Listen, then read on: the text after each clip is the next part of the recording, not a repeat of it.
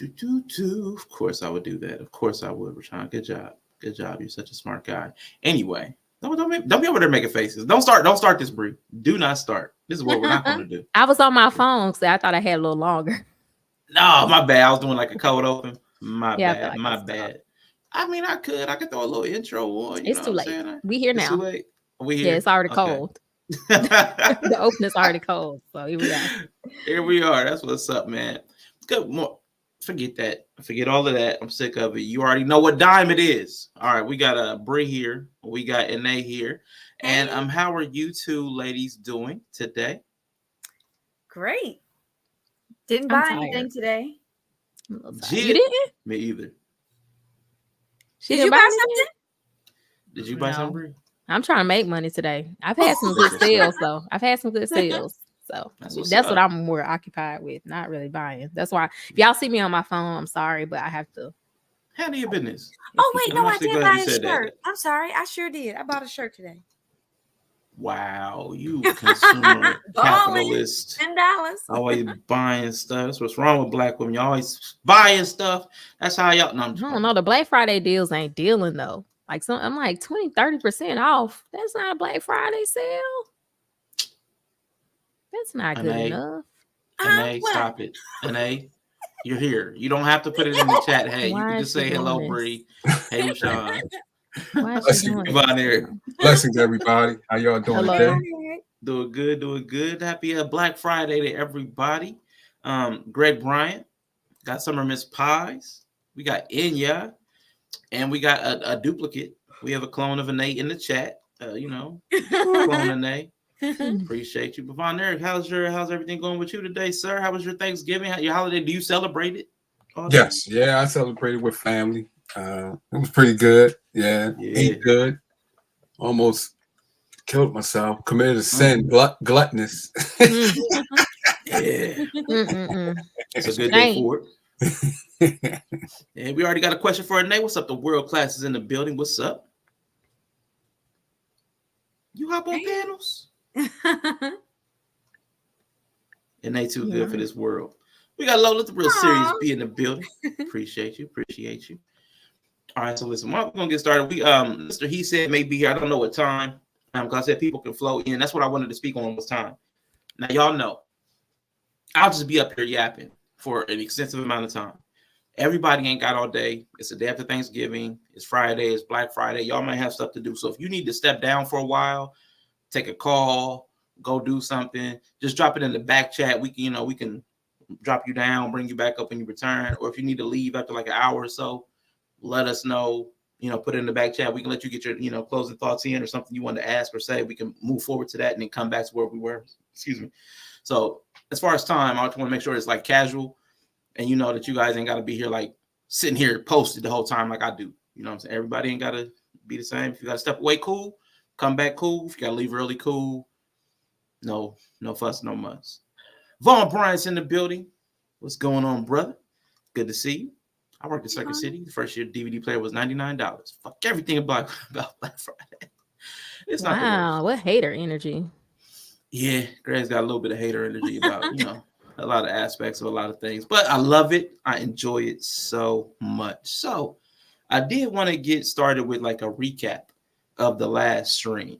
Because Von Eric didn't get to give his closing thoughts. Or not his closing thoughts. He didn't get to tell us who he would yeet from the Bible, and then we have to ask Ine the questions from the last stream to see where she stands on yeeting baby Jesus. So let's start with Ine. Ladies first. I am 100% hater. Now, first of all, we started everybody with the question: would you yeet baby? Get rid of, eliminate, kill baby Hitler? No. Okay. All right. I don't know if you want any elaboration, but I'd rather elaborate on. I'd like to know why you wouldn't. Why would you not step in time into the time force machine and eliminate a great evil that happened in the world? Why are you not willing to get your hands dirty to save millions of people? Because at the time that he was a baby, I wouldn't have known what he was gonna do. Gotta hold the microphone up. There you go. because I wouldn't have known when he was a baby what he was going to do. Mhm. And I would not cause any harm on a child. Okay.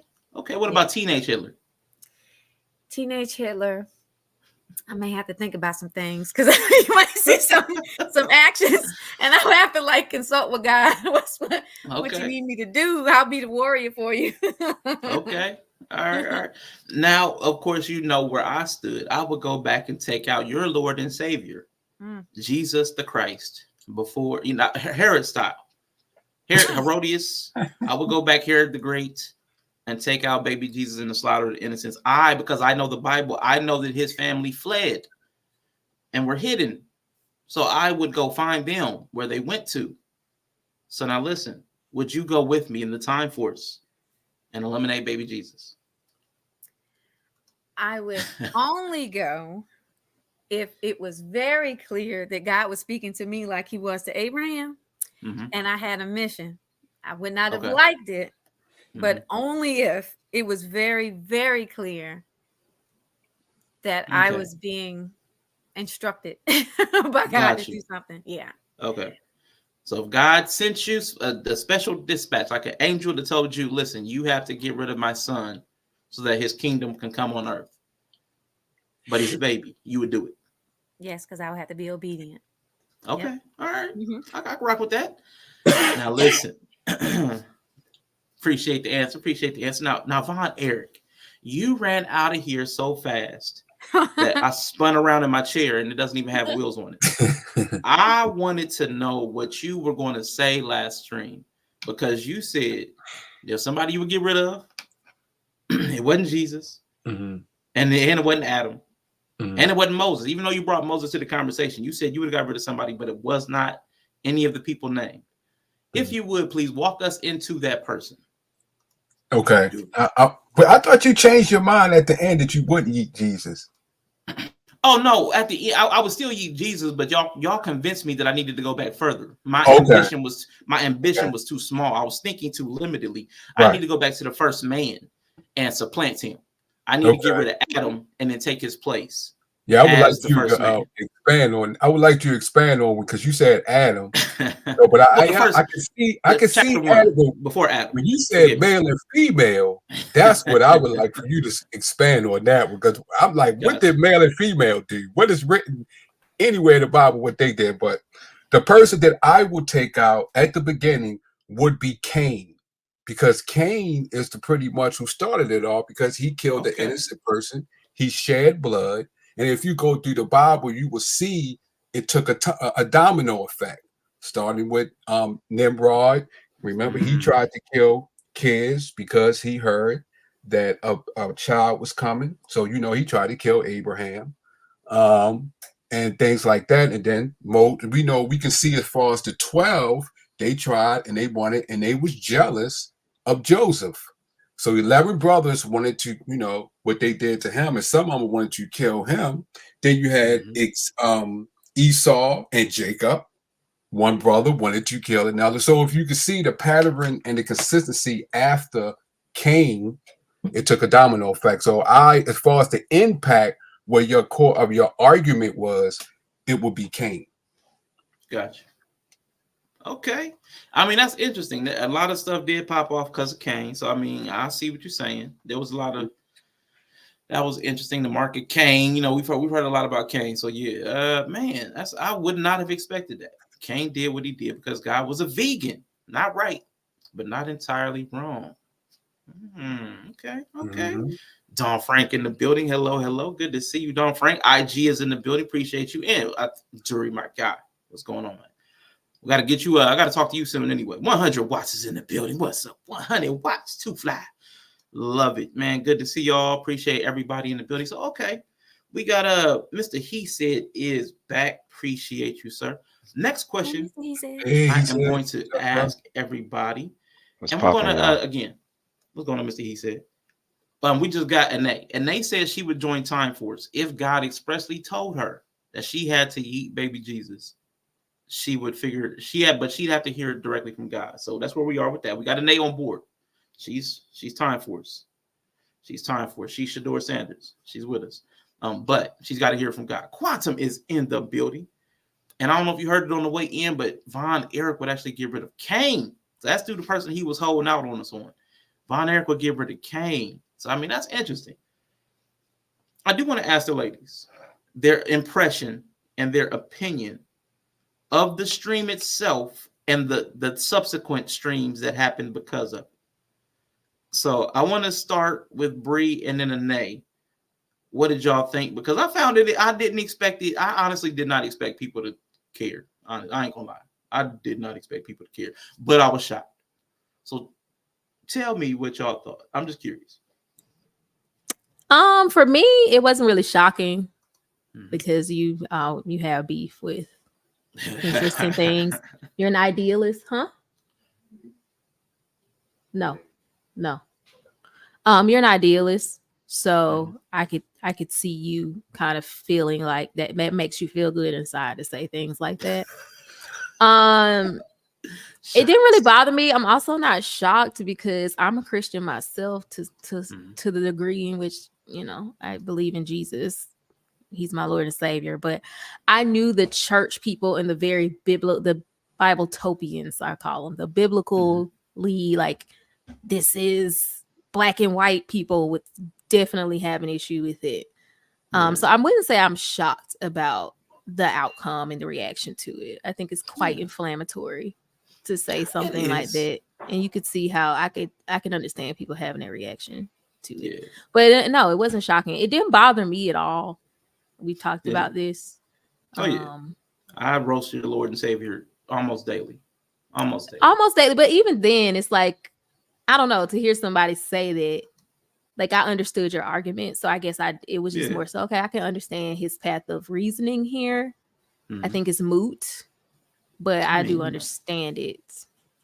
So yeah, I wasn't really surprised. Okay. And I think I'm in a bubble now. I think I've bubbled up. So now the people around me all are willing to think about just about anything. So I was shocked that people were shocked. I was like, oh shoot, I spend my time around people that just say anything and do anything. So I'm like, okay, I got lost in the bubble. But what about you, Anae? What did you think? Like, when you first saw the stream, like, what is he talking about now? Like, why would he say that?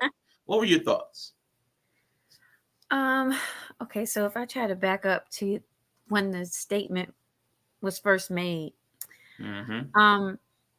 what was not surprising is that I think a lot of times people get distracted by the formal wear of a conversation, meaning like they hear a word and they get distracted. Yeah. And because they're stuck on a word or they're stuck on what they have assumed that you meant, as opposed to hearing what you're saying and knowing your heart. So, like, I've watched your stream a whole lot. So when I hear you say certain words or say certain things, I know that there is a whole lot of unpacking behind that. So I think what I was seeing was a lot of misunderstanding for the concept of what you were trying to say or what you were asking and what you were wanting people to just think a little more deeply about, and not get understand that some of that conversation is going to feel uncomfortable. Some of that conversation may offend other people, and some of the conversation may cause you to inspect yourself and have you to realize that some of the things that you're thinking, are you thinking it because you believe that, or are you thinking that because you've adopted that because some other person has said it? So it wasn't surprising, because I think that happens in conversations a lot. At least I know I hear it a lot too, like on YouTube. I know that when it comes to, whether it's your faith, whether it's you're talking about family, like, nobody can say anything bad about my brother, right? But if I need to say something, I'm gonna say then I can say it. And I'm supposed to protect my brother.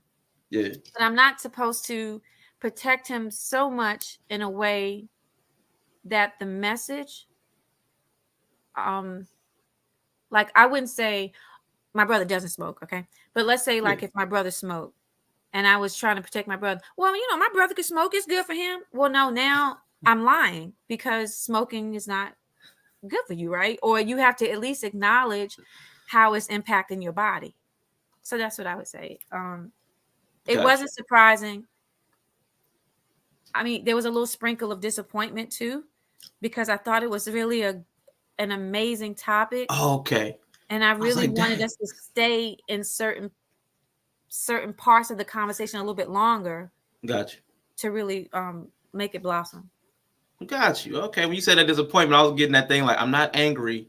I'm just disappointed. I'm disappointed in you, though. So for her, she's not. Yeah, I'm disappointed in you. I was like, IG. Now listen, go ahead. It wasn't. I'm sorry. It wasn't at any one person. It was that's what we kind of do. We gotta, like, the people are the demonstration of the thing that we need to work on.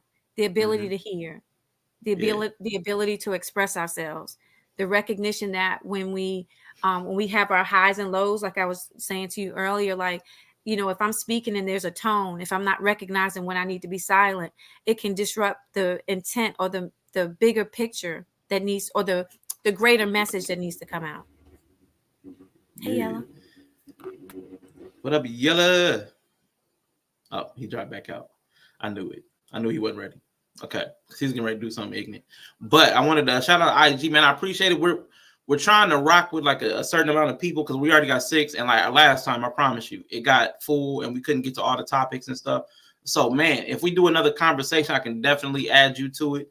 But I want to keep it kind of tight because it starts expanding really quick, and I don't want to have one of those panels where it like takes an hour and a half for somebody to get a word in. So I really don't, I'm gonna keep it tight to the 6 if we can. But I appreciate you.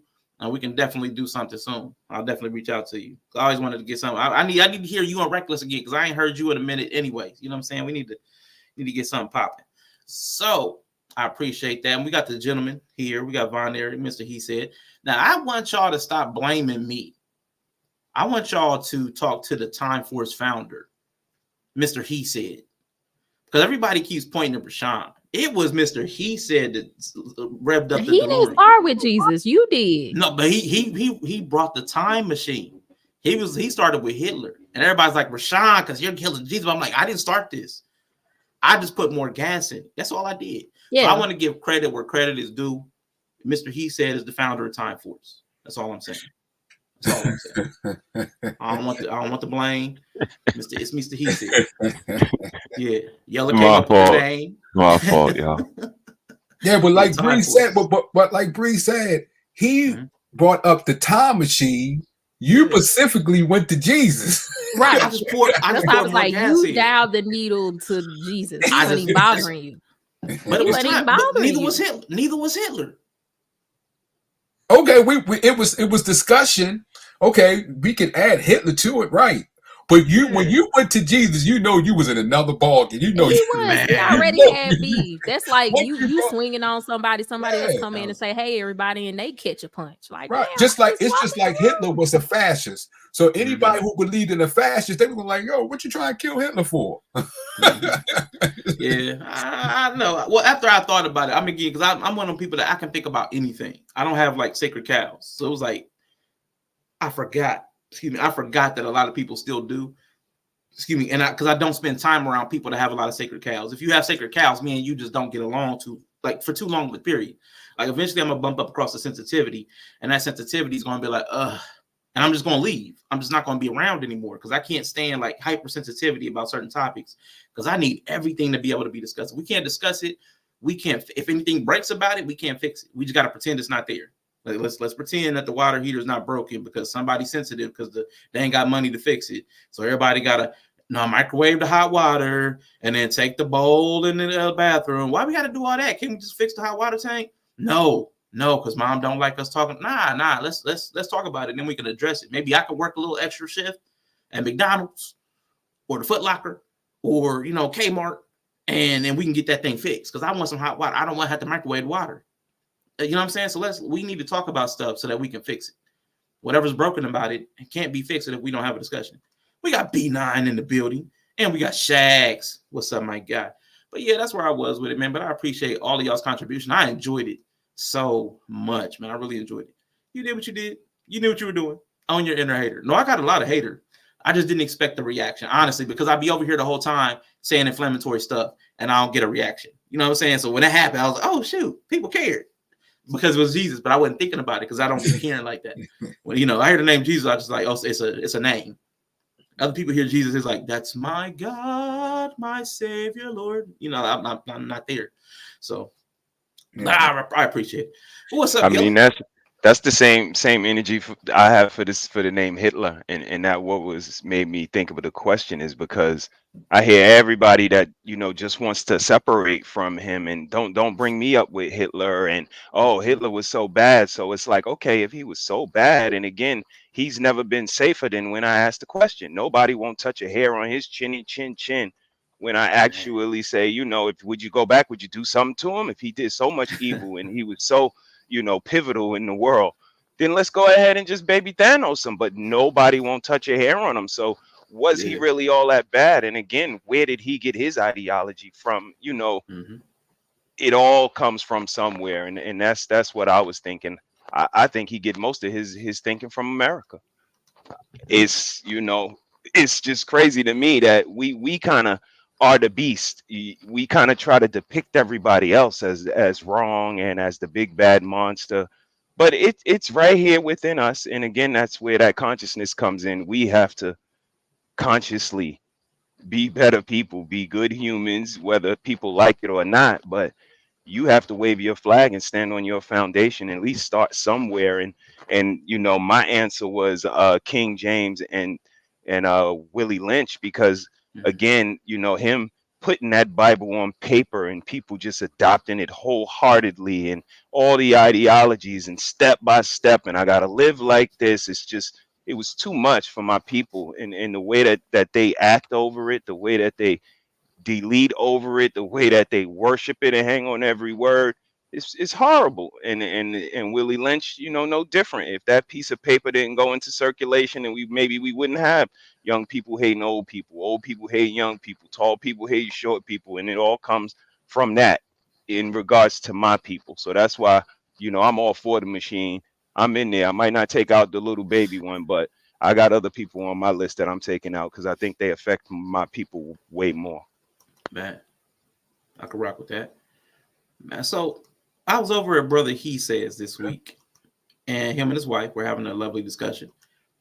And Time Force, he was talking about in the beginning. And we had got my Time Force brother. And I'm like, you know what? All this talk about who we would kill. Who would you use your time, your time stone to go back and save? So I want to ask the people on the panel, who in history, just to give a, bone to the bleeding hearts, who would you go back in time to save? And I really thought Mrs. She said, had one of the best responses. She said she would go back and save Emmett Till. She would say that, baby. I was like, ooh, nice one. But throughout the entire whole of history, whether it's personal or historical, who would you use your time stone to save? And again, let's work from Yellow. He was the last one, and then work around Mr. He Said, Von Eric, and A, and then Bree. What's good, John? What's going on, bro? Hey, what's good, bro? I'm on demon time. I'm on demon time apparently. So okay. If I had a time stone, who I'm going back to save is the question, right? Who would you go back and save? Yeah, you got my motherfucking self. Okay, that's fair.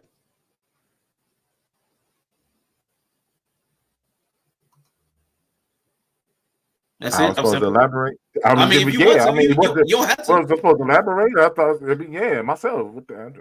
I needed to elaborate. Oh no, myself. I mean, you don't have to. Yeah, it's just... myself.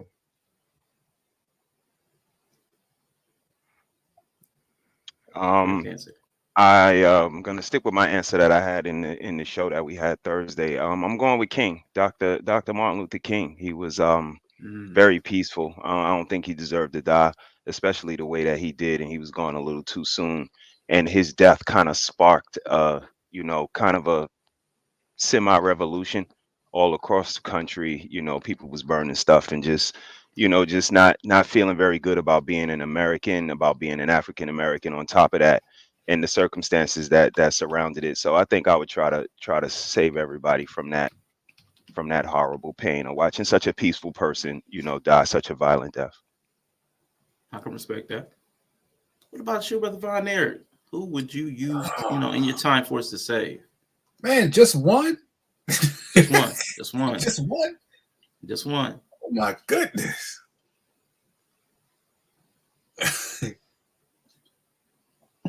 Okay, I would have to say, okay, for it to be a big, I would have to say Abel in the Bible. Okay. You staying on brand. I see it. You staying on brand. Yeah, that makes I sense. like That makes sense. He's got a theme. He's got a consistent theme. You would take out Cain. You would save Abel. Yep. I mean, man, 2 birds, 1 stone. Okay. Yep. I can rock with that. And what about you? Okay, if it could be personal, it'd be my daddy. Okay. If it had to be a stranger, it'd be Marvin Gaye. Okay. Hey, keep that music, man. Nice. Oh, if we had some more of his music. Oh man, if we had some more of his music. No, I would not save King Herod.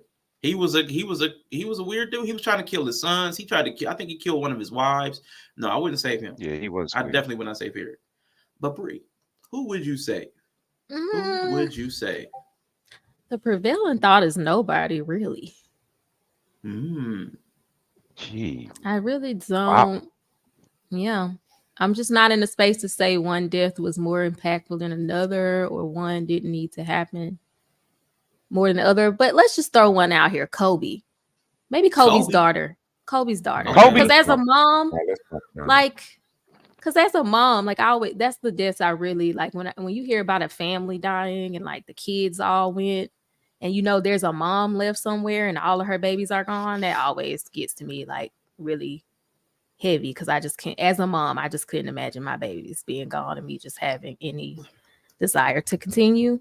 So like, yeah, that was probably one of the more impactful ones, because I remember hearing that, and like, I'm not usually bothered by celebrity deaths at all. Yeah.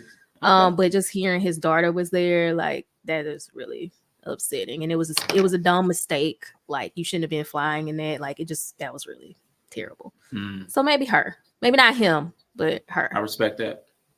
I got a theory. I got a theory that death was like the domino that started off the whole shit show that was 2020.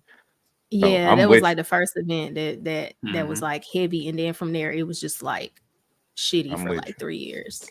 Wait a minute, you would say the daughter? What about Kobe?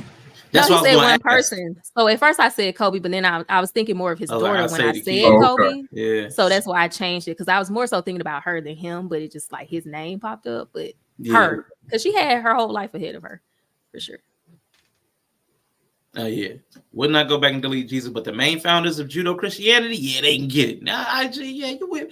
And again, I know I had a scapegoat. Jesus was a scapegoat. He was like in the Bible, the principle of the scapegoat. Like he was the sacrifice for something he had no fault of. So that was my thing. And listen, yeah, he the face, so he getting it. I'm going back to get Freddy Krueger. So you're going back to waste your time on a fictional character. That's a waste. But see, D9's plan would actually do what you wanted to do without murdering babies. Like, if Jesus didn't die, then the same thing could have happened that you wanted to happen by killing baby Jesus. That's where I was going to go, because somebody sent a message and I was like, they would save Jesus. I'm like, I would save adult Jesus too. I can accomplish the same thing. If he never dies and is never resurrected, then the same thing. I can get the same outcome. Then he's just another dude that claimed to be the son of God. Then he's just another dude. Just another crazy. The fifth one this year. Okay, the fifth one from Jerusalem. Okay. I mean, realistically speaking, though, isn't Quantum's comment in line with what we talking about in the first place? And we essentially talking about a character out of a book? We're assuming the historicity of Jesus. We're assuming that. Yeah. We're assuming that. But we are not going to assume the historical accuracy of Freddy Krueger. So this is a hypothetical? No, this is absolutely real. Matter of fact, the exhaust fan went out on the Time Force machine, and we need an air filter. I gotta change. Jesus. Yeah. So we ain't quite ready to go yet. We was testing and some stuff went down. So we'll let y'all know when we launch. Man, why are the time air filters so expensive? Because God didn't mean for you to be traveling back in time. I was gonna say time particle dust, but sure, yeah, we can go with that. It might. I just thought they was because they on the same shelf as the flux capacitors, so I thought all that stuff on that shelf was expensive. It is, and I gotta save up for that. Yeah, so everybody, man, if y'all want to, man, please hit the Cash App too. We can fund our trip into history and save people or eliminate people. We'll decide on our morality later, but go ahead and make your contributions now so that we can get the parts we need. Let's complete the mission. Complete the mission. Hashtag complete the mission. Hashtag time force. Hashtag we out here. Freddy Krueger wasn't a real person in the fictional universe he was from. I mean, that's true too. That's true. Bree's still blaming. Nah, Bree's a full-on capitalist. I don't know. I don't think Bree's blaming capitalism. But I know I did want to broach the subject for today. I appreciate everybody's thoughts on last week and who you would say. I really think that's some interesting stuff to think about, to consider, because you never know what is going to come about the changes that we make. But I said something that was bothersome or inflammatory last time when I talked about dumb God. That was a big thing when it came up, because I was talking about some of the things that we suppose, some of the things we accept as far as the story of the creation, other parts of the Bible. Some of it is just really not just far-fetched. Some of it is like incongruent with reasoning. So I called that dumb God. I know Dr. Nakumbe had left a comment. He's like, dumb or strategic, dumb or minimal in talking points, like a parent that gives a rule because I said so, end of convo. And that came up a lot. That whole parental, I'm testing you to see what your obedience level is. Cool. I wanted to bring in a video real quick, and we're going to kind of like talk about this, because we're going to talk about the dumb God for a minute. We're going to talk about, just to give y'all like kind of layout, everybody that's listening, everybody's on the panel, what we're going to do. We're going to talk about kind of like the dumb God idea, because is it the God himself that's stupid? Is it the book that we accept that's stupid? Or is it just our inability to comprehend, we know in parts, or his ways are greater than our ways? Where is the breakdown in the understanding? Is it on the God? Is it on the book that we're like stemming from? Or is it on us and our limited capacity? Because that's a lot of people like, oh, we're just finite humans, we just can't understand God. Or is there truly a lack of reasoning in what's ascribed to God? Or is it just simply that the book does not give a good, clear distinction and instruction of God? So we want to talk about that for a little bit. Next, I know Ron Eric had asked, because Yella brought some stuff up, to bring up like how culture, time, state of mind, all that kind of influences interpretation. Like the interpretation, I've got a little short video about interpretations of the Bible, translations, all that good stuff to get into. And then last, I want to get into another video that has some great arguments. So it's going to go back to the morality. Like, why does God let so much bad stuff happen? We're going to get to that thing last. If anybody has a time crunch and has to leave, go ahead, like hit us in the back chat, let me know, and I'll let you get like your thoughts in real quick before you stab out. If you got it, I know we talking about eating Jesus, so stab out might have been the best language. If you have to like step down and come back like 5, 15, 50 minutes, that's cool too, because I'm gonna be here for like 2 to 3 hours at least. I'll be doing. So I like the long conversation. So if you got to step off, that's cool too. No pressure. If you got to go off for 15 minutes, 30 minutes, an hour, come back in, that's cool too. Just let me know in the back, and we'll phase people in and out. So just putting that out there, just communicate in the back. Appreciate you. But I have this idea. And I heard somebody speak on it. And B9 shouting everybody out. Let me give B9 shout outs. We got Sean, Bree, Yella, Go. Thank you. What's going on? My guy, master teacher. B9 is in the building. Interpretations of words is mostly the problem. And the lack of interest to dig deeper is a blockage. I can agree with that. Because even as much as I say I study the Bible, even that's limited, because I don't know, I can't read Greek, I can't read Hebrew, and I can't read Latin, which were like the first 3 texts to come out of that we're leaning from. So even my view is limited when not understanding the cultures and the language of the times that they were written in. Even I'm getting something secondhand. So no matter how much I study, it's going to be limited by that. I'm going to have a blockage to the original intent and meaning of a lot of the text. So I want to admit that right now. Since Quantum brought that up. Why would you say? You said Latin and Hebrew. Mm-hmm. Why did you choose those language? Because you have Coptic, you have in Ethiopia, they use geese just as long as the language that you said. And then when you say Hebrew, which Hebrew? Because you got Paleo Hebrew, you have modern day Hebrew, and you have different dialects within Hebrew. Yeah, I wouldn't be able to speak any of them. I wouldn't be able to read any of them. So those are the ones that I've heard. Mm-hmm. I've heard Coptic, but isn't it Coptic a Greek or something? Isn't Coptic one of those? Wasn't that that's a Kemetic derivative? That's a Kemetic language. Kemetic? Okay. Yeah. So but the thing is, why would I'm sorry for cutting you off. Go ahead. I'm sorry. Go ahead. No, go ahead. No, you got a point to make. Go ahead. Why would we choose one language over the other? Where is it written that you choose one language over another language? If my culture is Kemet or my culture is Ethiopia, Nigeria, whatever, shouldn't I be able to learn just as equal as any other language, no matter what culture that you're in? And I would say no, because inherent in language is a cultural understanding, the tones and inflections. So some things would get lost. Like because me and Yella come from like a similar age range, like in between, we hang around the old heads that are Generation X. I'm in Generation X, but I hang around some millennials, even in English, even in our very same language. I'm 3 generations, me, my nephew, and my mother. We were in a car, and my nephew, or it might have been my little sister, one of them said, "Turn up, just turn up." Us, we kind of know what that means. My mother, who's a boomer, reached for the radio and said, "How loud do you need it?" And that's in the same language. So no, even if we have different languages, the context of what is meant and understood varies wildly because of their experiences might be vastly different. A different society.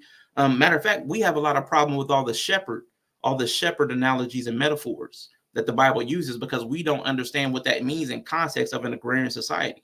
Like somebody that has never raised a child may not fully understand some of the slang or phrases that are used to spare the rod, spoil the child. If you've never had to discipline a child, you may not know what the weight of that is. It just may not, it may be lost on you. Now, you don't even have to have your own child. You just have to have been around the rearing of a child to maybe get some understanding of what that context means, the weight of it. It's so things get lost in translation. So I would definitely say not knowing the language does create an impediment because you don't understand what the people meant. And that happens even when we know the same language. Even when we know that speaking the exact same the King's English, we get lost. So I would say, it's important to be able to read the source material the way it was intended. For me, that's important. But we don't have that though. We don't have that ability. Right. So we don't have that. Then that's subjective. That's subjective of the culture that you're in, that you choose to allow that to make a determination of what you believe subjectively, what's right and what's wrong. You know what I'm saying? So I'm just saying, why do one culture has authority over another? Only reason why it is because how it was given to us. Like we live in within the I think he said that as far as the European culture that we're living in now, that dictates as far as what is being presented to us or given to us. So what we do as a people and as a culture that we live in, we come out of that. Someone who is spiritually led comes out of that. They even though they're within the culture, they come out within that culture to expand their horizon when it comes to dictating history, theology, or anything that they believe in. I get you. But what about everybody else? Anybody else want to weigh in on that real quick? I was going. Okay, so I'm listening to the conversation, and I'm not like picking a side. I'm just gonna give my idea of it. Yeah. But it's almost a contradiction in itself, right? And I think more towards what Von Erich was saying. It's almost, not saying you are contradicted, but it's almost like a contradiction in yourself. It's like nobody picks the right text, right? Nobody knows which text is the right text. You know what I mean? So there's not really a thing where people get to choose which text is better because that's what we've been given. The person who's reading the text chooses that text is better, because at the end of the day, it's still all about an individualized experience with it. That's why people who, not to be a certain type of way, don't subscribe to religion, still tether their belief system, whether it's just, I don't believe in religion or spirituality or hyper spirituality or crystal lovers or whatever. It all tethers back to the same Genesis. There go my Bible pun for the day. It all tethers back to the same beginning, which is Jesus, God, something that had to be in the Bible. So it's still all gonna be loose translations, especially when, like I said, we don't know who the first one that wrote it is. Because if I read a book where the author is from Mexico and the book is in Spanish, the way that it should be interpreted is like what Rashawn is saying, with Spanish inflections. You know what I'm saying? The way that certain words and certain phrases mean a certain thing. We would have to pull it directly from that. The conflict with that is that we also tell people to read the Bible and get your own interpretation out of it. So unless it's an agreed, you know what I'm saying? Unless a specific group of people agree on the interpretation, it kind of doesn't, I guess it's counterproductive to us getting on one note. And that's why I'm just like, I don't see that being a thing, because now we're rushing to be the ones who know which one is right, instead of trying to decipher it all together. Because I think that's what would be, I guess that's how it used to be with like people actually being at church. It's their way to decipher the Bible together. Now, we want to reach over here and acknowledge this one, and we got to acknowledge that one. Well, that's going to divide it even more.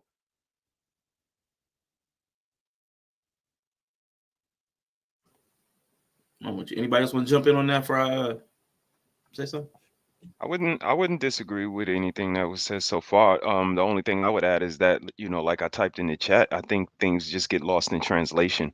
And, like I always say, when man put their hands on things, I think it really gets messed up. So if, you're not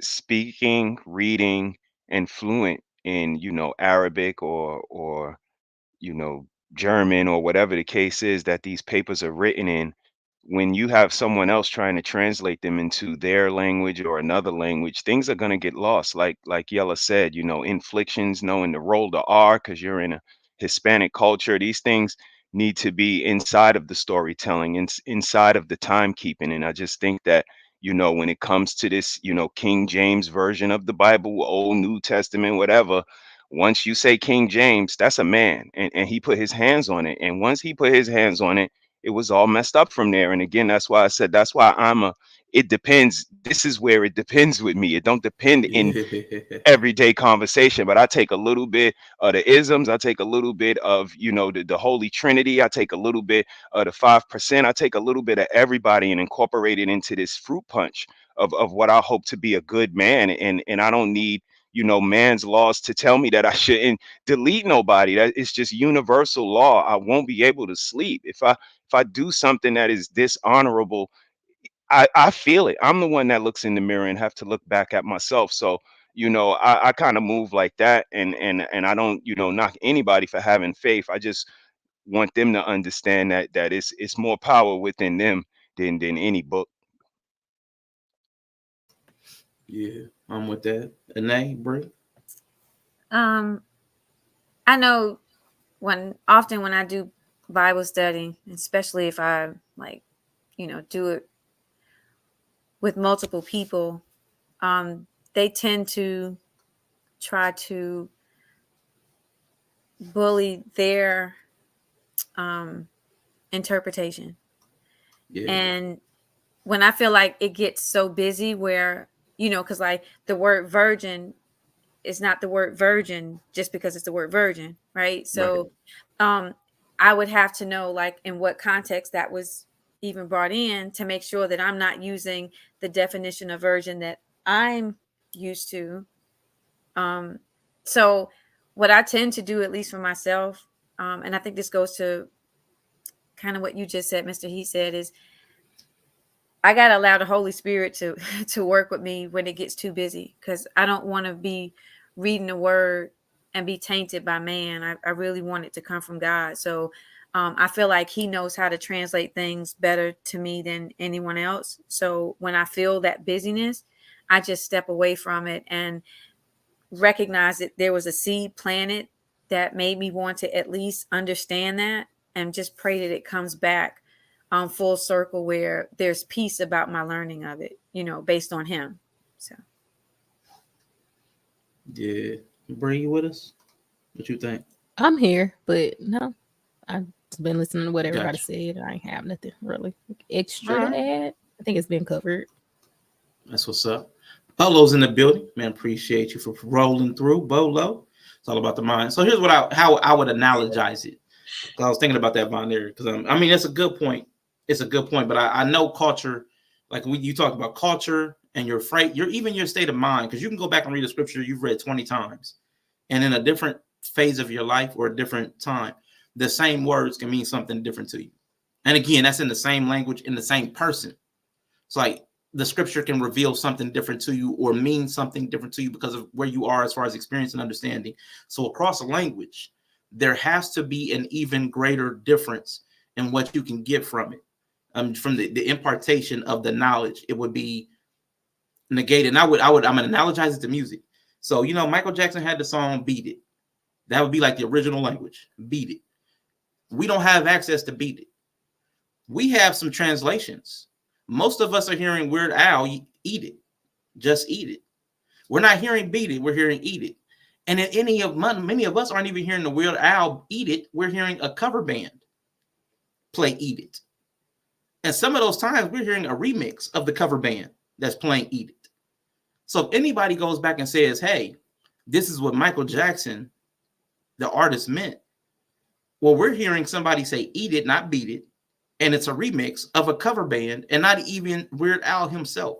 So like that's how translation and transliteration transforms how something could be, because there's lots of things in the Bible, like the virgin to young woman to virgin like somebody who has never had sex.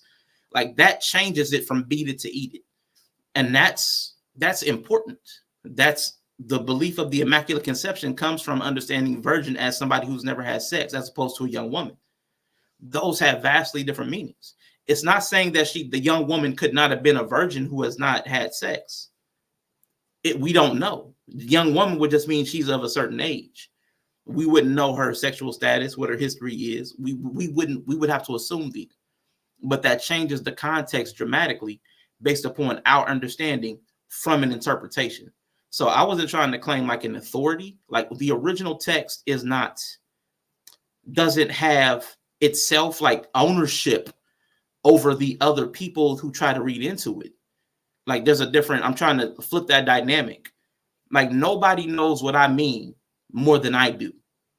So the original speaker, the original writer, that person has the most authority over their own words, not over the other cultures that try to read into it.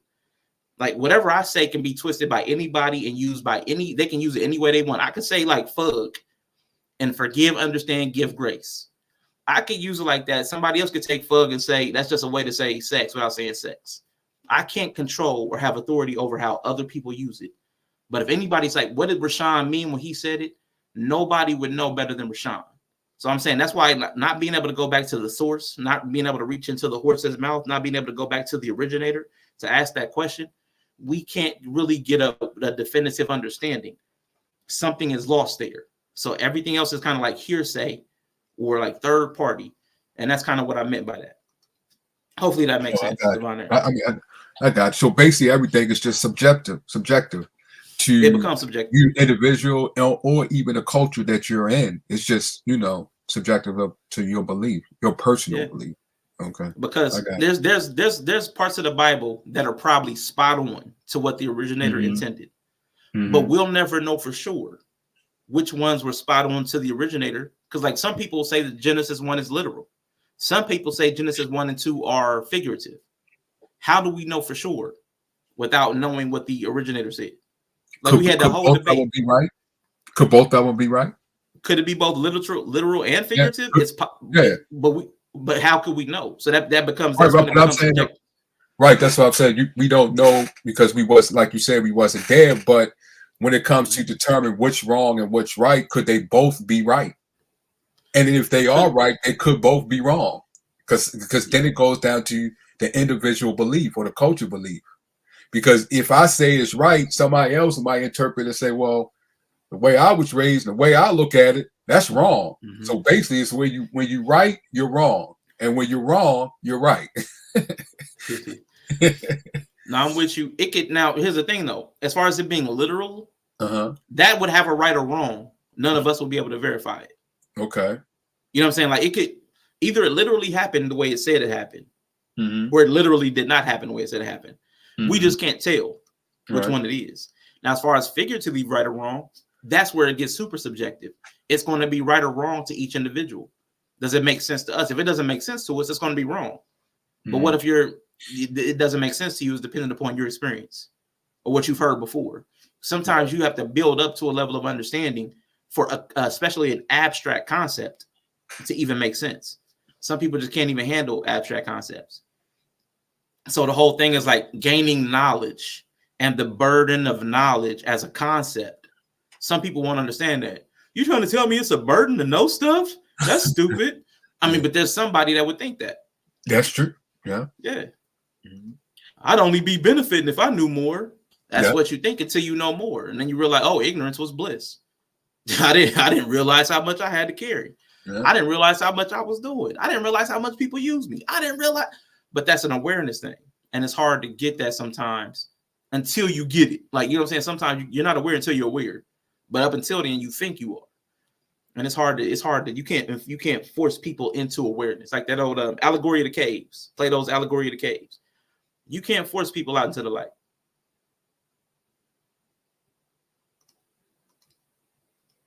Religious folks are always recruiting. Yeah, so let me get this first video in because I want to talk about this. I thought it was good. Because I was about to make fun. I was about to clip up this whole thing and call it was going to be inflammatory towards Christians. I was going to call Christians Pikachus. I was going to call Christians Pikachus. I'm going to play the video straight. I didn't clip it up. I didn't want to spend 3 hours editing this video to incorporate Pikachu into this. But Pikachu was going to be like a play on words for pick and choose. Okay, but I'm going to play this video. It's about 4 minutes, but I like it because it makes an important point, and I want us to talk about that point that he's going to bring up here. This issue of, well, you pick and choose. My religion says that being gay, bi, trans, lesbian is a sin. Your religion also says that having sex during your period is a sin. How can you ignore that? Your religion also says that eating bacon is a sin. How come you ignore that? Your religion also says eating lobster is a sin. Cutting the sides of your hair is a sin. Wearing clothes made out of mixed fabrics is a sin. Getting a tattoo is a sin.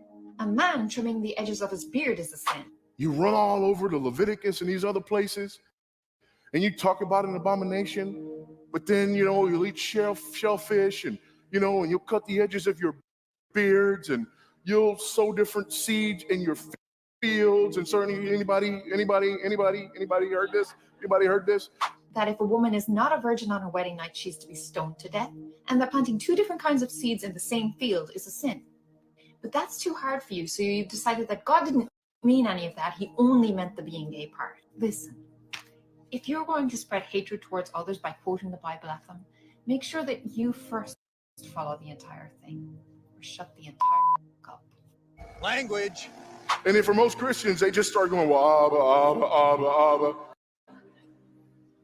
Let me help you. There are 3 types of laws in the Bible. There is moral law that is forever binding on all people in all places and all times.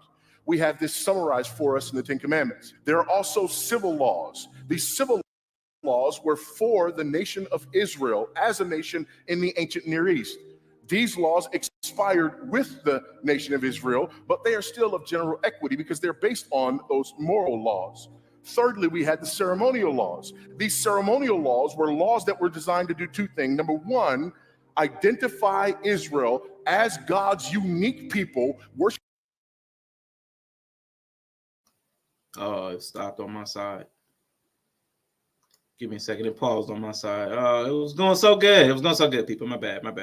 Worshiping him uniquely in their context, and secondly, to point forward to the person and work of Christ. So when you talk about cutting the edge of the beard, you're actually talking about ceremonial law and Israel not being like the nations around them. When you're talking about their dietary laws, you're talking about Israel not being like the nations around them. When you talk about civil laws, you are right. We are not bound by those as they are, but they are of general equity. This is why in our own laws, we refer to things like negligent homicide, which in Leviticus would say, if your ox gores someone, you're accountable for what your ox has done. You don't have an ox, but you have other things that can hurt people. So we still have that same principle, which is based on our upholding of the sixth commandment. So the reason I pick and choose from the Old Testament is because, number one, New Testament writers do that and teach me how to do that. Number two, Christ has come and we are under the new covenant. However, he has fulfilled the whole law. Good plan, man. Good plan. All right, internet. You can do this. You can do this, y'all. And he has actually enabled me to keep the moral law. The moral law hasn't gone anywhere. So it is still wrong for you to murder me or me to murder you. It is still wrong to commit adultery. It is still wrong to steal. All of these things remain. So it is because I understand how the Bible is written and I use the Bible carefully that I don't just pick and choose according to what I like, which is the exact opposite of what you were doing. So I have a better question for you. You wanted to know why I pick and choose certain parts of the Bible. I can explain it to you in painstaking detail. And it gets to an authority that's higher than me. But what I want to know is this. Why is it that you get to pick and choose from the Bible? And you don't know why. Oh, come on. We're almost done, sir. Come on. Get this done. Get this done. And you don't know how. And whatever you choose is what you happen to want at the moment. And what's better for our society? People who decide what's right based upon what they want at the moment, or people who understand come on, man, and recognize that there is a law higher than. All right, let's bring this down some. So close. Come on, man. Themselves and who submit and subject themselves to that law. You answer that for me, and then we can go back to our discussion on same-sex marriage.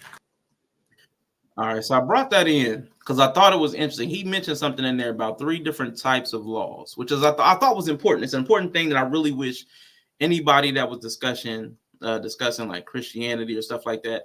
It's important to understand, like, a lot of the things we read are speaking from different frames of reference.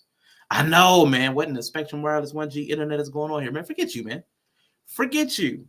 Apex, man. Apex and Mrs. She said in the building. Hello. Good to see you. Thank you for coming through. He brought up and we have the same thing. We have rules and laws on different levels. And the Bible, and this even goes back, even if we didn't understand translation, a lot of us do not have the scholarship to know who exactly is being referenced when a certain thing is being spoken on. Is it a general moral law? Is it a ceremonial law, or is it a civil law, or is it just a suggestion, like forsake not the assembly of yourselves one to another? Like, I think that stuff is important. Being able to discern the difference between what's being said. Is it something that's being said to everybody? Is it being something that's being said to the Hebrews? Is it being something that's being said to the priests only, the people, the very elect? Like, we need to understand that stuff. But I thought that was different, and I wanted to offer that, like, to, like, I know I offended some Christians, I'm sure, but I wanted to offer that because a lot of times, even people on the secular side who are arguing against the Bible and people of the faith who are arguing for the Bible, were arguing things that if we understood the context from which they were given, we wouldn't be arguing about.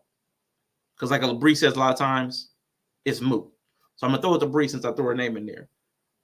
What do you think about that concept? Do you think we even have, most of us even have the grounding to have types of debates that we have about like biblical literature, scholarship? So most Christians don't know that? That's my first question. Like that's most, because I didn't grow up in church. I didn't grow up in church.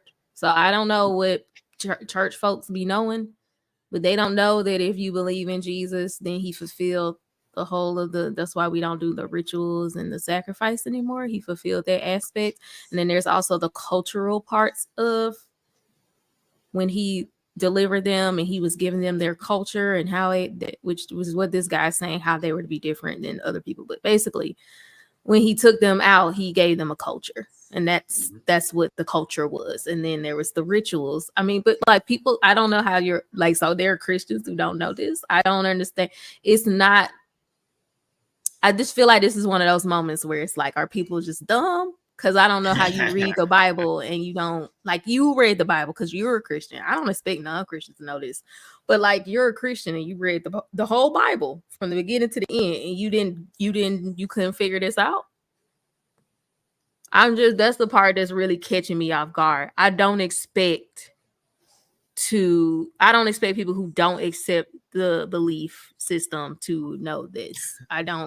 That's not their burden.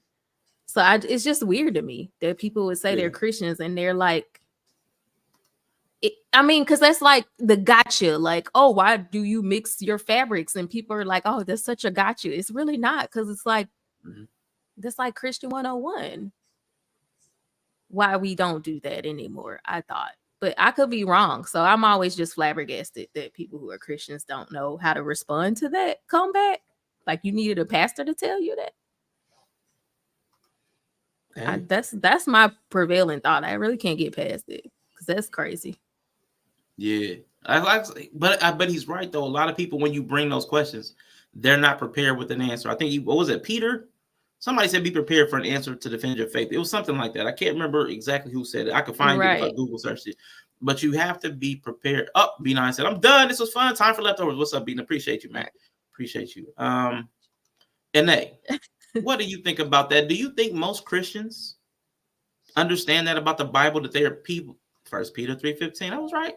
Do you think most people know that there's a difference? Man, thank you for the cash app. We got the cash app from my guy Nova, man. Appreciate you, my guy, man. Big love. I'm gonna play the video in a minute, but I want to keep rocking. Like, what is this video? I want to keep rocking up. And Nate, what do you think about? Do you think most Christians know? Like, obviously, the people who are not, but do you think most Christians know the difference to know when who's being talking, who's the audience at different parts of the Bible? Because it changes. Well, I grew up in church, and thank God for my church. Thank God for my family that planted the seed that is now a tree. I believe that, first of all, even if I read the Bible from beginning to end, I still would have to read it forever, because I would constantly have questions or need assistance in understanding verses. Yeah. I think that it's not, regardless of how long you were in church, and even if you didn't grow up in church, that you just read the Bible on your own, or you know, it's not that easy to just know what part to connect. Because I know when I was growing up, the 10 Commandments was a big deal that was discussed. And you feel you're supposed to attach that to everything you're reading in scripture. Yeah. You read something in one place where it says that, I may not get the story completely right, y'all, but it's the gist of it. This man was told to go in because his brother died, and he was told to go in there and lay with his sister-in-law so they could have a child. And he didn't want to do that because he wanted to keep his last name. Some people read that and that's what they used to say that masturbation is a sin. You know what I'm saying? So people can read something and they can take out of it. Like if I'm a person that, forgive me, but let's say if I'm a person that I enjoy that, right? I may read that and say, that wasn't what it was. So my motive in reading it, or something in my heart that I want to keep, be able to continue to do when I'm reading it, I'm not reading it from a genuine place. I'm reading it from me. Yeah. So sometimes it's hard to know how to allow God and the Holy Spirit to speak to you when you read, so that you understand that you're not tainted with things that are happening in the world, what you've been taught. So I think that it's easy to be confused, but not necessarily all the time because God is confusing or the word is confusing. It's that these outside influences that we've had, they have caused us to have confusion. So it's not easy. So something that may take, let's say, Bree, she may read Genesis and she got it. She doesn't have to read it again. She got it. Well, it may take somebody else 4 or 5 years, and it may take them reading it 20 times. So I think that it can just be, it's a lot. You think about it, this is about how we were created, how we're supposed to be obedient to our Creator, how we're supposed to live our life, how we're supposed to be loving to other people, how we're supposed to not want to act on our emotions and our frustrations and our hurt. That's a lot. And we're capitalizing it into this book that we're supposed to trust that who wrote it was truly inspired by God. You got to first get over the hurdle of things like, because I know my sister and I, we used to say, well, wait, who was there when Adam and Eve were talking? Who translated that? Who wrote that? So you got to, it's busy. It's just busy. It's a lot. So it's not hard for me to fathom that it would be very confusing at times to just really get it and connect it correctly. No, I'm with you. What about you, Von Eric? What do you think about that whole idea of like there's and I know just from the way you talked about the different Coptic, you study the background and the history of a lot of this stuff to even bring in those other languages and like derivatives of the regional languages. You studied the history of this. What do you think about people's understanding of the different levels and necessities of understanding, like the zones of understanding? Like this is for like the ceremonial, civil, moral. Like, do you think people really understand those differences? God, first of all, Bria and Nate took all the knowledge and wisdom away. It's hard for me to answer. Golly. But yeah, I think it goes back to our point that it's subjective to who you are, and like Nate was alluding to as far as the Holy Spirit and how the Holy Spirit within you and how you was raised within a culture that you come out of. So I think it's different people is going to accept it in different ways, in many ways. All the tribes did not follow the same culture or the same laws and things like that was given, as they say on Mount Sinai. So it's going to depend as far as how you pursue your knowledge and your understanding. The Church of England, the library have spiritual books all over the world that we haven't even seen yet. And that's why I suggest when people do go into and be led by the Holy Spirit to gain knowledge, go outside of where you are. You know, you could go, I mean, Ethiopia has a library and different African libraries, or you have libraries all over the world. But I know I heard a woman say that it was a lot of history that they got wrong until they visit the Ethiopia library when they was allowed to come in. So you have to subject yourself and be led by the Holy Spirit or a discernment so you can know or understand what you're reading or trying to comprehend. But even though you comprehend and someone say you wrong, I'm like, well, of course you're going to say that because you don't believe. Because the culture that you was taught or where you come from, it doesn't fit within your past. So of course you're going to make a judgment and say, oh, that is wrong. But me, as I got tired when I was going to different churches and they were saying, well, you should have been baptized in the name of Jesus Christ. I went to another church. They said, well, you should have been baptized in the name of the Son and the Father and the Holy Ghost. And I was getting all this information. So I said, you know what? Let me go ask God and be led by the Holy Spirit within me to determine all what's his. But then again, if God created everything, isn't all is his? Regardless if it's right and wrong, if he created and give us the choices that we're making. So I think there's a lot in that, but pretty much Bree and Nate got to the core of it. That's what's up. Where you at, Yellow? What you think? As a Bible scholar yourself. And my bad. One of the founding members of Time Force. My bad. I was over here watching some what was it called? I like the way she put it. Adults. No, adult. Yeah. Adult stuff. content. Yeah, my man. Adult content. Yeah, I was over here watching some adult content. I can send y'all the link. Anybody want the link? Anybody want the link? You put Anybody it want the link? Drop it in the back chat. I got it. Bet. I don't understand shit he was talking about. It was just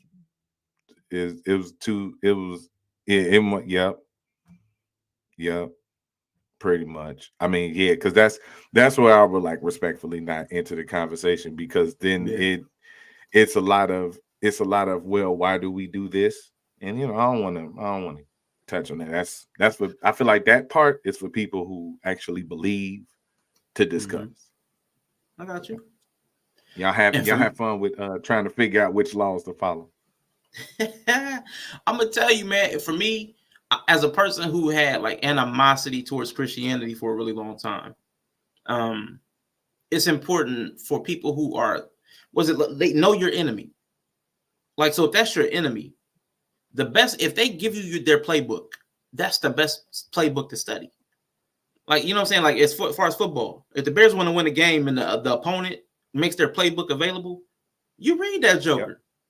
You read that joker. All in there. Yeah. So for me, I learned when I was trying to parse like what I can hang over the heads of people that had bothered me. I was going to use their word. I was going to use their playbook. So I needed to understand how to partition what their word meant. I needed to be more knowledgeable about the word than they were. Like, that's actually why I started studying the Bible. And that's actually what changed my life, was like when I actually studied the Bible, I'm like, oh, this is not what I've been learning my entire life. Like, wow, this is actually there's some good stuff in here. There's some amazing stuff in the Bible. As far as philosophy, psychology, there's some amazing principles, hidden gems in the Bible that are kind of stuck in between the stories and narratives that people like to give because they're emotionally easy to cling to. But when I was trying to bash Christians, when I was on my Saul of Tarsus, the Bible was my playbook, my playground. I spent a lot of time in there, and I got a lot of ammunition to this day. But that's when I also learned that I was studying more than most Christians. And I'm like, how am I trying to attack y'all? And I study more than y'all do. I read more than y'all do. I'm like, what's going on? To the point that I ended up teaching Sunday school because I had a respect for the culture that it came from. Even as, like, I would say an enemy, because I'm not for God. Anything that's not for God is against, according to the Bible. I was able to teach Sunday school because I was one of the most knowledgeable. I was one of the most studied. I was the one bringing lessons out of it. And it was like, this stuff is amazing. It's like if you found somebody, I found a group of people, they're living in squalor, but they got a briefcase full of $1 million. And you're like, why ain't y'all spending some of this? Why ain't y'all? Nah, it's just leave that sitting there. And I'm like, how? How do y'all leave this sitting here all this time? Y'all could upgrade. And it bugged me so much. But Mr. He said, what do you think about like the whole scholarship study angle? Do you think most people know what they need to even engage in some of the conversations, or even to preach it out to other people? Like, because there's a lot of witnessing and canvassing and go out and tell the people. But do you think people know enough based on like even what the guy said? Because he's like, most Christians get up. Do you think people know what they're talking about when they come to these conversations? Not even ours, because we see it in the relationship space too. But take it where you want to, sir.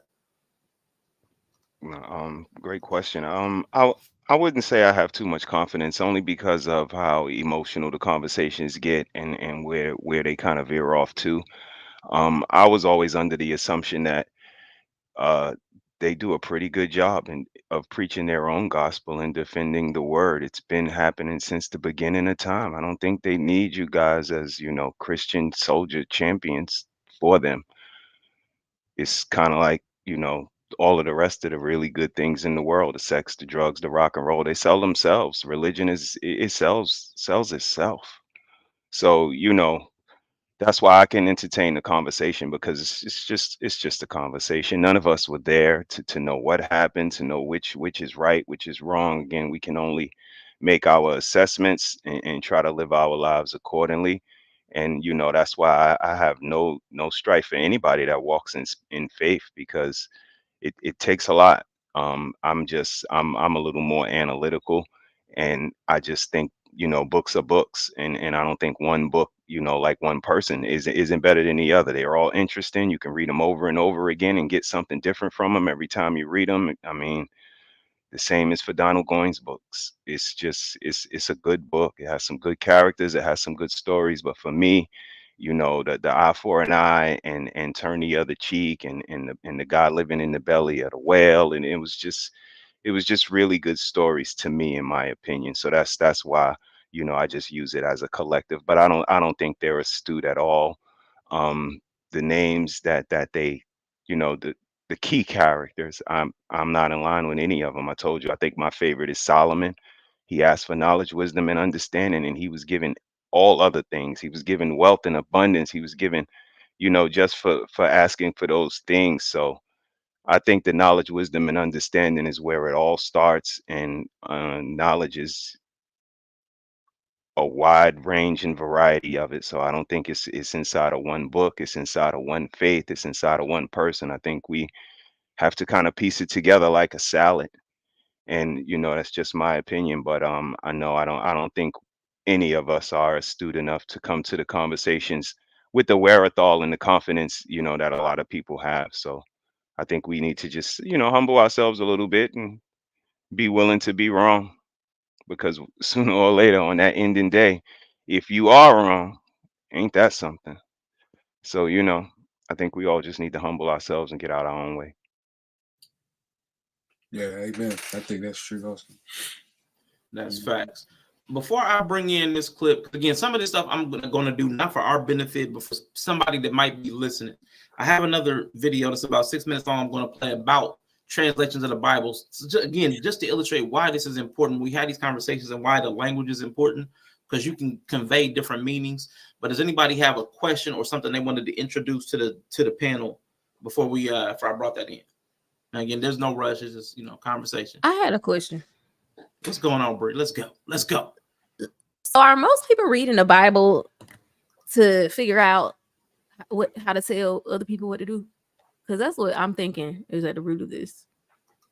Like, I don't think people are reading the Bible to read the Bible and understand the Bible for themselves. I think people are reading the Bible so they can go take what they read in the Bible, tell somebody else what's going to happen to them and what they should do. And I feel like that's why all these struggling to interpret it comes in. Like, yeah, of course you're going to struggle because you're not Hebrew. This is a historical text. This is a culture you have, like Von Eric was talking about, you have no connection to. Shit, most of the people still living on the earth, there's barely anyone who has a connection to this culture that is the story is being told through. So yeah, we're missing a lot of context. I feel like if you read the Bible understanding that, you go find references where you can, right? I don't know what this means. What does this phrase mean? Yeah, there are references. You should be, if you're coming in knowing you don't know, I just feel like you should read it and understand you may need to go find a reference to fill in some information. But even doing that, you're still never going to have all the information. So I just feel like all of this trying to figure out what this means as a rule is the problem. Like, this is like you're reading a story and you're trying to find a rule to go tell someone else what to and not to do. Like, I just think it's a strange way to read the document. You're basically reading it as a book of spells instead of just reading it for what it is. Oh yeah, I feel like that causes the issues that a lot of people are like, okay, so I'm reading this and I feel like it's condemning something I'm doing maybe, and I don't want to be wrong, so I just need to have a hard and fast rule of what this means in 2023. and then you decide what that rule meant, and then you go and try to hold people to this rule that you probably are wrong about anyway. Yeah, okay. Is that the people's different have mindset? Is that what you're saying? The way that people's I think it's just like, why are you sitting here reading this book in the first place? Like, I think the reason you're sitting down and reading the book is gonna determine what outcome. I think that's kind of what you were hinting at, is like the outcome of what you take from this is going to depend on what you sit down and read it for. Like, I could read Lord of the Rings and come up with some fucking rules to go tell people what to do if I really wanted to. It's a great book, amazing book. But you know, so it's like, yeah, of course, if you sit down with that as your intention of right and wrong, then yeah, you're gonna struggle, because half of the stories ain't even about that. Yeah, that is true. I just think it's weird. Yeah, come on in tonight. So I'm gonna speak to like where my growth has been, which may be similar to some people.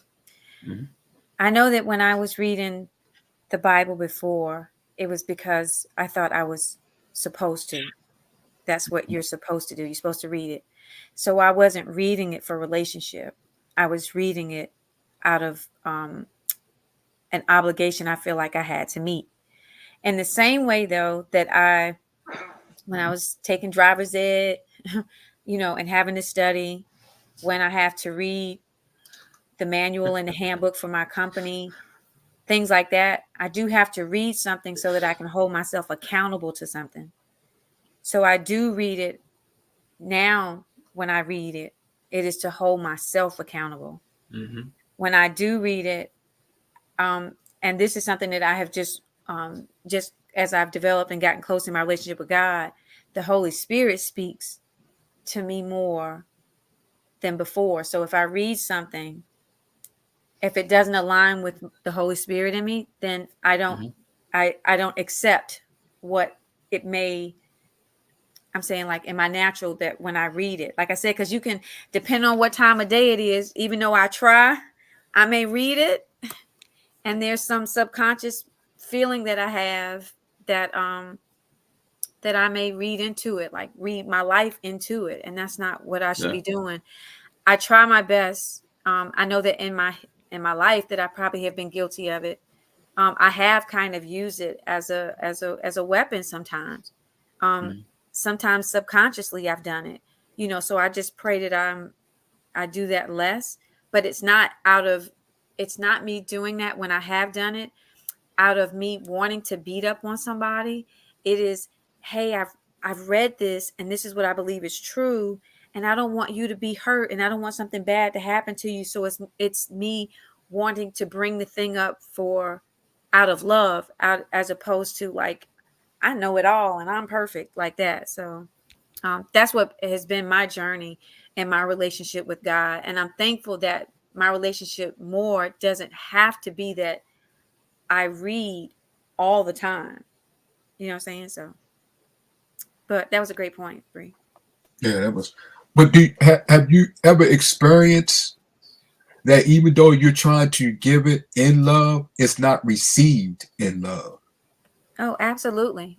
Because my delivery, sometimes you can be so passionate about wanting to help someone, and times judging, right? So now it comes off rough. So it's rough around the edges. I wouldn't accept it. Some of the ways that I used to talk, I wouldn't accept it from me either. You know, so my delivery has been jacked up. My understanding of what I was delivering was jacked up at times. You know, so yeah, I wouldn't blame somebody sometimes for some of the ways that I prayed that, like, the ones that I had before that I remember that I could go back and have a conversation and say, I was jacked up when I said that to you. But no, absolutely. Yeah, I believe that also. And I think it's just the matter of the person. Every time when I was reading the Bible, then I got into the Quran. I was like, Arabic has 1 million dialects. And then the dialect that they choose is where Muhammad, peace be upon him, the Medina, where he was born and raised. So I'm like, okay, so why y'all choosing this? Oh, because he was born in Medina? And then so it's And I say the same thing because in the Baha'i faith, I like their how it's structured and how they read from the Quran, the Torah, and the Bible and other spiritual books. And I think that's one of the key things. Why should we be, when we do read the Bible and we read King James, we just read the 66 books. You got the Apocrypha. You have other books outside of that. And then why did they take out the Apocrypha? When King James supposedly got all these disciples together to translate the Bible to English, he got different people, Coptic, he got Greek, and other languages when they formed and translated the Bible. So why did they take the Apocrypha out? Why did they do this? So, and I just think that, like he said how he goes into different spirituality or different religions and take out and form his own understanding, or people may say his own religion. I think that's one of the key things that we all should look at, instead of, because we are used to being raised one way and not disrespecting the people who raised us, who taught us, because they was only doing what was given to them and how they was being led. I just think that when people say you shouldn't do, wait a minute, hold up, what do you mean? You're saying that because how you was raised and what was taught to you. Amen. No disrespect. But over here was being taught also, and over here was given also. So why shouldn't I do that? It was a man, one of the biggest churches in South Africa, and the Europeans told him, hey, you have to get rid of your history when you preach or do that. He was like, no, why should I need to get rid of my history? So when he tried to get rid of he didn't want to get rid of his history, and he was taught by a missionary, right? A missionary, Ethiopian missionary, and said, hold up, no, you can still keep your laws, your history, as long as it doesn't overcome in the way as far as taken away from the holy book of the Bible. You can still infuse that as one. And that's one of the biggest churches in South Africa to this day. Yeah. I'm totally with y'all. I really do think it's difficult not to slip into that if you're of a certain mindset, to take what you know and try to weaponize it. I think that's just something I'm not going to say it's uniquely American. I know it's a human nature thing, but I think there are certain cultures that promote more of that thinking. Like, I'm going to weaponize, because you see politics, we weaponize. Like your favorite sports team, like we weaponize.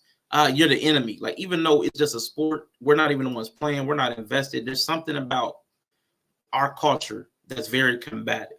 And whatever we're into, we kind of use it, like iPhone versus Android. Like, people will have legitimate arguments over the phone that none of us made.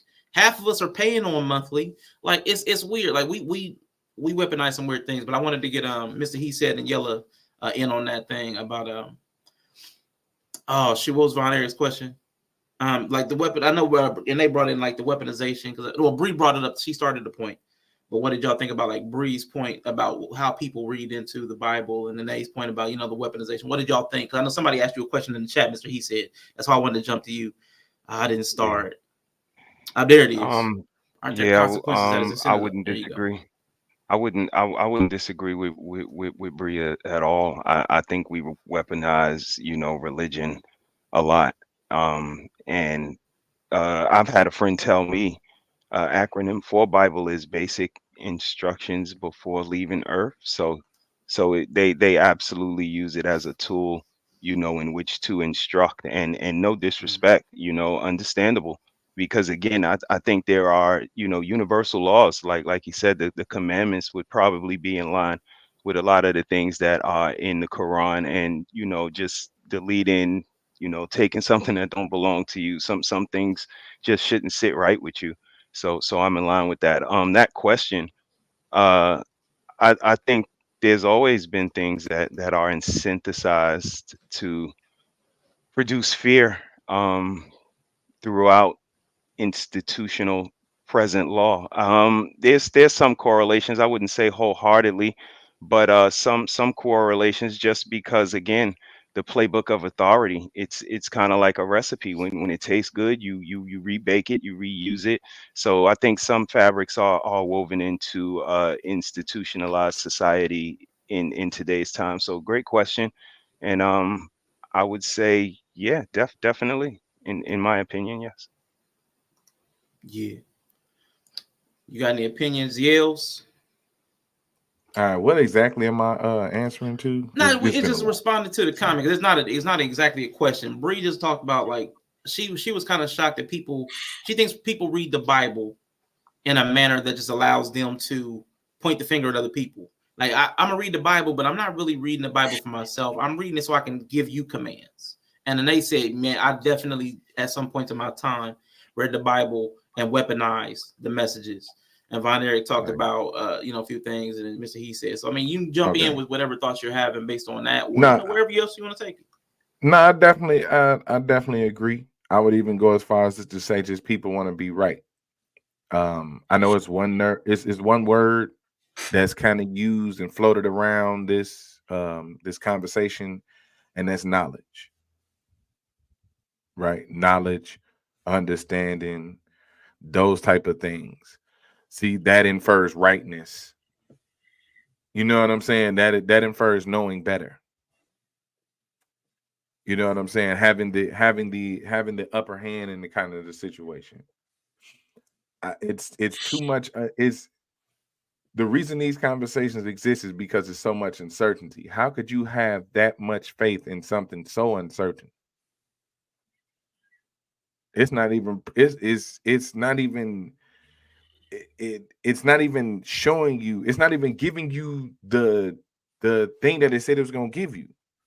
Right? Like this religion is not even giving you the thing it said it was going to give you. So if we talking about something like Jesus came and I heard something earlier, like I think it was a video Rashawn had shared. When Jesus came, he came to absolve us of evil or take away evil or something like that. Whatever they said. But he didn't. It's plenty of it still there.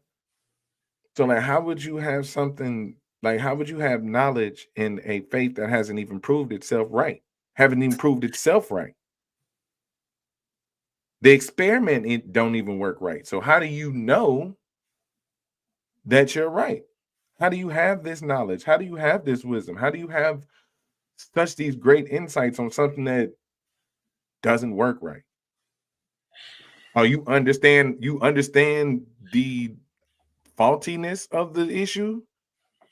Like you understand how the car works, that it don't work? Like that alone bothers me a lot. So I get it when you're saying like they being. Did he say he got rid of evil? Jesus came and got rid of evil? He said that?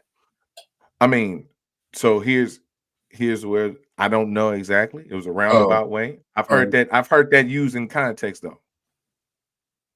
Okay. That the identity that the purpose of Jesus was to absolve of us sin and take away evil, and this is the whole part of it. Like that's the whole idea that I've got off of it. But that's not happening. Okay, yeah, I see what you said. You said okay, so that's what you interpreted when they said the reasons for Jesus Christ to come. You interpreted that it was for him to get rid of evil, right? I mean, even though that's not written, but that's what your interpretation was when a person who was explaining to Jesus Christ about Jesus Christ. Yeah, I guess so. Okay. That's what he said. That was like the words he said. So I'm more of a words you say person because I hear people. That's why I can take that explanation and a few other explanations of why Jesus is here and throw that in a pot. And I can pick from all of that because it's all up for singular interpretation. Oh, okay. So it don't matter if it wasn't written or not. If that's how it's being interpreted, that's how it's being interpreted. And that's why I kind of side out a whole idea of having the knowledge or having this understanding of something. If every part of it is up for individual interpretation. Your path to heaven ain't my path to heaven. Like you said, we can read the same scripture and get two completely different life paths from that same scripture. So, like, I get that it wasn't written. I can confirm it probably wasn't written. Like, I can agree, or not confirm, but I can agree that it probably wasn't written. But that right there, like, there's this idea of needing to know if it was written or not. Nobody knows if it was written or not. That might be let's go by what you said, that it wasn't written. What are you making a determination? What are you using to make that interpretation? I'm sorry. For what? As far as the when they said he got rid of evil, what are you using to make your interpretation or determine what this? Are you going as far as that? That a couple. You said that a bunch of people said it. That a bunch of people said it. Okay. So it's basically you go by hearsay or what someone has said, your experience, what you've been through, or what you have read, right? Yeah. Okay. Isn't that what everybody's basically doing with religion? But it's all hearsay. That's it's true. Spiritual telephone. It's spiritual telephone. That's what I'm saying. It's spiritual I got telephone. you. I see what you're saying, but shouldn't we also go by what is not written? If someone says something about somebody and it is not written that way, that's evidence to show that that person did not say that. So wouldn't that change your interpretation, or should change your interpretation, or no? No.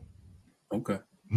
Not if the person read the whole story and that's the conclusion that they came up with. Now here's the thing. I'm not saying that's right or wrong. Right. I don't. We talking about somebody. We talking about a very observant person, not a participant. I'm in the stands. I got you. So I'm the fan watching this the religion bowl go down. I'm the fan. Right. I got you.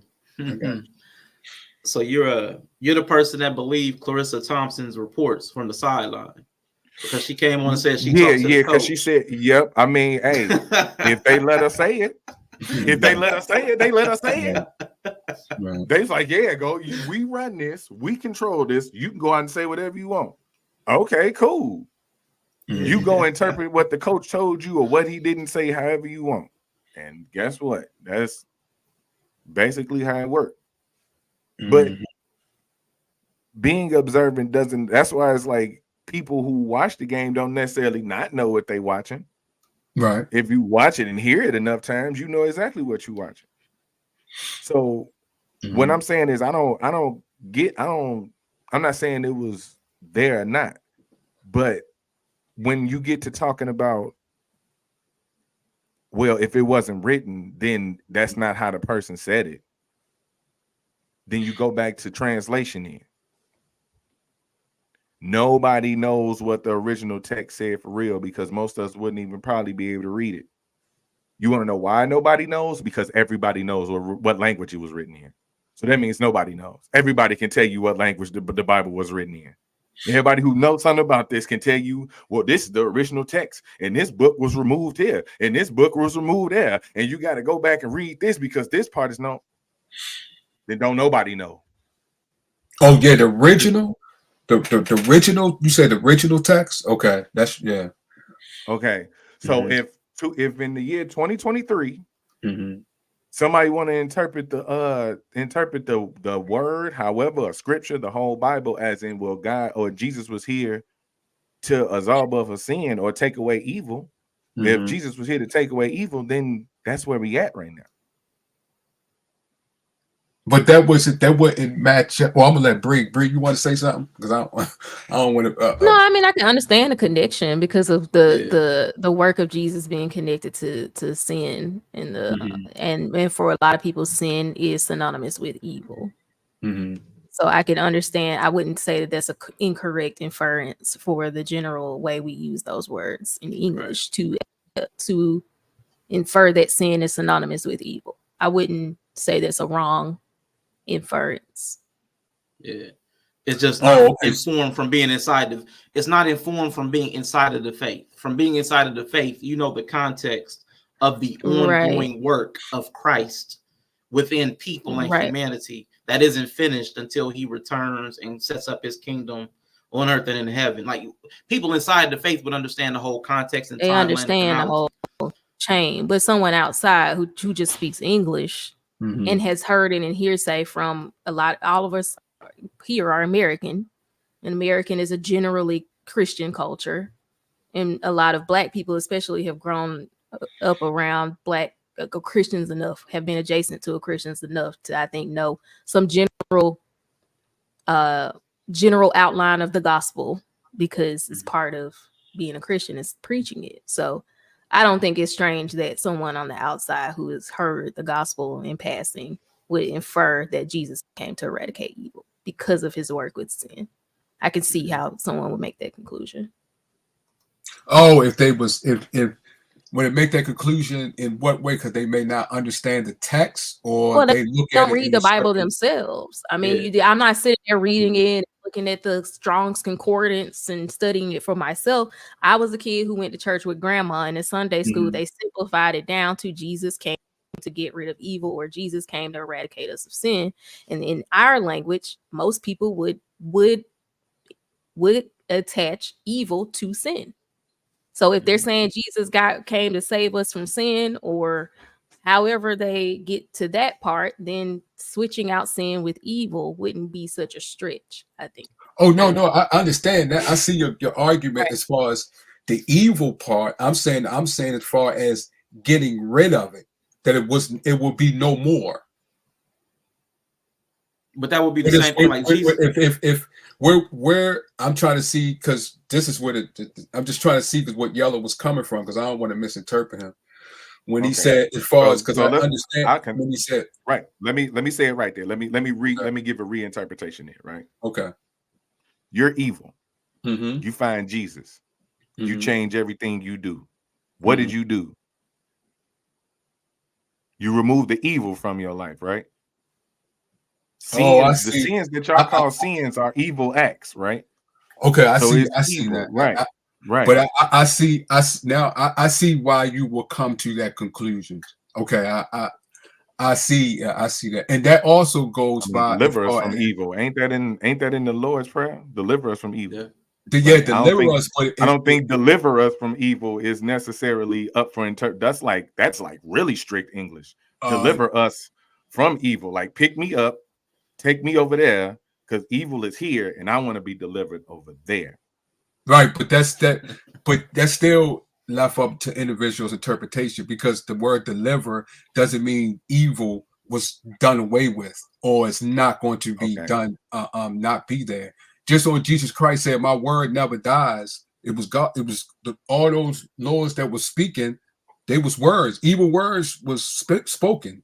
So if his words never died, that means evil words will never die.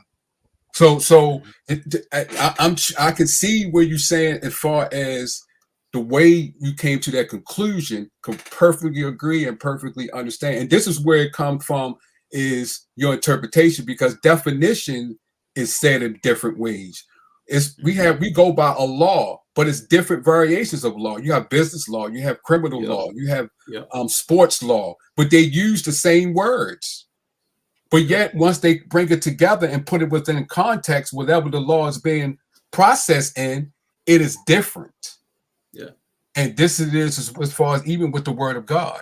That's why what I was saying when I was picking your brain, I wasn't picking your brain before I got you, Mom, because I was picking your brain because I wanted to see where you was coming from, because I didn't want to disrespect your interpretation. So, but I understand what you were saying. Well, Bree, the way she put it was good too. But yeah, I just wanted to see your interpretation. Amen to that too, also. Yeah. No, that's definitely dope. Sin definitely is subjective. I was just listening to some Jewish people, and he was talking about sin is really just missing the mark. Like, so a lot of times the Christian belief of it being like some great catastrophe, like sin is just you missing the mark, and you can miss the mark in like very small ways, and it's not like some supernatural crazy thing. But again, that's not Christianity. But I mean, but there are people that believe in the first part. First part of the Bible is the book that the Jewish people still use. So I mean, some of this stuff we have to understand. Like even within Christianity and people that read the Bible, there's a cross-cultural pollination. Like so, you have the Torah and the Pentateuch and all that stuff in there, and then you're also going over into the New Covenant, which is the fulfillment of that first part, but it's different. You know, it changes some things. It changes the game in a lot of ways. So it's important for people to. I really wish we studied more. I've heard so many people, Christians especially, because again, I grew up in Christian household and family where a lot of people talked about the Bible. But when I got to read it for myself, and I went with the wrong intentions. When I read it for myself, I was truly amazed at what I found in there. A lot of answers to a lot of things, and I was like, wow, I wish I had actually gotten this from church. But that's not a lot of the things that they taught. And my so-called life. Thank you for. I just think that I just like when I read the Bible, but also when I talk to other people. It doesn't matter where they from or what way of life they from, and their interpretation of it, or not just the Bible, but any book that a person's reading. Because I believe whatever book words that's in the Bible is also out. So I just like to get everyone's or people's interpretation and see where they're coming from and get the full understanding. You know. Oh yeah. Absolutely. I am going to play. If anybody needs a quick break on the stage real quick, I'm going to play. Anybody want to have anything else I want to say before I play this video? It's about 6 minutes, but it's going to talk about the translations. It's a slightly sarcastic, but he talks about the translations, but you'll see sometimes he'll show a side-by-side comparison of two different translations so that you'll be able to see how much the word changes based upon the interpretation that you're reading, let alone your own individual interpretation. But anybody else have Mr. Yeeted or Ine, you have something they wanted to add to before I play that real quick? No, I'm ready to see it. Cool. Greco-Roman culture paradigm for Hebrew. Cool. Boom. Now ignore that face. Because he's definitely mocking people with that one. Hopefully I get a little bit better playthrough on this say one. this to my camera roll. Oh shoot. You might not know this, but the Bible actually wasn't written in English, nor was it written in any languages similar to English. Rather, it was written in ancient languages that can be hard to translate. There's different decisions you could make when translating the Bible, and that's why there's so many translations of the Bible. For example, some translations are more literal, which means they try to translate word for word. But just because you have the same words doesn't mean you have the same meaning behind those words. So some translations try to translate the meaning by paraphrasing the text. So the literal ones are more true to the text, whereas the paraphrases might be more true to the meaning.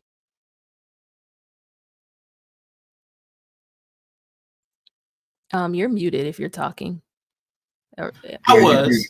Okay, so I wanted to say. Yeah, it was me. It was me. I just paused, okay. But I was like, I wanted to pause it for a sec so people can see the example, the verse example from Romans 3:22, how different, and neither of these are the King James, which has the doth thou thee, but how it can change the language. And it may not necessarily change the full meaning, but you'll get an idea. And he's going to go through several examples. Even the righteousness of God through faith in Jesus Christ for all those who believe, for there is no distinction. So that's a more literal true to the text, the original text that they brought. So that's probably from the Greek, the Septuagint, unless they took it from the Latin Vulgate. But again, I don't know exactly where they translated it from. That's a whole nother set of studies. Which translation did they translate from? The Latin, the Greek, the original Aramaic for the Old Testament, or Hebrew. Like I know Von Erich knows more languages than I do as far as what was involved in the Bible and the translations that they pull from. But the New Living Translation, which I've used quite a bit as far as when I'm looking at parallel examination, we are made right with God by placing our faith in Jesus Christ. And this is true for everyone who believes, no matter who we are. The sentence structure is totally different. The meaning it conveys is more clear for me. So sometimes even when you're picking how you're going to read, stuff like this is important because the sentence structure changes, the conveyance changes. So that's why this is important. But I'm gonna let it play some more. But Sean, if you say, I understand that the translation, but let's just say some people pick one translation and don't pick the other. Which one is wrong? Which one is right? How do we? There is no, that's what we like. There is no right or wrong because none of us are going to be coming from, none of us are coming from the source. Okay. So what we have to do, because it's going to be like, if we have the humility to accept that, like, I'm never going to have exactly what the person meant for me to understand. I'm never going to have that. Okay. And in fact, much of the Bible is written without me in mind. Like the Constitution, I was not considered when this was even written. Like, most of the people were Gentile and not a part of the Hebrew at all until like the New Testament with the grafting and the spirit of adoption and all that stuff. So most people aren't even considered when most of the Bible was actually talking. Who they were not the intended audience. So going from there, if we can like, okay, there is no 100% correct translation. Nobody's going to have exactly what the original person said. What I could do though is get something that I can understand, that maybe conveys meaning that I can go with. Like, some people choose words, like, because he's going to talk about it a little bit later. Some people choose words and they give a secular interpretation of the Bible. Right. There are some Bibles that have a secular interpretation of the text and tries to remove some of the supernatural out of it, which if you're into Christianity, you may be looking for more of the supernatural component of the faith, as opposed to just a clear reading of the understanding and the words and what was trying to impart. So it really depends on where you are. But it's important for people to know that there are multiple paths. I think that's what's most important. What I'm trying to say is people need to know that there are multiple roads to take. There is no one right. There's the one that's right for you, the one you can understand, the one you can read clearly, the one that you're willing to study, the one that you're willing to start with. Because if you're a true studier, you're going to expand beyond the one that you're comfortable with. You're going to come off the training wheels and go into more complicated versions to see what other people say. Like the same way we do with these panels. Right. I'm not just going to stay where I'm comfortable. I'm going to listen to people who don't believe like I believe. I got you. You know what I'm saying? Like, I think that's what we have to do, even with the Bible, because there are texts that they go against each other. Mm-hmm. I got you. Yeah, so it's important context. But yeah, I'm gonna let him rock out for a quick minute. Hopefully my 1G service Apex. Hopefully that keeps rocking. Come on, Cricket. Sometimes there's debate over how to translate a certain text, so some translations will translate it so that it fits a Christian message better, whereas others will translate it based on what secular scholars think it means. Okay, and then there it is. There's an A's virgin versus young woman, which is an important distinction because in our culture, virgin means something very specific. But at the time it was written, it may not have meant the same thing. The same way, a lot of the verbiage we use now is not the same. The boomers don't understand it, because we use words differently. And that's like 20, 30 years ago. Think about 2,000 years ago. Words would be used differently. Just different contexts, different cultures, different side of the world. So you can graph all the translations based on how literal they are and based on how much they try to make the text align with Christian doctrine.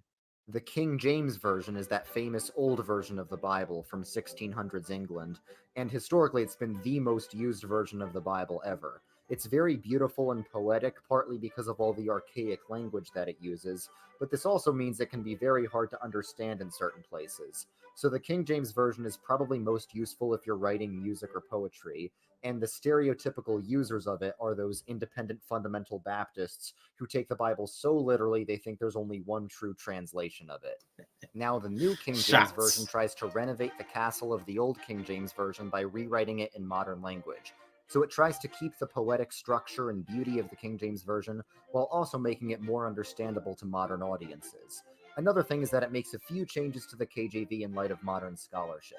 So it's probably most useful for pastors that are trying to lead a high church liturgy, and the stereotypical users of this are those trad guys who want to be traditional but are not actually traditional enough to understand traditional language. So the ESV, the the English Standard Version is, well, very popular among evangelicals. This is because the translation committee for the ESV had a lot of prominent evangelical scholars and theologians. They made a study Bible to go along with it because it's a pretty literal translation, so they have a lot of notes that explain generic evangelical teachings. So this is why pastors will often recommend the ESV for their congregations to study on their own. So ESV is probably most useful for individual Bible study, And the stereotypical users of it are those Christian ladies that are obsessed with coloring and marking up and highlighting their Bibles just as much as those 20 highlighter girls from school will color their class notes. The New International Version tries to be a balance between a literal translation and a paraphrase translation. The literal ones can be a bit hard to understand in some places, but the paraphrases can make the Bible not quite sound like the Bible. So the NIV tries to be easy to understand while still sounding like the Bible. This is why it's so popular, because it's easy to understand. So it's probably most useful for a pastor preaching a sermon to a large congregation, because everyone's going to be able to understand it. And the stereotypical users of this one are guys who want to read the Bible but don't have the greatest reading comprehension skills. The Christian Standard Bible also tries to have a balance between a literal and a paraphrase translation. However, the difference between this one and the NIV is the NIV uses more Christianese, more theological language, whereas the CSB tries to use more common language for people who are not as familiar with. And this is important too. This is what I tried to get people in church when I was doing Bible study or Sunday school to understand. There'd be a lot of people that would come in off the street and they would come in and sit through a sermon, but people use a lot of like nomenclature. We use a lot of verbiage that's specific to the realm. Like right in our area, we use a lot of manosphere words that some people may not glean. Earlier, I said Carissa Thompson. A lot of y'all probably have no idea who that was. And if our entire conversation today was about Carissa Thompson, y'all would just tap out. Like, okay, I'm trying to be here to support Rashawn, but they're talking about this person. I don't even know who it is. I don't know what it is. The words you choose convey meaning to people if they speak the language. Carissa Thompson's from sports. So you would have to know something about sports to understand it. But I could share what she did and you would be able to relate to it. What she did was she went onto a podcast and said half the time I would just make up the things I would report because the coaches wouldn't talk to me. That you can understand. But I would have to add that to what I'm saying instead of assuming that you all understand me just because I'm talking. So now that I've said Carissa Thompson is somebody that made up sideline reports because coaches wouldn't talk to her, now you have a point of reference. Same thing with church. A lot of times we'll say stuff like the call and response stuff, like blessed is the people. What does blessed mean? Now, if you said blessed, maybe the person on the street with a blessed and highly favored, that's kind of in the culture. But if you say stuff like blessed, like, what does that exactly mean? Maybe they thought you were spelling that different, BLESSIT or something. Maybe they thought it was an entirely different word and didn't want to assume that you meant blessed with a different pronunciation. So certain Bibles address that to use more common words to our culture today. So that's important because some people try to read the old school Bible and they just can't tap into it. The words mean nothing. It's like reading Greek, but it's in English, but it's old English. And that's very important. And thank you, Ron, bro. I appreciate that. Yeah, that is important right there. Because I'm not going to lie, the old English, I could not get with. I'm sorry. I love the King James version. You like the old? I love it too. You like the old? Favorite. Yeah. The old. But it's old I like poetic language. I like prose. I like the poetic language. Like in school, I loved Shakespeare. Like when we had to do the Shakespeare unit, I loved it. I absolutely loved it. That's who wrote the King James version of the Bible. Was Shakespeare. Shakespeare. Oh, okay. So how was y'all able to get the? Should I say the understanding? Did you have to research? It's still there. I had to research. Did you have to research? Yeah, you can research it, but for me, I think the thing is I've always, when reading literature from another time, I don't just read it as if it's a modern piece. Like I enjoyed learning about the culture at the time to help me understand why they spoke the way they spoke. So I think that's why I always did well with those units, because you were not only just reading a play, you were learning about culture at the time. And so I always thought that was fascinating. And I was gonna say a lot of you actually, even though you was reading, you actually did the research as far as the culture and how things was done within the culture to get informed. Right? I think that's something you learn, because a lot of times we did it in high school, but also in college, when you break down these literature works, that is just, you have a professor kind of leading you through that and teaching you how to read literature. I was going to be an English major. So at first I did a lot of extra English courses, and that's part of when you're reading a piece of literature, it's just you learn through modeling, I guess, that is how you attack it. You don't just read it. So I think that's probably where I learned that from. Okay. So, but I love the King James version. Oh, that's interesting. But have you ever matched up to how it was written and how the writing was to how it is done in modern language today? Well, yeah, I exist now. So I feel like I have to be able to transmute it back to myself. But at the same time, like if you study languages to speak or you've ever learned a foreign language, you do know that some of that is just going to be lost in translation. Like in college, you would just never find it. There's not a book you're gonna read to get it. Like in Japanese, there are these words they say that are just sounds and they don't actually mean anything. They don't have actual translations. They're just sounds. But in their culture, the sounds are words that model things people do. Like they're words for feelings that you don't express.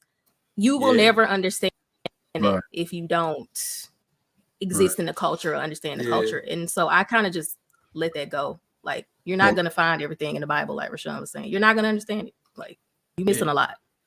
I love that. I love that about. I love that about Black people. What they call AAVE.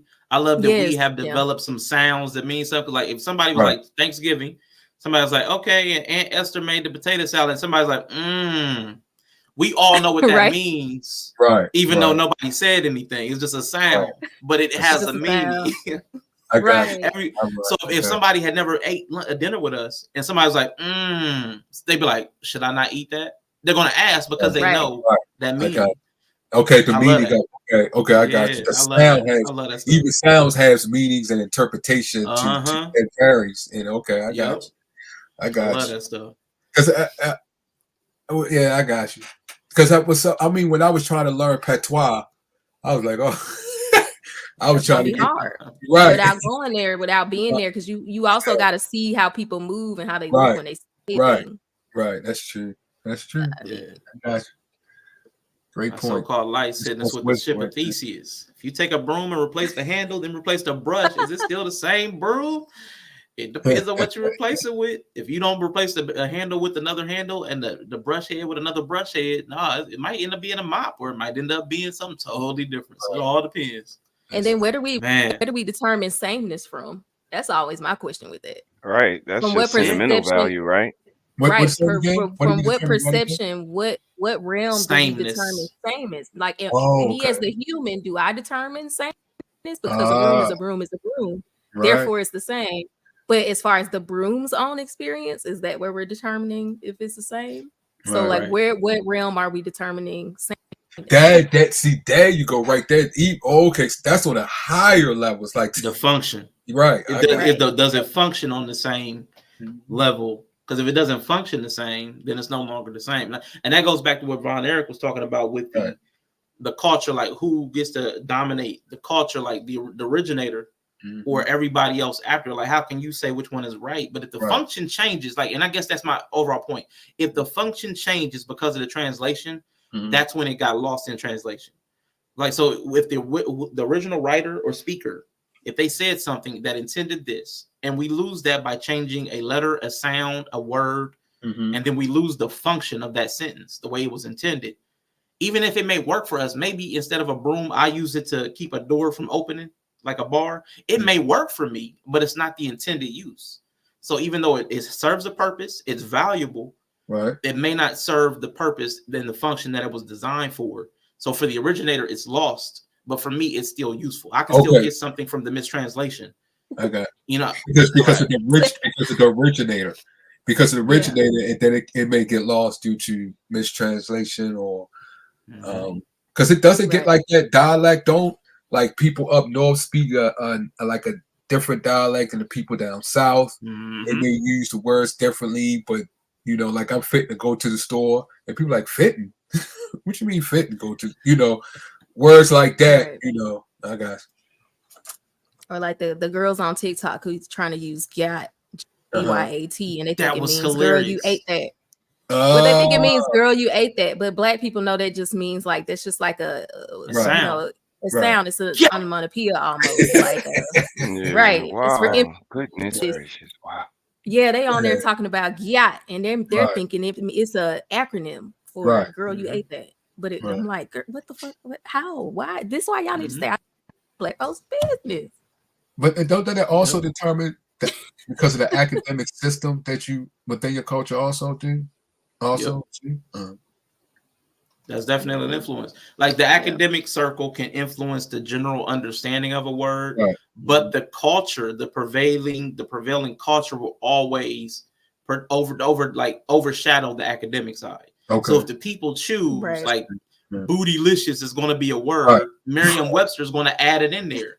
Word of the year. So it's going, but then when that phases out, they're going to drop it back out again because it's not consistent with the academic. So there's going to be the baseline of the academic, but the culture is going to change usage because, like we all know, like the famous like it's Christmas time, so it's like, I can't remember which song that was, but like we'll all be something and gay, but gay doesn't mean what it meant 50 years ago. Gay meant happy. Now gay means homosexual. The context of the word changed in a not a big amount of time, but that's a very drastic change from going from meaning anybody being happy to somebody being homosexual. And that's a vast change for the orientation of a person versus their emotional state. And yeah, that's not a lot of time. That's not a lot of time at all. Amen. So like that stuff's important. That's wisdom. Yeah, let me see. Where's that video? Bam. Let me get back into this. We're about halfway through this. Okay. You done? You done playing for me? Okay, I'm sorry. I neglected the video. Now he's mad. Give me a second. All right. He was didn't like being sat backstage. I'm sorry. Is probably most useful for people that are handing out Bibles in public. And the stereotypical user of this one is probably your average friendly neighborhood Baptist pastor. The NASB is a very literal translation, and the translators explicitly laid out their priorities when translating it. One of them is that it gives Jesus Christ his... he went past that so fast. Oh, crap. I thought that was... Okay, there we go. I thought that was important to bring out, too. So, like, when people are translating the Bible, they have agendas. They set agendas for exactly what their intention is when they're going to deliver a translation. To go word for word, to make sure people get the clear meaning, or they can have other things like this one. I'm going to be true to the original Hebrew, the Aramaic, and Greek. And again, that leaves out the other languages that Von Erich brought in, because again, there's a very Eurocentric model of Christianity and faith that a lot of people have adopted or been given. So I'll say that they shall be grammatically correct, because there's some with sentence structure. You know, we've seen that in the Bible. It should be understandable, because people can't understand it. What's the point in printing it out? But then he goes on to this last one and he focuses on it. But I wanted to pause it because he got rid of those other three so quick. But sometimes people do focus on very specific things. One of them is that it gives Jesus Christ his proper place. So that means this is a very explicitly Christian translation as well. And it's very popular among conservatives and fundamentalists for that reason. And so this is probably most useful for people who are already strong in their faith, having a Bible study together or something. And the stereotypical users of this are people who treat John MacArthur like the Pope. Now, the NRSV is the complete opposite, because it's a secular translation, meaning it has no Christian agenda or theology behind it. And which is interesting. Oh, that's so interesting for me. Yeah, that is interesting right there. Yeah. I see that in Bible. What's not Bible Hub? What's that, Bible Gateway? I think they have that in there. And you're right, Shags. No, the old definition doesn't evaporate. It will get lost to time eventually, but it hasn't been completely lost because I was able to reference it. But nobody uses it that way. So it's buried in the definition. And if you ask anybody now that's under the age of 40, 30, they probably wouldn't know that definition, which eventually they'll remove that from dictionaries. My mother has like an 18-something dictionary, Oxford, from the 1800s. She uses that because so many definitions have changed that no longer have the definition they used just 100 years ago. So eventually, although the old meaning doesn't go away, it does eventually to the culture. It will get lost in society. I mean, that's the way time works. Just passing me on. Okay. But don't the culture determines that if the old one, even though they don't use the old word, don't they determine that you don't use it anymore? You shouldn't use it anymore, or should apply how it used to go? And by that, then that's when you get into the right and the wrong, right? I'm saying the right or the wrong is based on like that's subjectivity. So the culture is going to be, it's like what do you call that? Like symbiosis. Like the culture is influencing what's accepted, and then what's accepted influences the people that join the culture. So there's no way to separate it out. So it's like, okay, everybody uses, and again, I'm just using that again, like I'm gonna use it because it's the one that comes to my mind the fastest, the gay. Like the more we use gay for homosexual, the more it gets reinforced. So anybody that hears gay now is going to think of homosexual. Nobody knew was going to hear gay and think of happy, like specifically the emotion for happy. So nobody's going to be like, oh, Rashawn is gay because I'm happy. Like nobody's going to do that now, even though that usage and that term still exists. Even the older people, like boomers are not going to come to anybody from this culture because the times have changed. They're not going to go around in the street saying, oh, that person is gay because they're happy. So it influences even people who have understood. Right. That's what I'm saying. It influenced the culture as time went on once the word was changed to another meaning, right? So I'm saying this, by it's not being used within that culture anymore, but yet someone does use it, how would they be determined? Would it be right or would it be wrong? Well, see, that's the thing. Like they'd be both right and wrong. They're right. They're right by what is it? Denotation. They're right by definition. Right. But they're out of context. They're out of time. They're out of sync with the culture. Right. Yeah. So I mean, and that's where the judgment comes, because people in the culture be like, "Oh, you're stupid. That's not gay. He's just happy." Right. But even though you're right by definition, you're wrong by whatever the connotation is for definite. Like you know what I'm saying? The connotation is off, but the denotation is correct. So like that's what we have to learn to navigate, and where we should learn to have grace and understanding and ask clarifying questions like, why did you say gay when that person was dancing around? Like, were you trying to say they were dancing like a homosexual? Like, what is a homosexual dance like? That's a weird thing to say. And like, no, they're saying they were happy. Oh, nobody says that anymore. You might want to say they're happy because people are going to misunderstand you. You know what I'm saying? And we can clarify and correct based upon current context, but still leave them room to understand that they weren't wrong. They just weren't part of the culture. You know what I'm saying? Like that's a thing that we could learn to do if we weren't so arrogant. Like, but we get very arrogant and self-righteous about what we know.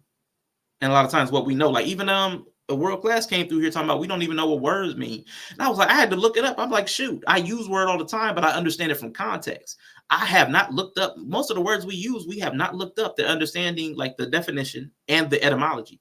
Like most every word we use, we have not parsed. We picked it up from listening to our mothers, our fathers, our brothers and sisters, our teachers. We've just picked up words and understand their usage from context, but we have not looked up every word that we use. I know I haven't. I can admit that. But should we do what Bree said that she does when she reads the old dialect of the Bible, she research and goes into the culture and should we do that? Even though we go to read the definitions of it, we read the definition of the culture that we're in. Should we search other definitions in other cultures too, or no? Or would you suggest that? For me, I wouldn't even say you should. I'm just saying if you want to broaden your understanding, because that's another level of awareness, understanding that other people are different than you. Like there's my culture, but then there's the world at large, and there's multiple cultures, and that can help expand your understanding and horizons to get out of that self-centered mindset. But I wouldn't say should. I would just say there's utility to it, because it won't help you in our culture to understand what Chinese people mean when they say this. It's not going to help you here in America. Right. But if you run across some Chinese people and you interact with them and they say something differently, maybe you won't jump down their throat saying that they're wrong. You'll be like, oh, they come from a different culture. Perhaps they understand words differently.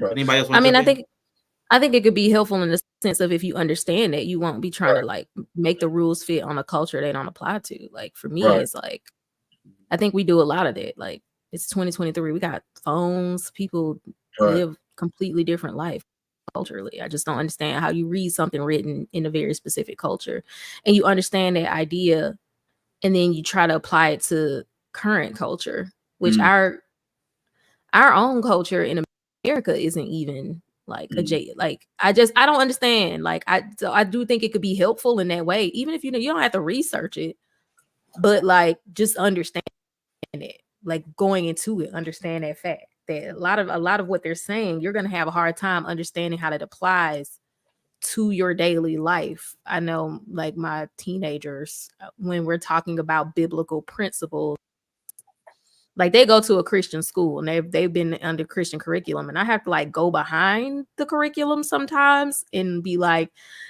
that's not what that means. Like they told you a blanket rule to simplify it, but they're oversimplifying it and it doesn't really apply here. So like, no, that's kind of wrong.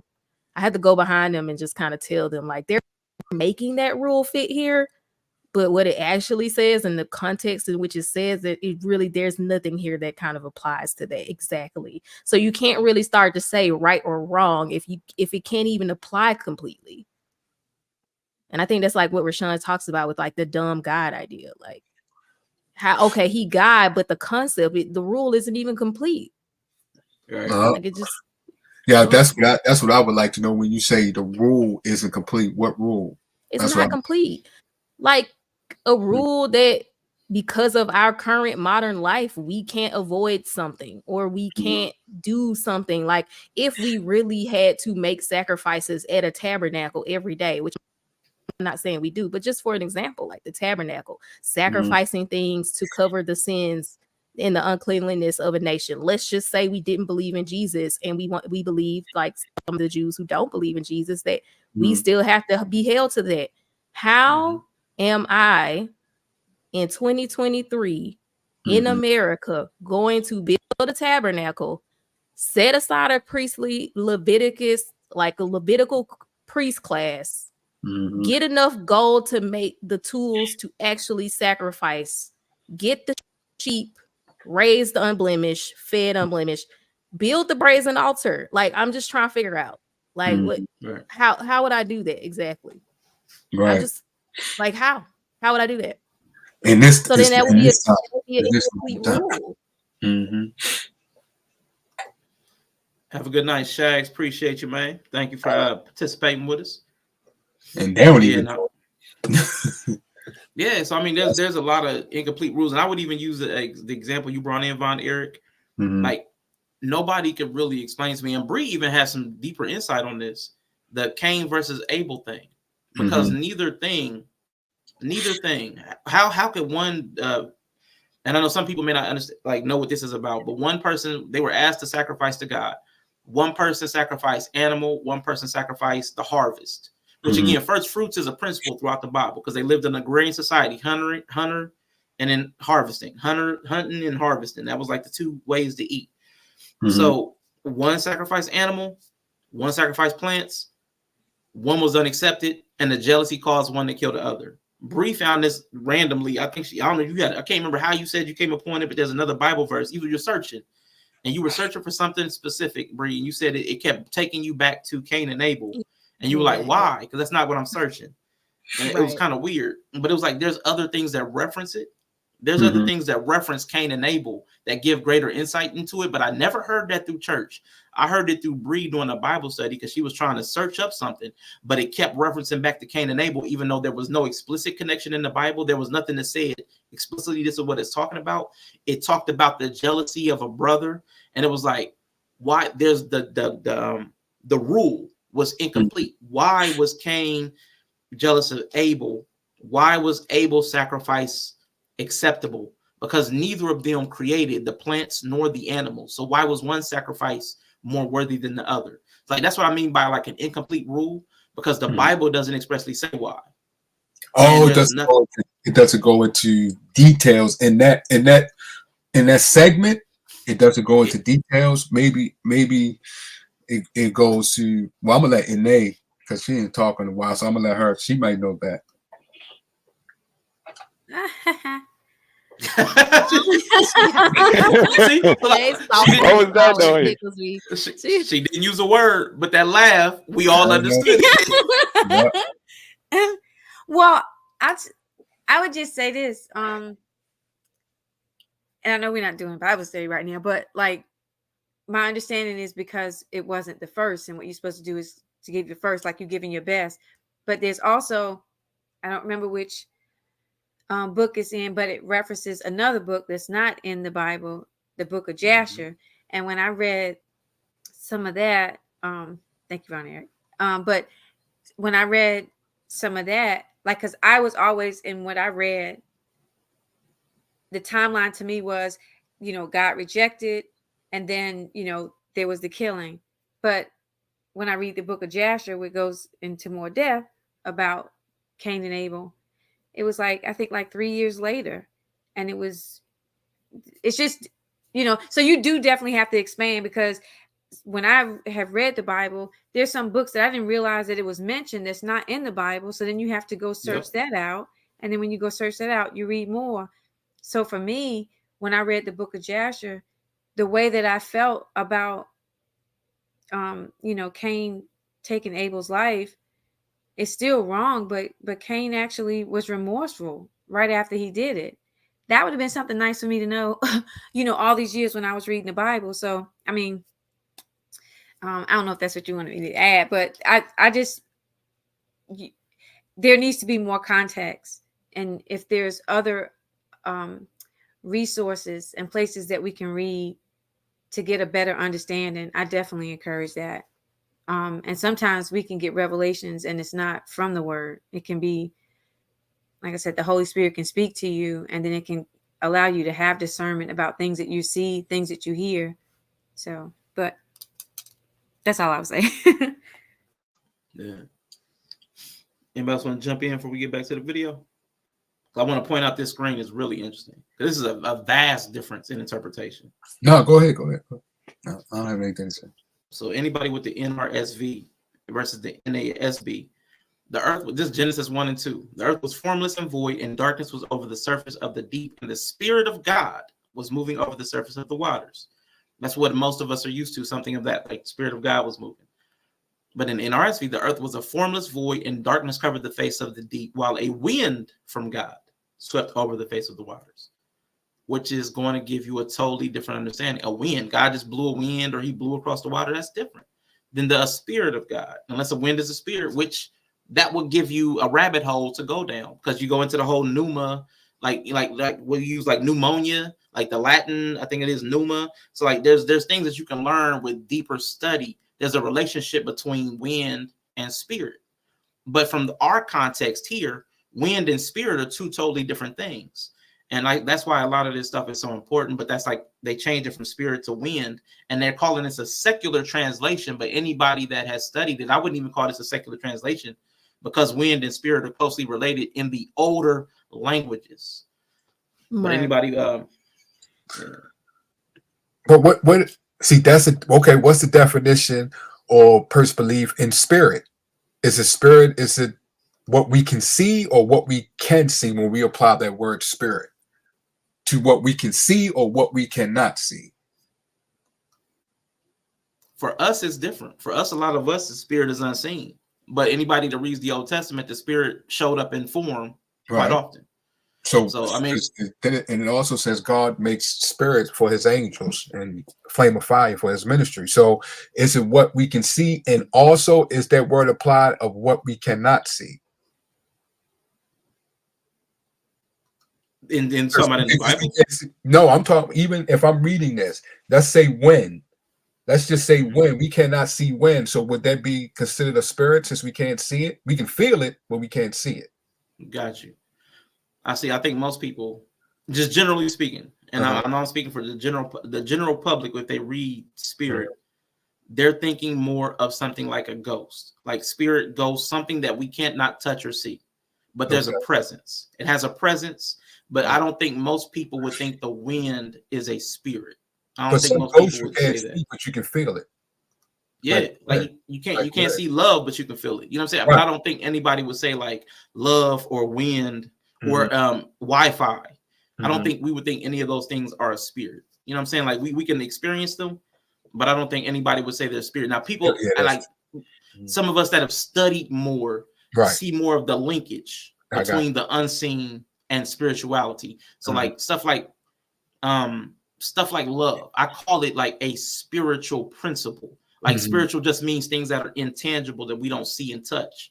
But there's a lot of things like psychology has a psyche. I think that has a link with spirit, psyche. But there's a lot of, but you have to learn more about language to understand those parallels. Exactly. Like general public doesn't go that deep a lot of times.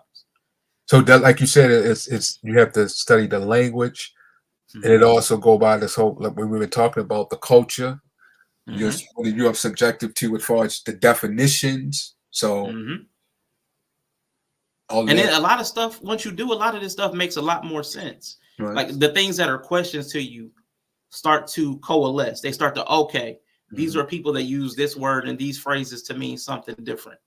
And then you can get out of your 2023 American brain to put yourself in another person's mentality as much as you can to understand. I don't have to think about this literally from my brain. There's another culture that use this differently. And it might seem weird to me, but possibly they just use words. They were, I would say, a simpler society. So a lot of their words are going to, in art to us, is going to be more metaphoric because they didn't have words for, like, the same way the Greeks use like thunder and they Zeus, thunder and storms, Zeus. Like they translated things that were from our natural world. They translated it to other gods and entities and personalities. And that was did too. But to us, we would lean on science. Go ahead, Mr. He said. Go ahead. I mean, that's where, I'm more in line with what Bree was just now saying, how school and Shakespeare and just this world of different cultures kind of thrust and coincide with, the religious aspect is, like you saying, Zeus and Athena and all of these different gods kind of gave us an understanding that there were certain gods for specific purposes. And back to Cain and Abel, all of these different things. My understanding was the organicness, the offering given, was it done with ulterior motives? Was it done, inside of jealousy? These are the things that, I think was different from how people interpret it from individual standpoints. And again, just this approach, the wind, the spirit of God, the wind. I think it's all God. I think that's, like Quantum is saying, the wind, the breath, the birds, it's all the highest spirit. And how we interpret it, it just helps us and guides us in our walk throughout this life. So, I appreciate this conversation. I appreciate everybody's perspective and just, giving me an understanding of how, although we have different faiths, I think it's all so common and so, intertwined and connected, because the higher entity is what, guides us all, and what's the common denominator in all of this, no matter what his specific name is. And I think if we all had that consideration, like, Quantum is saying, that it's the birds in the air, it's the animals that walk the earth, it's your breath, it's the wind, it's all of these things. And if we took that into consideration, I think we would have a much more considerate and humble conversation. Great conversation, y'all. Thanks for y'all contribution. That was good. You said that's wisdom. I mean, because it's nothing on the earth, so who cares if it's spirit or wind? Like, ain't nothing here, so it's still him.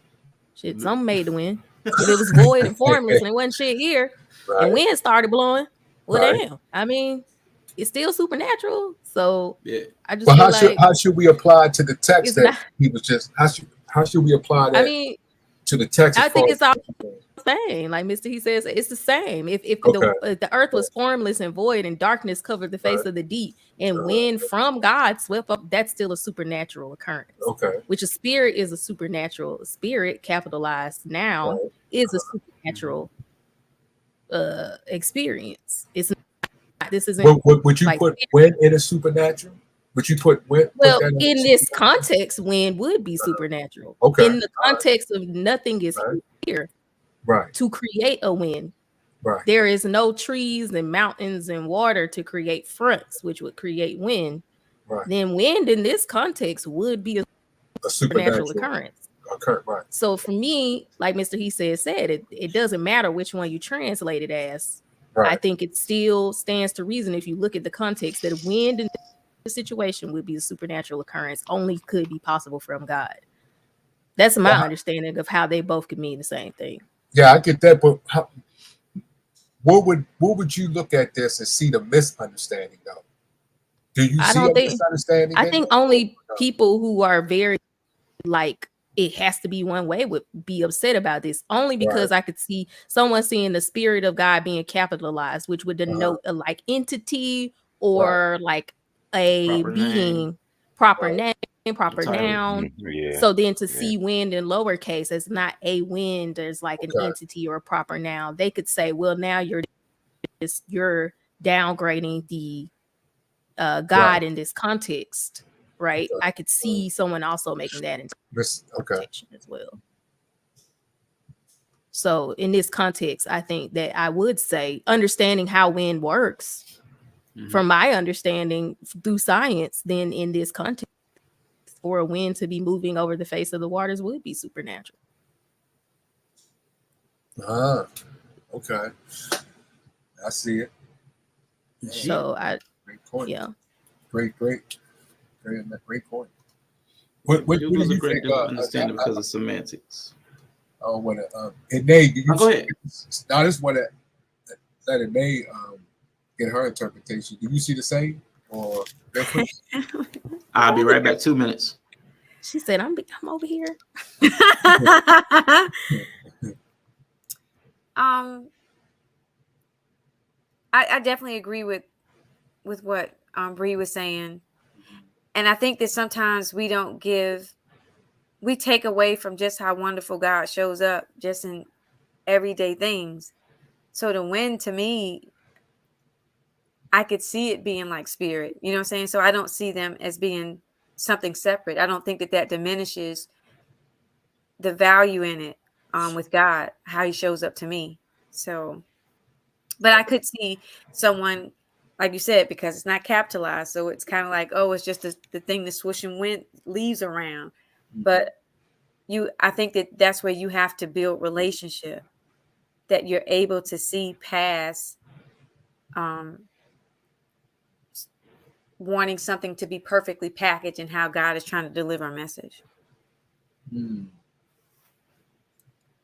That's good. I did want to comment about the Cain and Abel thing, just so I say what I found. Okay. So what I found out was with Cain and Abel, Cain's sacrifice, I was like researching like Matthew. It was something, I think it was part of the Sermon on the Mount. I was researching, I don't know if I was researching Cain and Abel, and I was in the Strongs. I think I might have been reading Septuagint as well. I'm not sure what I was reading at the time, but I was trying to understand something, and I kept Googling like the phrase or something or the translation. It kept showing me Matthew, and I was like, why does it keep showing me Matthew? And then I like would go read this verse, and I'm like, it doesn't even say anything about Cain and Abel. Like, why does this keep popping up? And so I had to like go back, and then I think what I came to the conclusion was the reason after I studied it, the reason Cain's sacrifice wasn't acceptable was because he had ill feelings towards his brother, and he needed to resolve those feelings with his brother before he can make an acceptable sacrifice to God, which is kind of like what Mr. He said was kind of saying. And the scripture it was linking me back to was in the Sermon on the Mount when he said, go, like, if you have an issue with your brother, like you need to go and solve that before you can come before me, like with a sacrifice or something like that. Okay. And so those two, I guess culturally, like I guess the people who were listening to the Sermon on the Mount would have understood that context because they were Jews, or they would have known the text or spoken the actual language. But because it's lost in translation for us, that cultural that connection would have been lost. But when I was reading, I was like, this has nothing to do with Cain and Abel. Like, why is it even taking me here? But that's why his sacrifice wasn't acceptable, because he had beef with his brother. And God was like, well, you can't come over here beefing with your brother and coming to me with a sacrifice, and I'm not going to accept it. So basically, it was what was in his heart. Yeah, because his heart unforgiveness. Was, he had beef.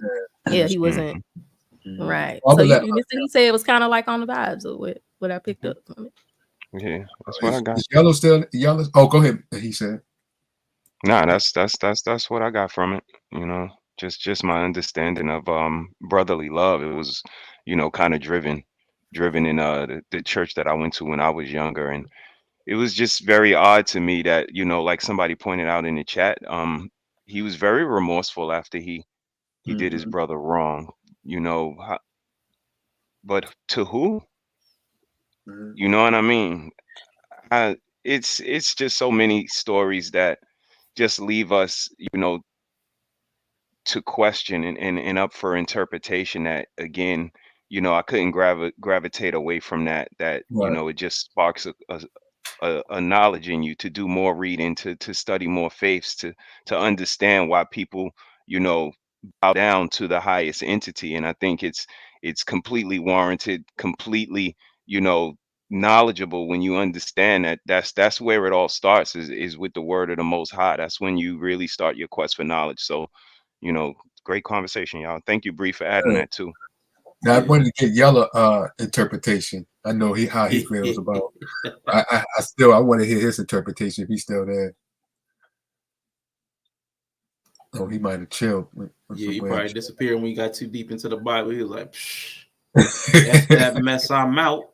Yeah, let me hit the video real quick, and we gotta get through that. Because after that, then I want to get into the dumb God part of the conversation. Because like, I think this is what all played into my, when I said the dumb God thing. All the conversation we had to this point is where I had the issue, because the God that a lot of us form because of our understanding or because of the way we use or weaponize the Bible, all of the everything we've talked about so far leads people to the place where I said you've ended up with a dumb God, because the logic breaks down where it's only useful for you to bash other people, but it's never for self-improvement, like a lot of these different principles.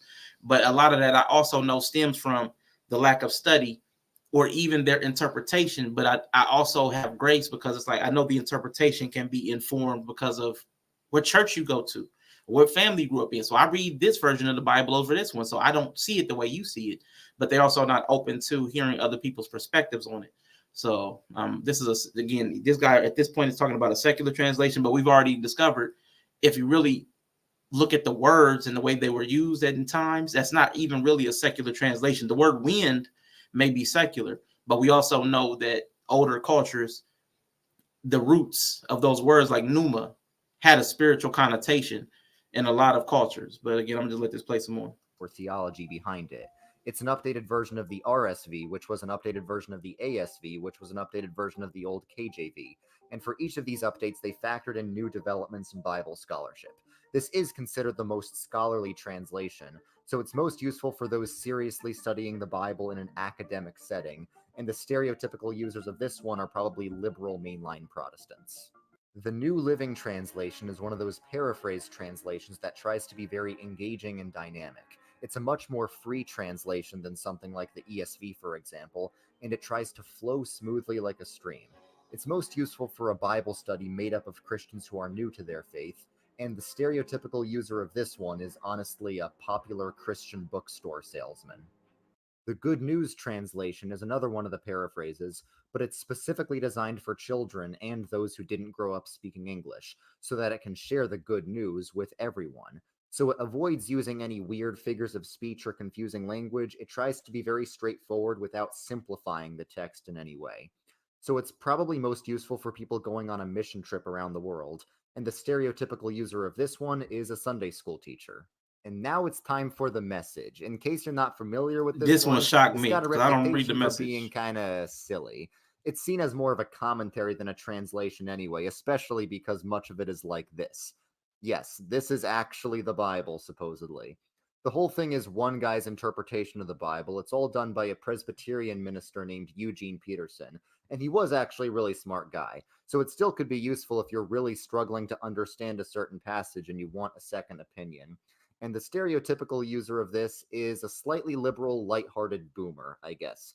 Now enjoy this bruh compilation of various parts of the message.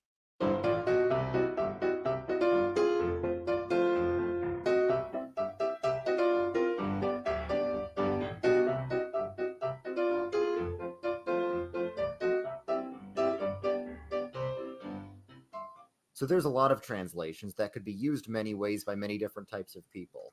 All right, cool. I'm going to bring that down now. But I thought it was important to actually see visual representation of some of the differences between the translation and how far they can go. So of course, people's understanding upon that would be drastically different upon what they understood from the different contexts. Somebody will be talking about the Spirit of God Himself moving upon the waters in the origin. Somebody else will be talking, it was just the wind. What are you talking about? It's just the wind. What are you talking about? So it matters. How much it matters just depends on what it means to you. But I do know, I've learned from my personal experience that word use and word choice can completely derail conversation and relationship. So if that happens between people that speak the same language in the same time in the same culture, imagine what happens when we go across time, across cultures, across languages.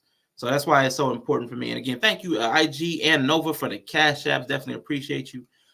We are definitely going to move on into the. But anybody want to jump in before I get into the last video where I'm going to pause and react a lot because it's going to get into the debate section, because there's some things with I'm gonna get into the dumb God through a video I'm gonna pull up. But anybody want to join bring something up?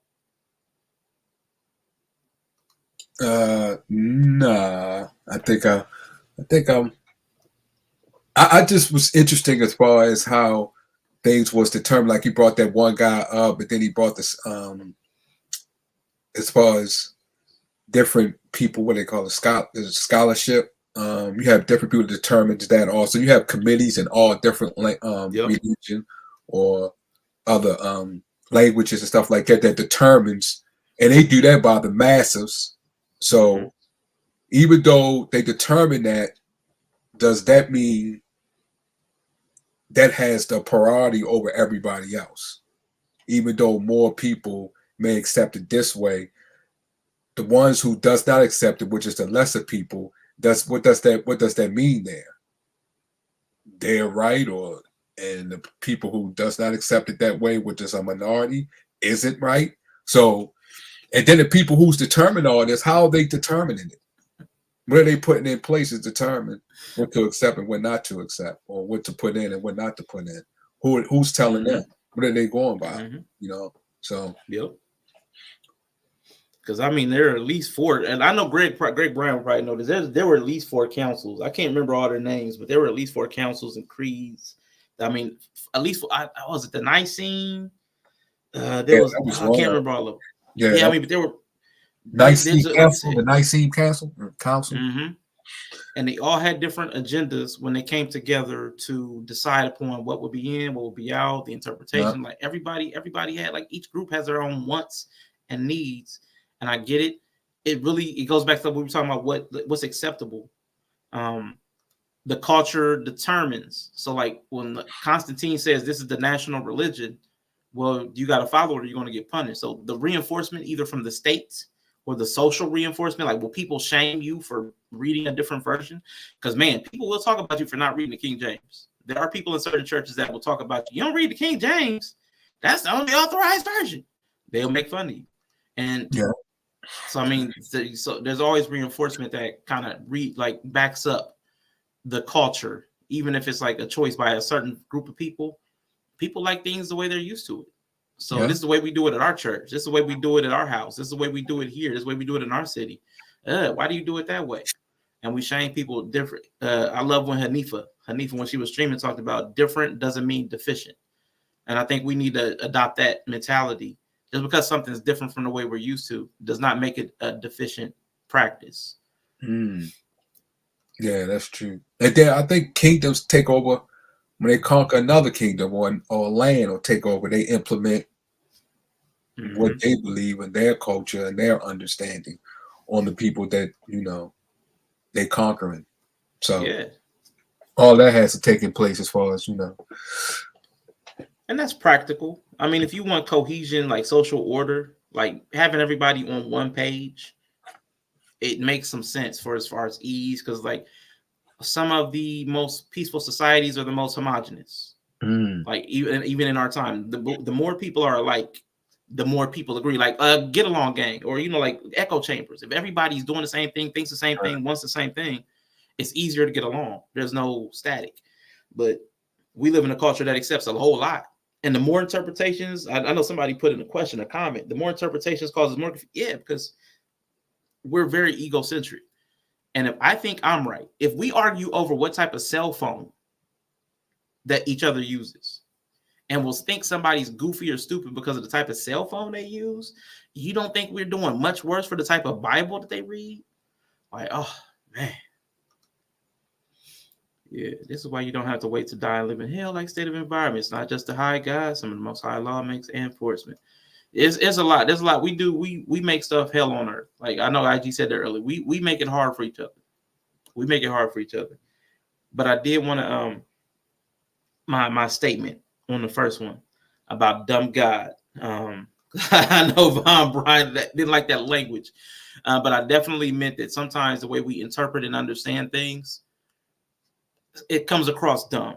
And this guy actually, this is going to be an atheist versus somebody who's a believer, a little bit of a debate.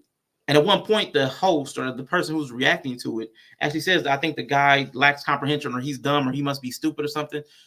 We always think that people who don't understand are dumb. But again, they might just be coming from a different point of reference. They may not haven't had enough time to understand, or they may just have a disagreement, a fundamental disagreement that doesn't allow them to share your experience or your point of view. And that's all right. They don't have to be stupid to not agree with you, but there is a path of logic and reason I think we can get to when considering an idea. I think we can follow like an A to B to C to D to E. We can follow a progression of thought. And I think that's what I want to unpack here. So I'm going to bring this video in, and you guys can tell me what you think. I'm going to pause it several times, or if you need me to pause it, let me know. Like pause, we can jump in and talk about something that you heard if it brings up a point. There is a trigger warning for the R word because, of course, we know we go to the most extreme examples to make our points. So the R word. So, all right, let me get this started. Something that occurs on earth, God must want it to happen and or allows to happen. You've heard this argument before from a hero of both of ours. His last name is Hitchens. Mm-hmm. Fraulein Freitzel, locked in a dungeon 20. Only Greg, not retard. R-A-P-E. Lord have mercy. Can't stand y'all. Something wrong with him. He knew. I think he knew. I think he's playing. So I can never know with Greg. Sometimes he just, again, context. We come from different contexts a lot of times, but sometimes he be playing with me because like he likes playing with me. Pause. Now play. 24 years, raped most nights by her father. 7 children of sodomy. One of them died, perished. She prayed, she beseeched heaven. Why did heaven do nothing? She waited for 24 years, and yet her prayers weren't answered. Why? First and foremost, this is a very, very hard question to answer because most people aren't going to be satisfied with the answer. And I want to give them that. Most people, like somebody said it up here, gotcha questions. A lot of people that ask those type of questions have no open mind to hear whatever the response is. Most people. But I think you need to, if it's not asked in good faith, you should still answer in good faith. But I do want to acknowledge that a lot of people ask gotcha questions with no intent on examining what your response is. So I'll give them that. Yeah, Greg Bryant playing with us. Nah, that's, and he didn't wash his hands first. See? Because when they ask this question, it's often asked defensively. This is not a question asked in good faith or a question that's looking for a comforting response. It's a gotcha question. However, the existence of evil does not disprove God at all. It presupposes him. The question the guy asks is presupposing that there is a moral law. Now, I want to talk about that first, because I know that came up in our first conversation. The morality question. Like, you can't have morality without God. And maybe somebody up here can explain that to me, because that's what I don't understand. I cannot understand how you cannot have morality without God. It presupposes if you think there's a good and an evil, you must believe in God. And I'm like, the concept of good can be separate from the concept of God. That's why they put an extra O in it, because they mean different things. So I can believe in good and evil without thinking about God and evil. There may be some, again, the words are so similar, they may have some roots along the way. That's fine. But I'm saying I in my time can conceptualize good absent of the God that stems from the Bible. Go ahead, Brie. Well, yeah, but I think what the other guy is eventually going to say that, like, it's more so culturally determined. I think what is the moral good and evil. Like, you have cultures where they do things that we think are evil and they're good. So I think that's kind of the argument, that the God, like you're saying, how is there no morality without God? I think a God figure is generally needed. And when you start talking about stuff like morality versus law, then I do think you're speaking more about a spiritual code of conduct more so than a law or a book of what's societally. A lot of stuff we think is moral. Like, you're like, don't kill people. I mean, where there were societies where they ate people. They sacrificed their own people and ate them because that was good. Like, that was appeasing to the gods, right? Like, they killed people because that was good. So what the God wanted was what determined what was good.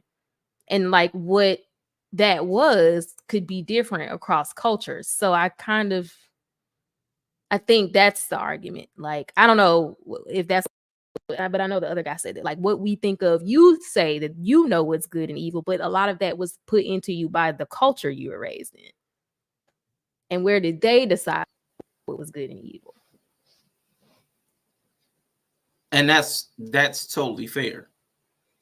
Right. But if we had, the issue I have with that, if we had children, because I know there are people who don't speak Bible to their children, and this is where causation, causation comes into effect.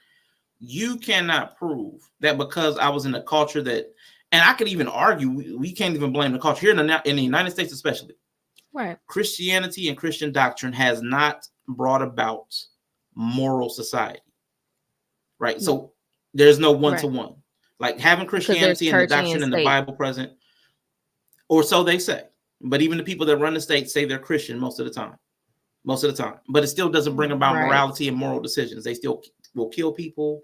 They'll still bomb places that they disagree with. They'll still have capital punishment. So, like, morality and like Christian doctrine is not a one-to-one.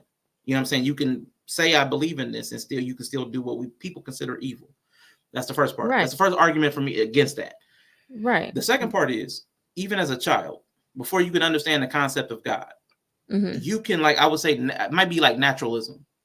If I don't like the way something happens to me, I could develop a dislike for something.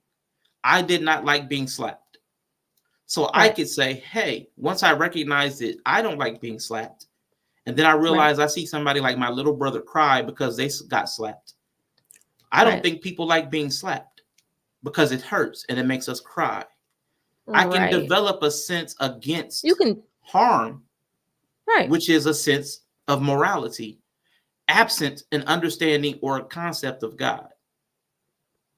Well, I think morality isn't completely just based on how you feel. That's what I mean. A lot of it is bred into us by our culture. Because, like, if you grew up in a culture where it was expected that you would be slapped, let's just say it wasn't a negative experience. Like, like maybe you could say, oh, well, in our culture, we slap each other when we're having fun or we're laughing. I'm just, for an example, that could be bred out of you. Those negative emotions you have surrounding what you experience can be changed and bred out of you based on the culture. Therefore, morality, as far as like this is right and this is wrong, is a lot more intertwined with culture than we would think. So a lot of what my kids naturally think they should be able to do and do, I have to teach them to align with the culture and the morality, which is established by either American culture or religion, if that's what I choose to believe in. So I'm not saying that people don't have a feel for this feels good or bad to me, but morality, I think, is something that is more so, it's different than just like this feels good. Because like you said, Christians can have a sense of morality, this is what is right or wrong, but I still do it anyway, based on how I feel. Like I still have sex out of wedlock, even though morally I know it's wrong. So morality, I don't think it's completely just based off how you feel. But then what could it be based on? It's based on a hierarchy. A hierarchy it's of gonna what? depend on it's gonna depend on a society. That's what I'm saying. Like in some societies, like let's for use me, ours. there's law and order, and then there's morality. Mm-hmm. And sometimes they're intertwined and sometimes they're not. And sometimes they both exist at the same time. Like a lot of people in America may not be Christian and have the morality of a Christian, but still have the law or the civilization, the civilized thought process of an American. But you see in cultures where they're intertwined completely, like the hierarchy is completely based on the supernatural or something else, where people will kill people and do things we deem as bad and that are negative to the good. So then you start to say, well, what makes it good if it's killing someone or harming someone? Well, it's because it's what the God wants. If the God wants it, then it is deemed good, in spite of the negative feelings or the harm it causes. I think that's more along the line of like the difference to me. The hierarchy, the ultimate being decides this is good. But in law and order, it's a little bit different. Right, legality versus morality. That's going to come up. Right. Legality versus morality. I'm clear on that. But what's the difference? Because for me, when everybody talks about this God morality, what they're talking about is religious legality. Because we're not getting these words from God. We're getting these words from other people. So these are their feelings about what's right or wrong. Right. Which I mean, that's what I mean. But it's always that's part of it, because God doesn't talk to most people in most religions, or those people who are sacrificing people. This person was a vessel for God and said, kill all the virgins. And so that's what we do, right? And there's always that problem. You can't get around mankind in the interaction with God if you're talking about like a civilization or a society. Everything is you're going to interact with men and it's going to come down, which is why I think this guy is saying is a presupposition to God. It's a precondition. Evil is kind of just always already there. And especially because a lot of us are interacting with what we deem as God through religious legality, then there's always going to be baked in evil there per se, because of that hierarchical setup, I guess. Yeah, and that's what I'm saying. Like, to his point, and I'm gonna bring it back up again, because they're gonna walk into the same place you're walking into, but I don't see what the distinction is. Like, if there's good and there's evil, and somebody's saying, I have a sense of morality absent God, and you're saying that you can't have a sense of morality absent God, where does the person who believes in God develop their sense of morality? Because you didn't get it from God. That's a belief. You get it from their belief system. Well, let's just say that your belief system determines what is good or bad for you. Yeah, I wouldn't disagree with that. I think it's kind of like a sum total.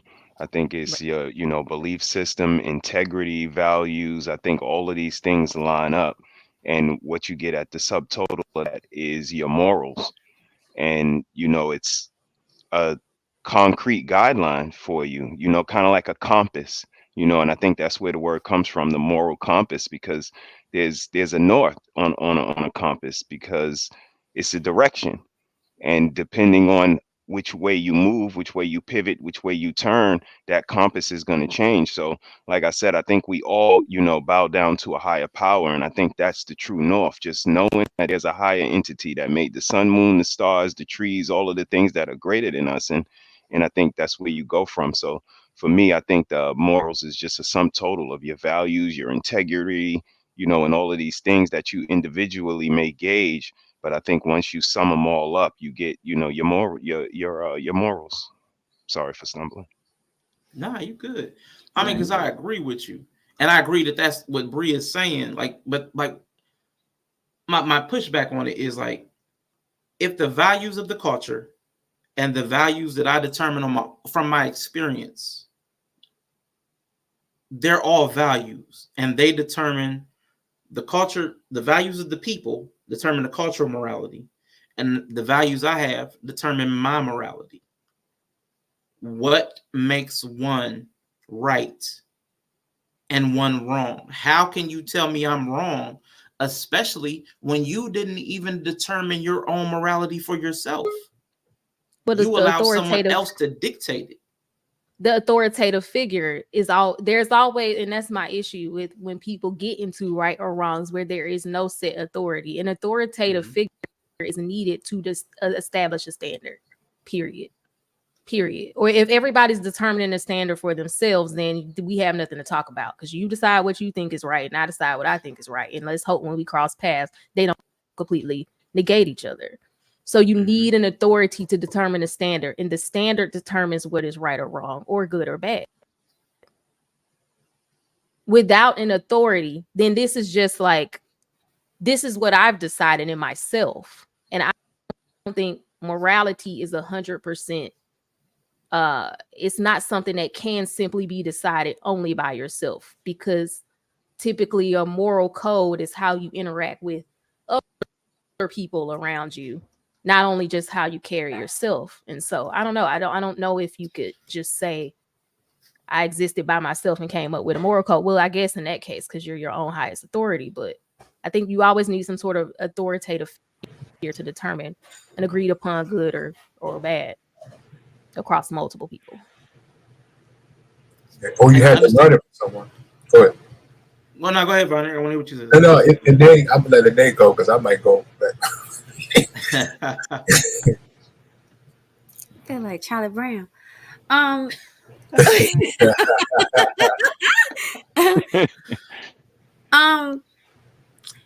This is huge, actually, to me. And so this is like what I think about. I think that, like, because I think what you had initially asked was like how, and I may be wrong in your question, but like, how do Christians say that the only way that you can have morality is by being a Christian? And I think that, like, what the thought process is if you truly believe in everything in the Bible, then where everything started was with God, and he determined what was good and evil. So that would have to be the root of anything that is. So that would have a person being immovable on the thought processes that you could get it from anywhere else. So it's almost like, in order to make sure that you're honoring the faith that you say that you follow, the Bible, you have to stand on that,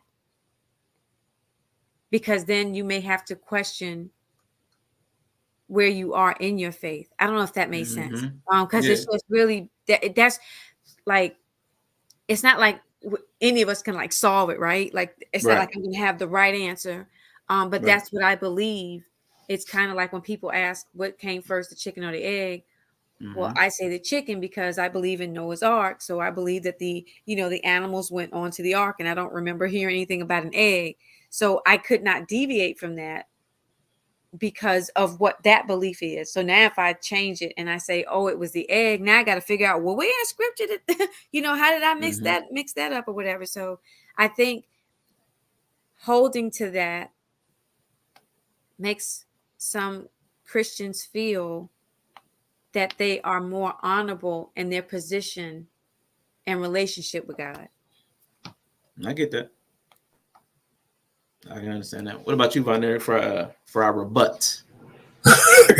Go ahead and rebut. You gonna rebut her? So, yeah, I'm going to rebut. I'm rebutting everybody, because it's like I want to go back to the chicken and the egg, because it's like the God of the gaps. You take everything back far enough, and to the believer's side, everything goes back to God. Well, then immorality too would have to go back to God, and it's convenient to drop that on humans. So it's like we go back to the garden. Go back to the garden.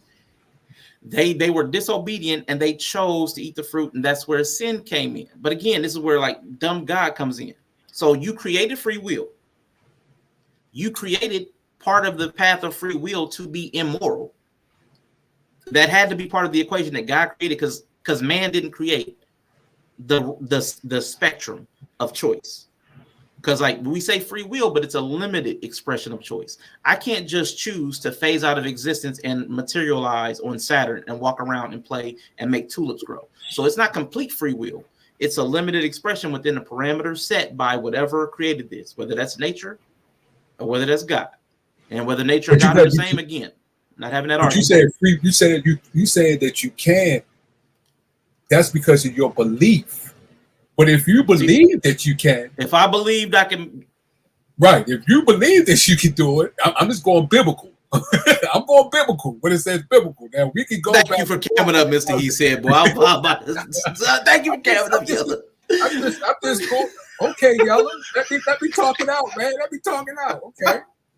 Now, if you believe that you can do it as a mustard seed, and he give you permission to do it, what? Oh man. I'm not touching that one. Let me stop. Go ahead. Keep going. Nah, I get you. I get you. But if that belief were true, then that means that Christians don't believe. Because the manifestation. But you say let's go with the free will, because free will is a broad term, it's a broad word. Okay. Right. So you said it's limited. We have free will that we can do, but it's the consequences of the free will. That's still not free. What? Why isn't it? If free is free, if there's a cost, like literally with the words, if there's a cost, it is not free. According to who? Anybody. The literal definition of the word. Definition, and that's when you go into the definition. That means you going by who? We can use the Bible. Like pick any realm. Just you pick a realm. You set the rule. You set the playground, and I'm gonna play in it. And I guarantee you. So I'm just saying free will. I'm saying free will, right? You can do free will to do anything that you want. It's the consequences that comes of good or bad, because it comes from one source, right? If it comes from not free, why isn't it? If I'm able to do, that means that your definitions are free, that you just want to do anything that you want without consequences, right? That's free. Then you're taking freedom, because you're taking freedom from the source. You're doing a circular contradicting argument. If you're saying that you should not have consequences, then you're taking freedom away from the source. Everybody says God gave us free will. Right. So did he give us free will or did he not? But he's also just in the free will to just. I think it's just the ability to act in your own, like you can just act. You're not bound to fate, or you're not bound to the constraint of not being able to choose. I think that's my understanding. But you are bound to fate. But if you're taking, because the person who gave you free will, let's say, because everybody don't believe in God, but we're gonna go with God. If you're saying that you don't want any consequences, you're making a circular argument and a contradicting argument, because you're taking free will away from the person who gave you free will. I'm not taking anything. You're saying that I don't have the power. You're saying that he should not do. I'm talking about worldly. I ain't talking about power. I'm talking about with your words. You're saying that you don't want no consequences because you believe that it's not free. But you're saying the person who gave you free should not be free to do what he wants of what he created. Okay, so we got the definitions in the back. So let's clear this up real quick. So free and free will are both in the back, and I'm gonna read these out to the chat. Free, adjective, not under the control or in the authority of another, able to act or be done as one wishes. So if under my power, if I'm free, there shouldn't be a consequence that anybody else can impose upon me, because I'm not under the power of another, and I'm able to act and to be done as one wishes, not as they wish. So there shouldn't be a consequence. That's with the word free. Bree brings in free will. Now, the power of acting without the constraint of necessity or fate, to ability to act at one's own discretion. Okay. Now, you can't act under your own discretion if you're going to be facing a consequence. That's called, what do they call that in law? What do we call that in law? Duress. You're making a decision under duress, which removes the power of consent. And again, and I'm using a human domain on that because, again, we don't have a God mind. So we have to use human mind. If you tell somebody you have two choices, but if you choose this one, I'm going to torture you forever. This one's fine. Are you going to take this one or the one where I'm going to torture you forever? Nobody who has any type of mind on them is going to take the one where they know the authority is going to torture them forever. That's not sane. If they really believe that they're going to be tortured forever and they choose that, there's their mental problem there. There's a breakdown. And though some people has that mental problem, some people commit a crime. They know they're going to jail. They know they can die, but they still do it. So that's still a mental problem. But even if you say, but can I say that I just want to point out the Bible doesn't explicitly say. That's my next thing, because I was going to ask you the two definitions or the definition that you read. Can you tell me what's God's definition? Nobody can. Exactly. So that means you're going by what your definition and what you believe. But the thing is, you want to say people are free to do what they want. Like, I'm free to kill someone, and at the same time I'm killing someone, I'm invading his free will. But you say we should do that, though. You keep adding should to it. I don't want you to add to my argument. You're saying as far as free will, right? Free will, by definition. We should be able to do, not by, you going by your definition, okay? You going by your definition, but I'm just looking at it. I'm going by the definition. Right, you're going by a definition that, a definition that you read. So you're going by someone's definition. Let's put it that way. You're going by someone's definition. And I'm saying if you're going by that and you're saying that we should be able to do whatever we want, and at the same time we're taking someone else's free will. I'm not sure why you keep doing this, but like, hear yourself. You keep adding to what I'm saying. I'm saying what. Go ahead. I'm sorry. Go ahead. It's okay. I'm saying what free will is, and then I stop.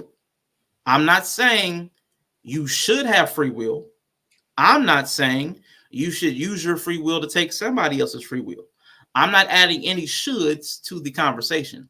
I'm just saying what I believe free will is based upon our usage of the words in our context, our country, our culture, our time period. Now, what free will is, doesn't match up to what I hear people of the faith say what free will is. People say God gave us free will. I'm saying, in truth, if we look at what free will is according to what God gives us, it's not truly free. I'm saying that's a misunderstanding of people in faith practices, that free will is what they say it is. It's not free. And it's that's still subjective, because you said it's a misunderstanding. Everything's subjective. I don't. Everything we say today is going to be subjective because we don't have an objective measure of reality. None of us are God, and none of us have a direct link to God that any of us can prove to each other. So everything we say is subjective. Okay, so I'm just saying, as far as what you said, the definition. I'm sorry if I applied something to you, but I'm going by the definition of what you read. Because at the same time, when you're saying you're trying to, that definition, you're able to take someone's free will. But you don't want, because you said it shouldn't be any consequences. So by saying it should not be any consequences, do you know what you're expressing? Can you? I'm sorry. That's called free. That's free. Like, again, it's in the back chat. And I didn't drop this in the back, Vaughn. I didn't drop this in the back. So I mean, so you can read it for yourself from other people. So this is not my definition. Free is not under the control or in the power of another. So nobody can exert a consequence on somebody unless they are in control or power. So the free part of free will is already misapplied. So I'm saying that free is the wrong word to apply to our will. Because free means that you're not under the control or the power of another. Right. So if I'm free to do something and make a choice, am I not free to make a choice? you're free to make a choice, but you have consequences, which means you're under the control or power of another. But I which still, makes it not I can free. still, no, you're talking about what I'm going to suffer, possibilities what I'm going to suffer. I'm saying before it gets to the consequences, and even if I know the consequences, I still have free to either break the law or not break the law. I still have a choice, even if I know the consequences. There's a difference between choosing and being free. No, I'm saying, am I free to make? Hold on, let me. Nobody can stop you from choosing. But free will, like let's expand expand that to what it would be in a full sentence. You are free to fully exercise your will in this reality. If that was a full sentence, you are free to fully express your will, your desires, and what you want to manifest in this reality. If we take those two words, that's what we're basically saying. You are free. Mm-hmm. You are without constraint of the control or power of another person to express and exert your will and act as you wish under your discretion without the constraint of necessity or fate. So if somebody can then, so if you choose, if you make a choice and somebody can then say, hey, I'm throwing you in jail, you cannot freely express your will because there's a consequence to a control, a power, authority, a constraint. Yes, I can still commit, even though I know I'm going to jail or I can't go to jail, I still have free to do it or not to do it. Even though I know I have consequences, I still have the freedom to do it or not. You're going by what the outcome of the consequences. But I'm telling you, before it gets to the consequences, I have free will to do it, to make that choice. And even if I know free will, but not freedom. You have the free will to do it, but you don't have the freedom to do it, because if you do it, there are manly laws that are going to incarcerate you. So again, ultimately, the choice is yours. That's where the free will comes in. It's on you to choose whether or not you want to do it. But again, the freedom to do it, to say that you can just do it with no ramifications, that's not true, because there are manly laws put in place. But that's where my question comes in. God's law is not man's law. So he's not punishing you. Man is punishing you. He is actually giving you the free will and the freedom to do whatever you want. It's man that put their hands on it and intervenes and says, I'm going to put you in a jail if you do said thing. But I'm just pointing out before I get there. Okay, I'm sorry. Go ahead, Annette. Go ahead. What I hear right now is like kind of like the difference between may and can. Like in the back chat, I said, may I say something? So that's me asking Rashawn, I'm asking you, do I have permission to speak without consequence, right? To not be rude to the channel. Can I say something? Is I could have just blurted it out, right? And that's my ability to do it. So I think that like we're getting stuck on, I think if we think about it, what each of you are saying is the same thing. The words are it's like bull's horns, like they're ramming together, but you're kind of like saying the same thing. You're saying that we are able to do certain things because when we do those things, the consequence of it doesn't truly give me the freedom to do it in a way that I am void of repercussions from me doing that, which would probably make me hesitate in doing it. But if I knew that if I did something that there are no consequences of it, then I really feel like the chains are off. But doing something with the consequence, you're still kind of like, all right, maybe we took the chains off, but there's a gate, this electric fence around there. So I don't think that there's an actual, or I don't recall reading a scripture that actually said free will. I know that we've used it and I've used it also.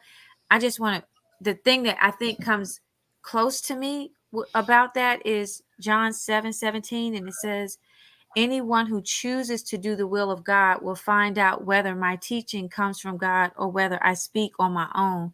So it's like you have, I think that we're getting busy with the Can I word. ask you a question? Mm-hmm. When you said if a law is put in place, wouldn't that be hesitation? Even though the law is put in place, it will cause me to hesitate, but I still can use the freedom to do it or not. I'm saying, right, you do have the ability / freedom / free will to do it. Right. But some people may feel that my ability to do it, but there's a consequence of it. It's not true to its word in saying that it's free. If I get something from free, I don't want somebody coming back saying, hey, remember when I gave you that? No, if you're giving it to me, give it to me and leave me alone. Now that's free to me because I didn't have to pay for it. I don't have to constantly be reminded that you gave it to me, because now if you said, hey, this is free, but you bring it up at every call, you bring it up in every conversation, that doesn't feel free to me. So my wording, when I'm using a word to describe that, I wouldn't use free if someone gave me something at no cost, but it actually came with something that I had to keep being reminded that they gave it to me. So we're using different words, semantics and stuff like say the same thing. It's like choice, free will, right? But there's a consequence to it. So it's not as enticing when you tell me free will, when there is a consequence that I don't feel like I don't want you to decide what the consequence of me doing something that I thought was free was. Okay, I got it. Then that goes with what Bree was saying. It all goes on personal interpretation and how they feel about their word free. So yeah, I understand. I see. Yeah. I see you, yo. You can't. You jumping in before I respond? Man, I'm just want to let y'all know I've been sitting here listening to y'all this whole time. Man, when I asked you, could you read something, you didn't even respond. Right. Okay, probably at that moment. He said I wouldn't. But I was just listening. I was listening, and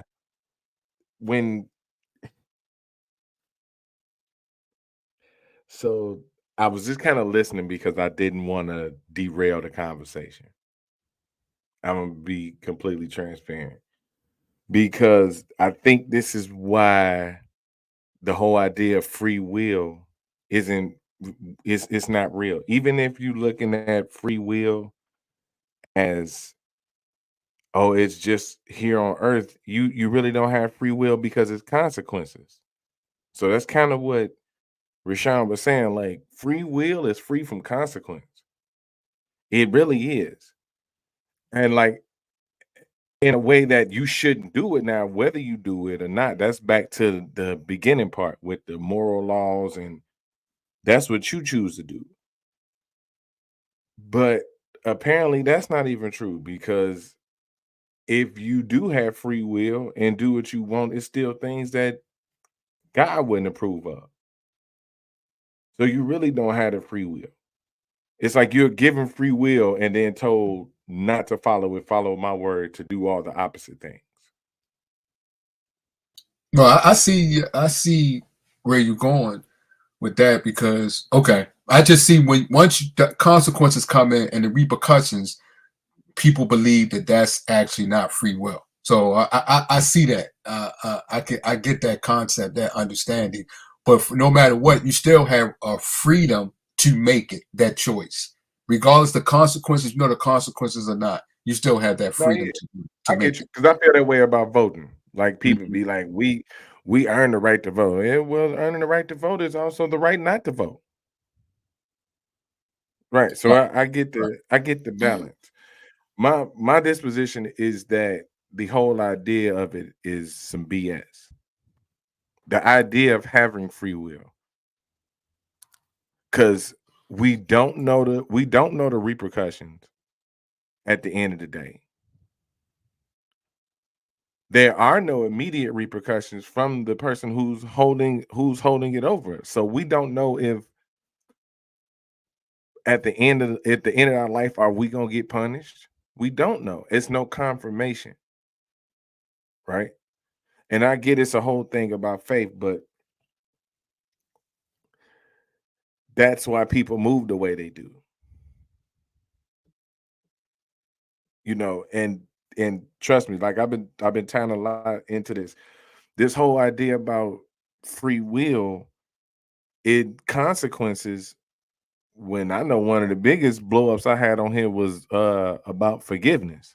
And what's the biblical term, religious term for it? Not forgiveness, but it's what you get when grace. Grace. Atonement. Mercy. Something repentance. like that. Mercy. Repentance. Yeah. There you go. Repentance. Repent for the shit you did wrong. That's what I say. I ain't never claiming no shit. I'm walking along with y'all. Right. Repent. Right. That was one of the things I butted heads with somebody about. The whole idea of having free will and understanding consequences when all you got to do is repent at the end and you get into heaven anyway. Like that, at this point, it's just I've kind of just been sitting, like I said, I kind of just been sitting back because I couldn't. This is why I say I'm an observer. I couldn't bet my spiritual future. I couldn't bet my shit on this. No. Because to me, this is like all a religious infomercial, and I don't want to buy this product. God damn, Yellow. If it wasn't Rashawn, I'd thumb down the stream. God damn. You should still do it. I mean, if that's it, don't do it on my account. I want people to vote how they feel. If you don't want to be here, if you want to hit the thumbs down, do it. If you want to tell me how you feel about me in the chat, say it. I want people to be honest. Now, the stream itself is good, but I'm talking about the idea of if I'm sitting back and looking at this and trying to make a decision on whether I would want to participate in this as a reasonable mind person, nah, I'm good. And you have the free will. Man, look, you would think I'd have the free will. You think I'd have a free will? Right. Nah, I don't. I don't have a free will. I'm taking a chance like a motherfucker. Excuse me. I know y'all been clean for most of the show. I'm taking a chance like hell. Because I don't know if I have free will or not. I don't know if I'm making a mistake doing all of this. Not believing in nothing. I don't know. All I do know is what's sitting in front of me. And what's sitting in front of me is a bunch of confused ass people. I'm supposed to jump on the boat with all the confusion? It's a scene. Let me show you where I'm at. It's a scene in Mighty Ducks 2, which is arguably the greatest sports movie ever created. What? Wait a minute. It's a scene where in Mighty Ducks 2, they changed the whole team. They assembled players from around the country because they went to go participate in the youth games, in the nationals game. They didn't want to play together. Coach Bombay tied them together, tied them in a bundle, tied all the players together in a bundle. It was like, all right, give them a simple instruction: skate. Everybody failed because everybody trying to pull each other. Everybody trying to pull in a different direction. Y'all supposed to be skating at one time. They just kept falling because everybody want to, skate in their own direction. Then they slowly broke down into little groups. So this group want to go this way and this group want to go this way. They still falling. Hey, whatever, Greg. I ain't trying to hear that. They only started skating together when they was on the same exact wavelength. Like it was no misunderstandings. There wasn't no, I got to interpret which way to go. How does it sound? Which way to go? Did he mean right when he said left? No, he's like, turn left. Everybody turn left. You ain't turn right. Everybody turn right. I sign up for that team. But this, man, look. This is too much. Did she say freewheeling? Right. It's actually a thing, and it's actually more accurate to what they're talking about. So I just thought it was funny that they sound so much alike. Like they sound alike, very much alike. I think what they're talking about, the nature of is more close to freewheeling than freewheeling. Okay. I got it. I was thinking motorcycle turn. I mean, it's meaning free and loose in form or manner, especially not held back by rules, duties, or worries. And that's what the word free will. Oh, okay. See, you don't have to worry about actions, consequences, rules, duties, all of that stuff. So I don't know. They kind of sound the same, but that's a different definition. Okay, results. It's a whole different word. Right. That's true. That's true. Right. It's a whole different word. True. But it got okay. Absolutely. But it got. See, I'm thinking motorcycle term. Free will. Yeah. Thanks for that, though. Thanks for that, Bree. For that. Now I'd like to respond. Now listen, because we got a couple things I want to respond to. Now, yes, Bree, that does sound more like what I'm talking about, but it's not what I'm talking about. You had gave the two definitions, and I read both definitions, and nobody may have heard me say it, but I do want to clarify. I'm saying the term free will, and I said I think twice. Free will is already an improper term because it includes the word free. So when we're going back to translation and word usage, I said specifically because the word free means you're not under the power or control of another person. So the way we're using free will, the usage of it, our cultural accepted usage and definition is improper because of the word that's included in it. Like free will, let me see, I just changed the word to an elephant's wheel. It doesn't fit because we're people. We're not elephants. So changing the word actually has a problem because the word is included. Everybody can see the word, and the word free will. They hear me say it. Free will, free will, free will, free. Everybody's hearing me say free. So free is part of the concoction. Free is part of the soup. Free is part of the equation. The problem with the definition of the word free being included is because it includes under the power or control of another. So if the will that you're talking about expressing is under the power or control of another, it cannot be by definition free will. So I'm not using the second definition. I'm saying the second definition that you provided is wrong in how we're using it, bastardized. It's bastardized language. The second definition has two different uses. Right. That's what I wasn't saying the second one. I meant like in that one, there was a 1 and a 2. And I think you were using 1. You're saying that doesn't exist. And Von Erich was using 2. Right. Correct. And I was just clarifying that what I meant was we shouldn't be using 2 at all. So when we say free will, we're already making a mistake because we're including the word free. So I just want to make sure I cleared that up. Make a mistake. You said make a mistake according to who, though? According to the definition. So he's just making a general argument that he doesn't think that free should be included in that second definition. Yeah, it's like okay. I'll analogize it so it's not personal to this conversation. The same way a woman would say, we probably shouldn't use submission. Submission is probably not the word the men are looking for when they're on these panels. There's probably a better word. It might be respect. It might be consideration. That's what I'm saying when I say free will is the wrong word, because it includes a part of speech that invalidates it to what we're saying based upon the definitions. But I have also spoken to that I understand that the usage is what it is. But I was making the argument that the word choice is problematic because it's bastardizing the language that we all say we're using. So that again, that was an argument about, and like everybody said in the chat, that was a semantic argument. But I wanted to be, does semantics exist for a reason?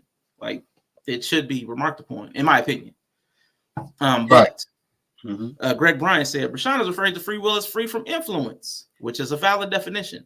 free will as a philosophical concept is simply making a choice, which is still problematic because again, we have these words. The words mean things. You could just then say you have the ability to choose, or you're making a choice. You don't need to call it free will because it's invoking something else. It's bringing up a different concept. So that's why again, I know it's an argument for semantics, and I know some people feel like semantics are unproductive, but sometimes, especially if we're challenging stuff like Christianity or the Bible, a lot of beliefs are based upon the words that are chosen and accepted without critical thought. So it's important. Yeah, we don't really use free will in our everyday. Oh, I'm sorry. Yellow, I'm sorry. Yellow brought up voting. So I'm gonna just see if I can use that. It comes down to Democrats and Republicans. That's the only two it comes down to at the end. Even though you got Libertarian, you got Green Party, you have these other parties. So even though I'm free to vote for those two, am my free will still taken by other things not included into it? Can you repeat that question? I think I got what he's saying. So it's like the only two things that's really to choose from is Democrat and Republican, even though there's plenty of other things out there to choose from. Right. And I have free will to choose those two, but is my free will taken by them not including the other into those two, like the Green Party, the Libertarian? Oh, that's a perfect example. Can I speak to that real quick? I just got because I had idea. So I get what you're saying. Like you got free will to choose. You have free will, which I thought it was two separate words. I didn't know it was that's why I'm approaching it like that. But I'm definitely not going to get into the word shit. Y'all making my head hurt with that shit. There's too many definitions, damn it. Free will is being able to choose all the other parties.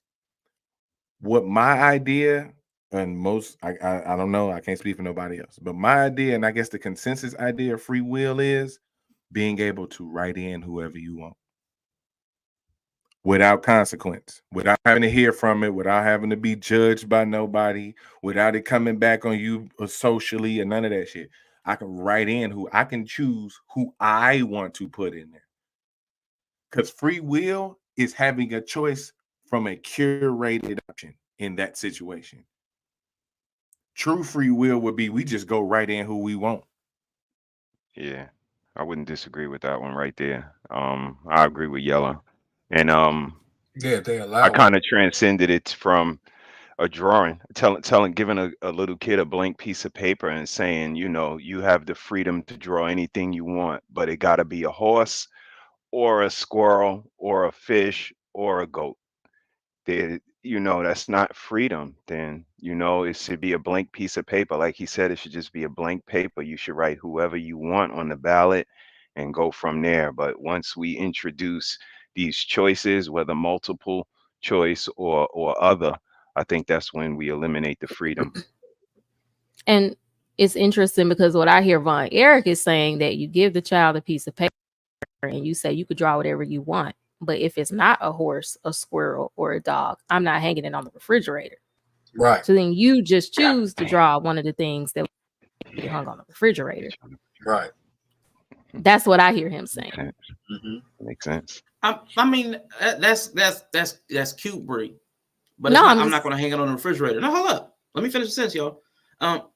It's not hanging on the refrigerator. It's I'm going to send you to hell and burn for an eternity.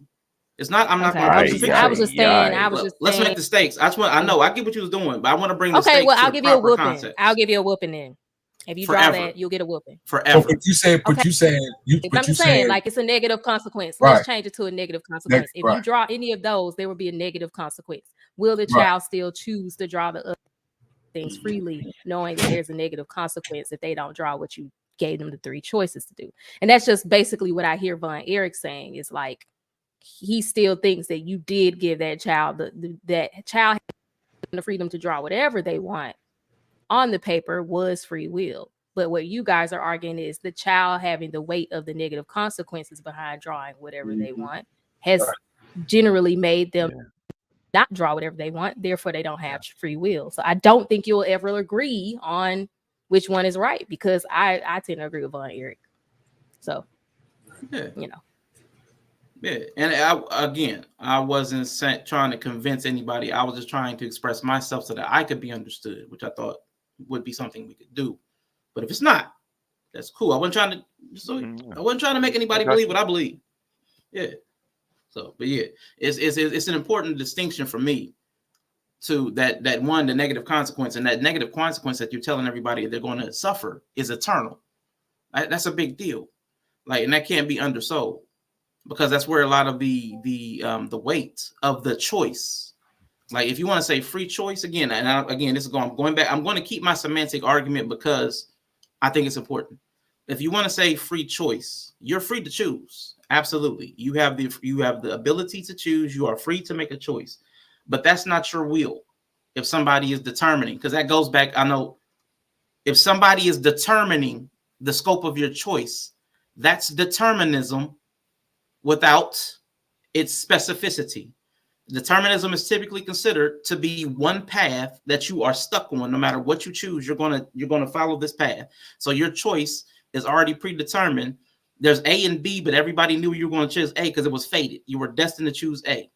But if you have just, all we're doing is adding a second choice. All we're doing, instead of saying A and B, it's A, B, and C. But no matter what, your choice is still fated, because nobody that truly believes, that truly honestly believes in the hellscape, because it doesn't make sense. Our brains don't even want to believe it. And again, this is me arguing from Rashawn. This is Rashawn. So please do not map this on to anybody else or society or anything else. Like, understand, this is me talking. We see people having a rejection because it says there's cognitive dissonance built into the argument, that you can say, I have an entity that loves me, but if I don't choose what it wants, it's going to punish me forever. This is where I get to dumb God. Now we get to dumb God, because the logic, like we talk about, the rules don't connect. The rules don't stay consistent. It's love and it wants the best for me. But if I don't do what it wants, which it gave me the choice, if I don't do it, it's going to punish me forever. That's not love.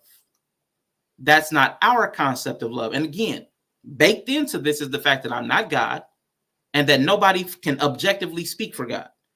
It's our understanding that I'm speaking from. So I'm going to keep couching some of the language to keep it from strength.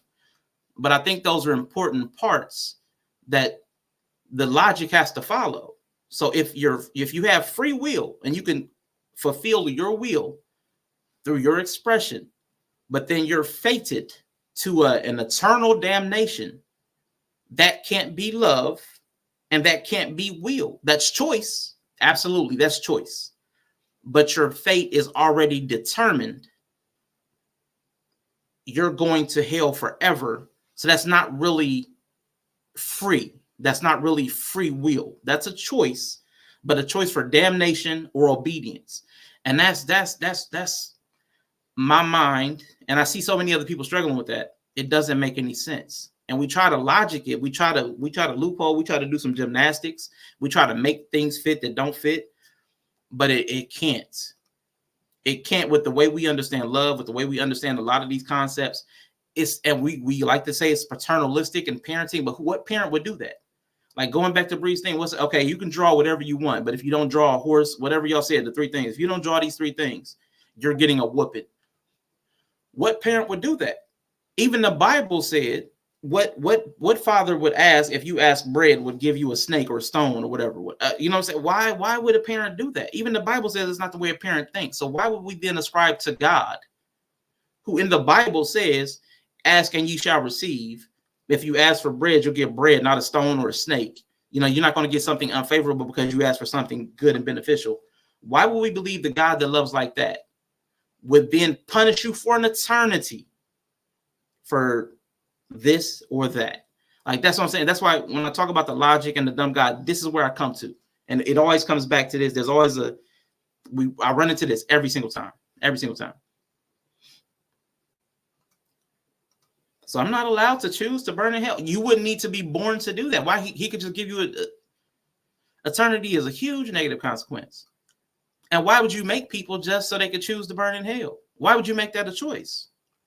Would any of you have children just so that they could possibly choose to suffer? Who would do that? Tell me, if there's somebody here that will like, hey, I'm going to have kids and I'm going to give them a choice. They can either do what I say or I'm going to sell them into slavery. Who would do that? I'm going to have them suffer for as long as they live. Tell me who would do that. And if you're going to tell me that we care about our kids and our family more and their well-being more than God does, we get back to dumb God again, which I can't accept. Like, there has to be another way. So you said, I just like when you have kids, I feel like that is not selling them, but like they could choose something really bad and have terrible consequences. Right. I feel like it's something you have kids not knowing what their is going to be. But from the world, like completely, not from you. Like they can suffer terrible consequences of their own from the landscape that they're in. But would you be the terrible consequence? Are you going to be the I can't. author? Oh, okay, yeah. I can't speak to that because I don't really believe in the hellfire concept. Yeah, gotcha. So I can't really speak to that. Mm-hmm. Yeah, I wouldn't. Yeah. And see, that's why I get to the question of the thing. Is it a dumb God, a dumb book, or dumb people? Like, have we misunderstood? Because we put these concepts together in a way that, for me, it just doesn't make sense. So I do believe there's, and see, I'm willing to believe, like Bree, okay, we misunderstood the hellfire part. That doesn't make sense with the loving God. That doesn't make sense with a God that would give you an existence as rich as this. That doesn't make sense. That a couple of decisions here or there. And most of the creation, because even the Bible says, wide is the path to destruction. Why would God condemn most of his creations to failure if he knew that? That's not. But you said loving God, it matches up with the part where it says the Lord hated Esau.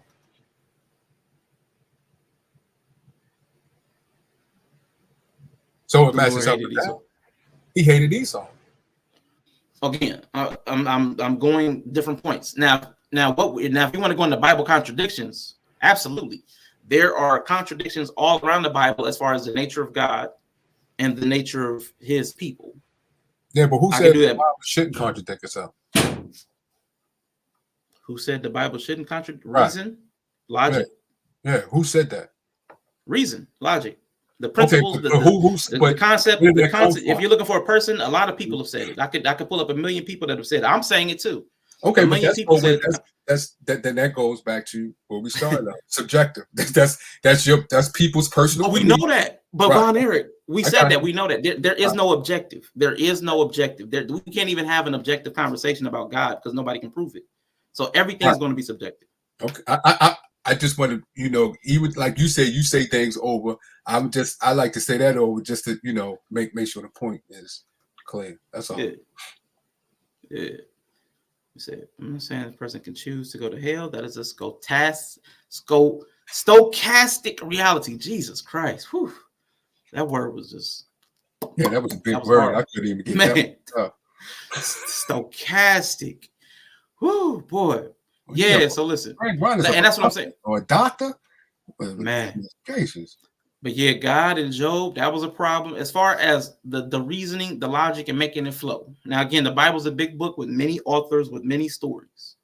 So I bake in the fact that different people were writing. From an outsider, from a secular perspective, I accept that the things from a literary perspective, a literary secular perspective, things wouldn't make sense. They wouldn't be cohesive because one person didn't write it and one person didn't write it at one time.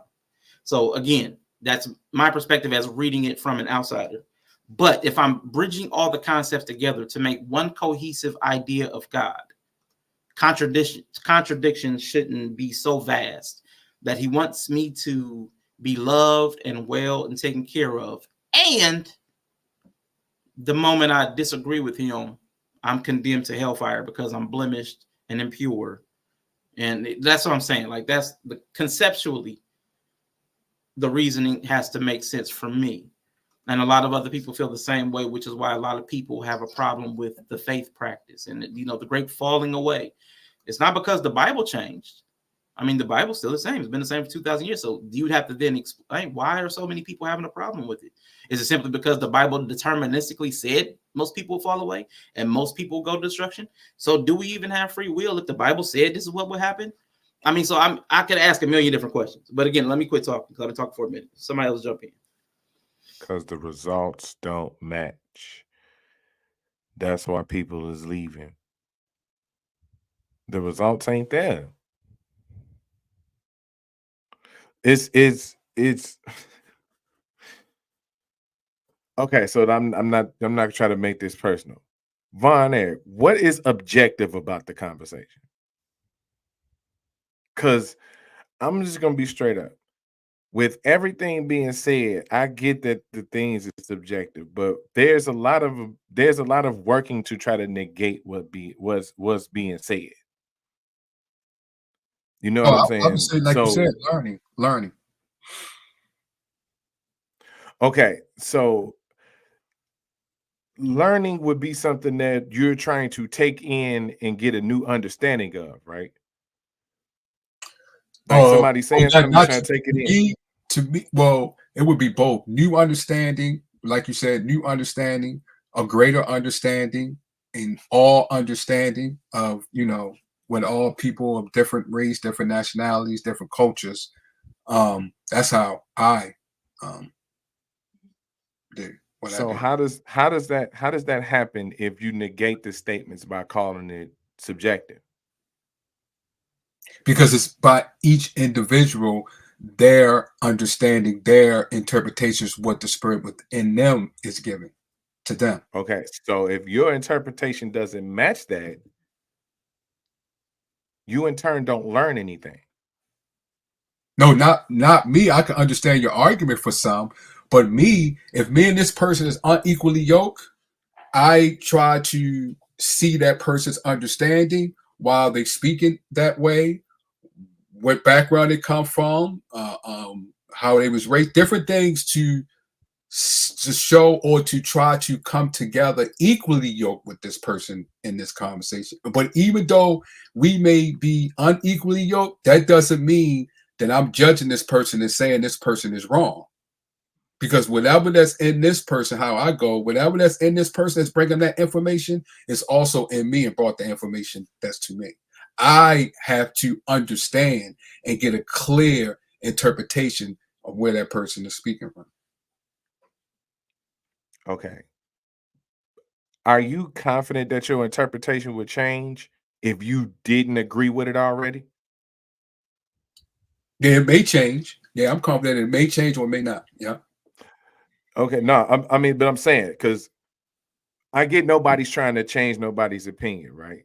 Mm-hmm. But at the same time, it's more or less well, that's not true because this is subjective, or this, and for some reason that's linking to free will with me. Mm-hmm. Yeah, I see you. That's linking into the free will because how you look at things, and that could be the way you was taught, what you have read. So what you read that, and whatever path that you're on, anything outside of that path, you may say, "Well, I don't agree with that." Okay, no problem. That's because it's outside of your realm, outside of your path. It's different paths to get to that one. So me as where I am and what the Lord has me move is to understand each path and not to disrespect it. Not to say, because the right and wrong is amongst the people of what they learned and what they understand and what they believe. Buddha is different from Hindu. You see what I'm saying? So they have a lot of things in common, but they have differences. And even within Buddhism and Hindu, they have different sectors, just like Christianity and Muslims and stuff like that. So,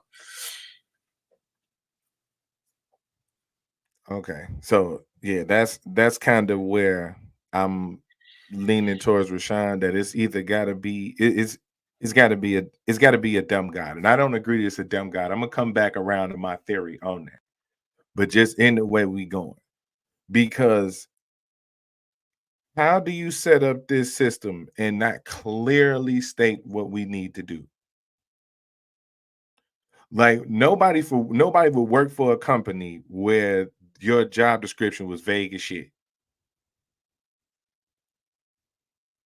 This is all just vague suggestions on how to do a job that apparently has a very specific way that needs to be done. Because he wrote a book, like he set down laws, but the rules and the laws are so fogged up now. That's why I'm kind of going back to like what's objective, because there's got to be things that you got to do that everybody should agree with to get in there. May I say something real quick? So, and this may not even work in here. I hope it does. But like, you know how sometimes like they have a dog whistle and they blow it and we can't hear it, but the dog can hear it, right? So what if it's that because even like with a speed limit, it says, 55 and I'm clearly going over 55. So even when the law is clear, it doesn't mean that a person is going to follow it. But like with the dog whistle, if a dog will hear it because that's the sound that it recognizes, we wouldn't. So could it be that the more that you build your relationship with God, those rights and wrongs are more clear, or they're clearer to you because you're hearing it with the whistle that a dog would?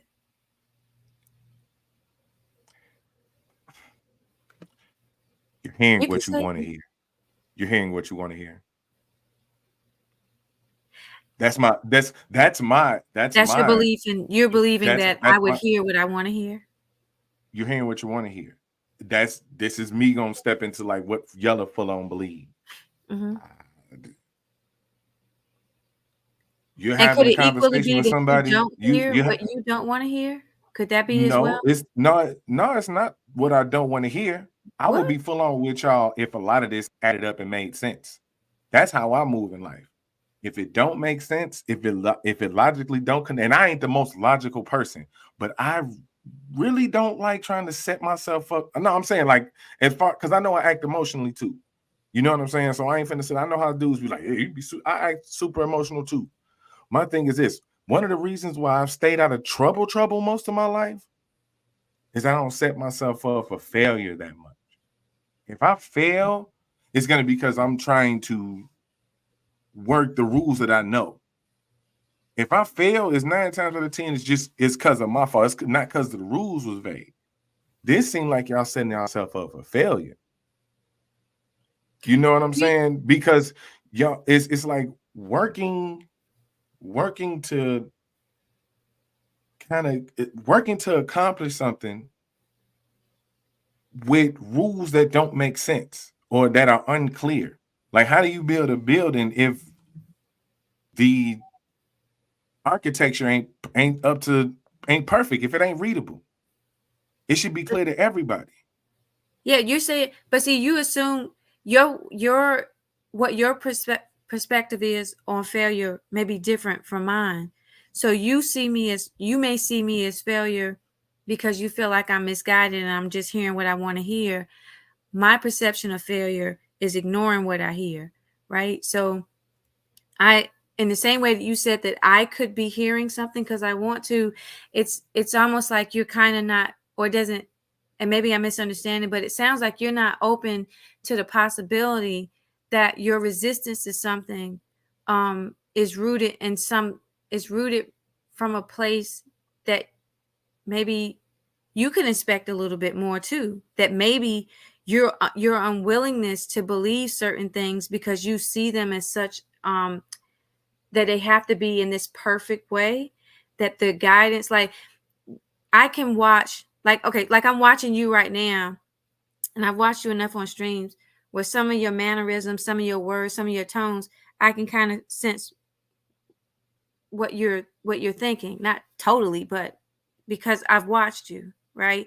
So somebody else may need you to say certain things for them to know and receive what it is that you're thinking, or how you feel about what they're saying. So that's what I'm saying. Like, where I feel like the difference is like, where I fail God, is by me thinking that I have to be told and shown something exactly the way that I need to. I need to learn his language. And that's for me. So failure is me not trying to figure out his language and understand. And some of the things I won't understand because they're above me. And I could be wrong in my assumption or my understanding of some things too. So I agree with you that I'm not always totally hearing properly because I'm exercising in my own flesh. I'm in what I want, what I think how it should show up. So I didn't mean to cut you off if I did. Sorry. No, you all good. It's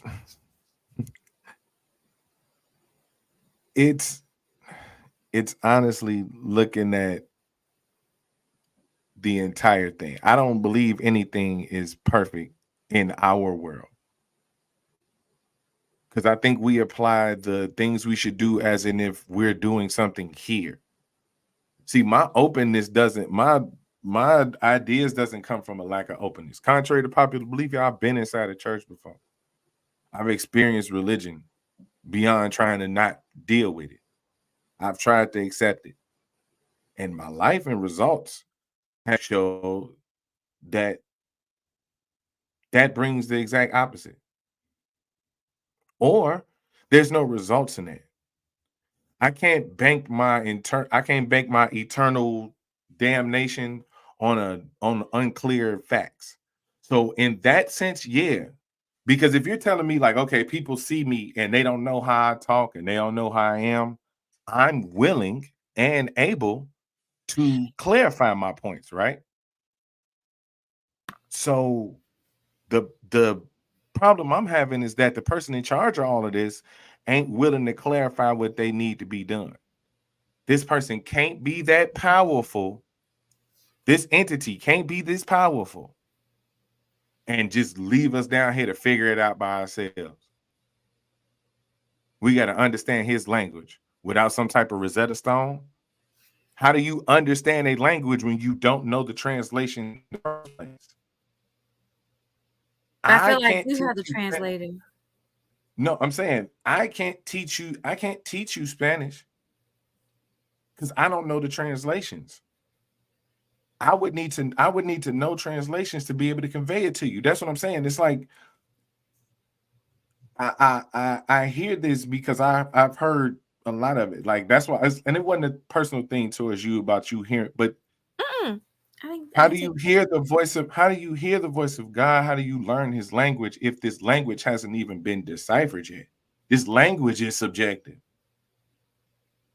So what are you hearing? Like you're hearing essentially what your spirit is telling you need to hear, or what whatever being is telling you that you need to hear at that time. It can't be it can't be a message coming from you because you don't know how to decipher it. Decipher what? What language you talking about? God's language. If God is speaking to you and we're sitting here and we can't even figure out which language the Bible was wrote in, how are you sitting here able to tell me that you could decipher a language from a deity? Because we can't, as we've been taught, because of the deity that's within us will teach us and give us the understanding of that language. But I think when you say a language, are you talking about what language? Because if God created all people, okay, I'm gonna take a survey. I'm sorry, I don't mean to cut you off. What language do y'all hear God in? English, African American, vernacular? Yeah, every language. God created all languages. So you hear God in Portuguese. Yes, once I make the you talk about, then you going by interpretation.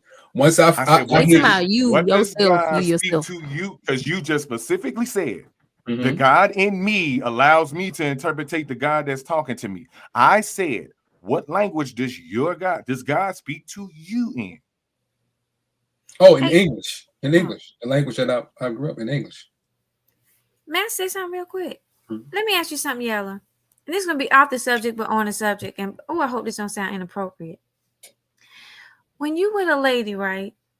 And if she blow on the back of your neck, right? And she may touch you behind your ears. I don't know how you feel about ears, right? If she stands close to you and let some part of her body brush up against yours, she doesn't have to say anything, does she? You know something, right? So there's something. In 2023, hell yeah, she got to say something. In But I'm just saying, your hell natural, yeah, she got to say no, something. but your natural your natural physical being would know that she's no. I'm not saying that you can act on it, but you would know there's something that she's saying to you with her body and what she's doing, Communication. and she's not saying a word. So when you say for me, when I say language, I'm saying that the Holy Spirit speaks to me. I can't even tell you what that is, because sometimes in certain situations, I'm saying to myself, I don't want to do this, but it's so strong in me. So I could never explain that. I could never explain to you what would be the tell signs for a woman for you. So that's what I'm talking about. It doesn't always have to be words. It can be something that shows up in nature that confirms something that I'm supposed to do or some way that I'm being led. So I don't always, that's why I said, I read the Bible, but I also trust God to send me in the way that I can hear. Because sometimes when I'm reading the word, just like when you were showing those slides, all those different versions, I'm like, God, I just want to love you. So I don't sometimes need all of that. I just need him to speak to me the way that I can hear. Right? So that's all I'm saying. Like, I'm not going to hold God to something, just this one thing. I know he's bigger than that. He's speaking to me through this stream. Before I came up here, and because I'm at to leave in like 10 minutes, but before I came up here, I don't know if you ever heard of or ever watched the YouTube soft white underbelly. Some really tough stories to hear there. I intentionally listened to a story of this young man who had been I don't know which words to use, not treated well by his father sexually, and his father was a satanic worshiper or something. So it wasn't just the physical part, it was other stuff. The reason why I listen to that is because when I look at God with a luxury that he doesn't have. So how does God show up for him? How does God speak to him? And there's no way that I'm going to go to this, that I could like go and speak to this man and say, well, just read this scripture and you're going to love God. Love him right now, accept Jesus. That got to be something that's way different from how God speaks to me than how he speaks to him. I also, another reason why I looked at that is because in the same way that I say, when God gives me a promotion on my job or allows me to win something or to get something, I'm saying, oh, there go God. He's in it. I got to also hear that story about that boy and how his dad was treating him and say, God was in that too. So I can't be afraid to say God is behind something when it's not something that's pleasing for me to see and hear. So I can make sure before I drop off, Rashawn, about your question. First and foremost, I don't use the D word, so it's just I just don't use that word. So in your title, I just don't talk. I don't use that word. Okay. I just don't use that word. Gotcha. But I wouldn't say that it's God. Definitely. I wouldn't say that it's the book. I think if I had to pick one, I would say people, but I don't know if D would have been the word that I would have used. I think that we are so misguided and we want answers so bad that we'll make them up. That but we want answers. We want answers so bad, and we want everything to make sense, and we don't want to face the fact of some things that that God allows. You know what I'm saying? That we almost corrupt our faith because we need answers, and in us needing answers, we don't even open ourselves to actually receiving it. So I just want to make sure answered your question from the stream before I dropped off, because I know I would have to leave right at 9:15. No, I appreciate it. No, I definitely appreciate that. Sorry, Yell, I didn't mean to be inappropriate. You good? I'm all for the inappropriate now. Hey. Yeah. No, I'm with you. But girl, you can respond to that, Yellow. That was to you. Okay. I'll just respond with this real quick. In every aspect of our life, we blame the system. We never blame the people. Why does this stop with the master creator?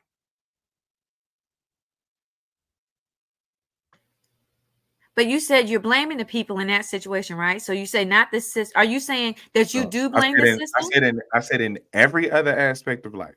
Mm-hmm. Let's tailor it down extra small. Mm-hmm. Black folks blame every system imaginable. White folks, racism, patriarchy, whatever. Right. We blame every system. We understand that the problems of the people start from the lead of the system. Why does that stop with the creator of the ultimate system?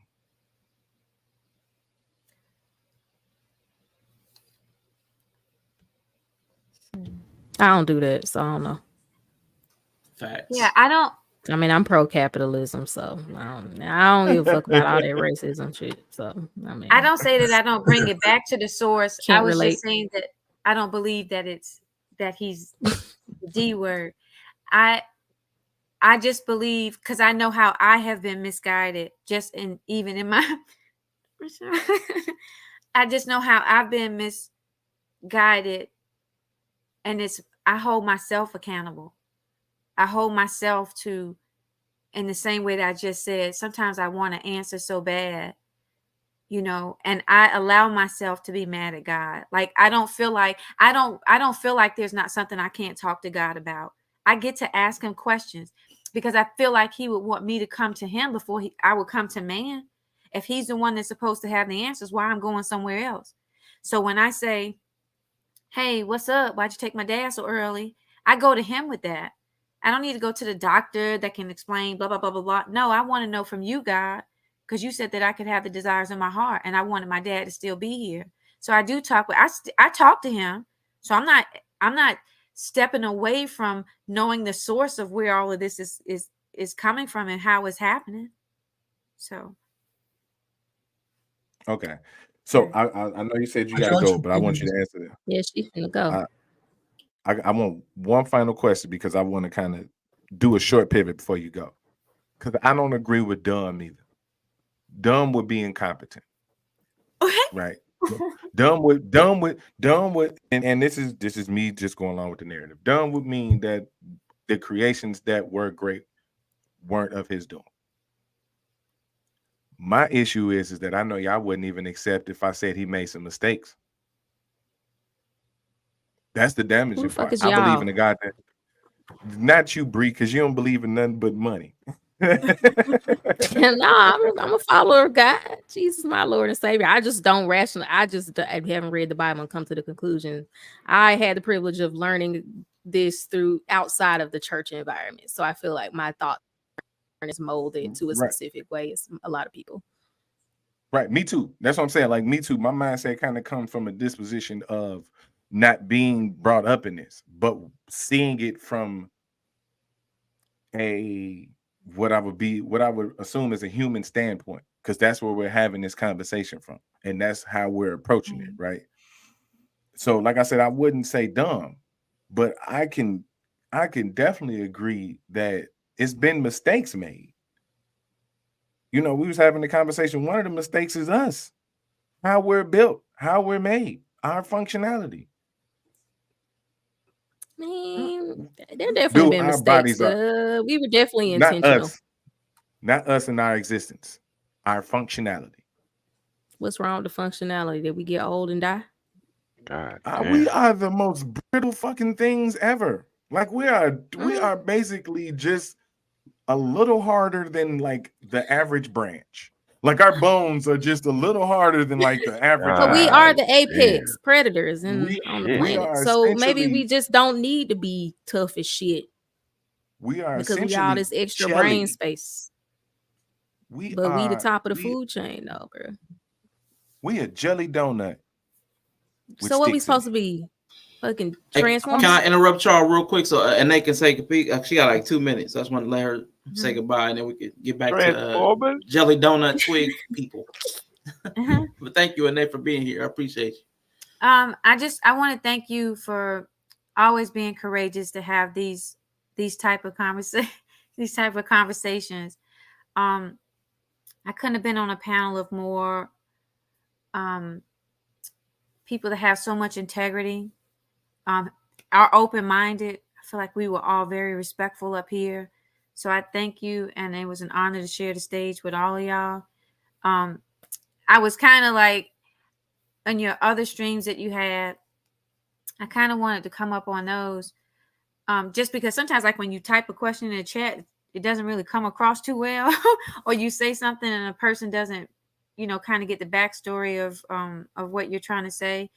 But I just absolutely appreciate this, and I think that this allows us to also be a little bit patient with each other too. Like, allow the conversation to evolve. Sometimes there's going to be, like, I don't curse, but there's some music I listen to that has curse words in it, right? So I'm not going to take away from the beat and way it helps me to work out, just because it has a curse word in there, because I don't feel like I'm cursing God. So I know how to be able to be in a space and it not exactly be the way that I would communicate, but be able to hear.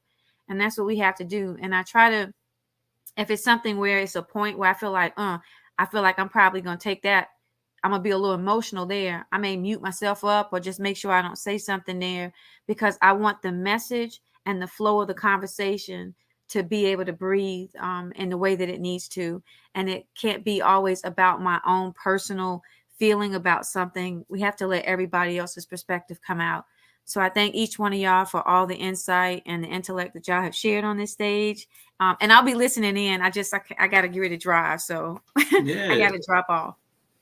Do your thing. Appreciate you so much for being here, and they enjoyed your contribution. Yeah. All right. Get you on some more stuff. Hey. All right. Bye-bye. Time is disrespectful now. Yeah, it's time to get super disrespectful. Yeah, Yellow, you were saying we're made out of twigs and jelly donuts? Yeah. Basically, we are terribly designed. Like I've just said, any According other time. To you, have you designed any human prototypes? What recommendations do you have? I copied and pasted. I definitely made another one. So yeah, I've made one with the supplies that I had. Which I mean, did you do the back end development or just the UI UX front end? I mean, I dealt with the front end and I managed the logistics. Oh, yeah, I managed the logistics. I made sure the package got incubated safely, and in proper route to I handled the business. Okay, I handled the business end of the process. But yeah, I've made people. So yeah. And I realized that I couldn't be doing drugs or nothing like that to make functioning people. So that's kind of like what I'm saying. I knew that I had to take care of my body so I can, make a buffer. But nah, what I'm saying is this. It's crazy for us not to expect more from the person that's supposed to give it all to us. Or from the entity that's supposed to give it all to us. We expect so little. Like it is, we're just gracious. We're gracious for crumbs. We give this deity credit for our work. Like, and they use the example. Yeah, when we get a job and we do this and we get a raise, we thank God. Your name on that check, fam. Your name on that check. So that's essentially my question. Like, because we definitely have the understanding that the system starts with the creator, that the system, the business starts with the CEO, the owner.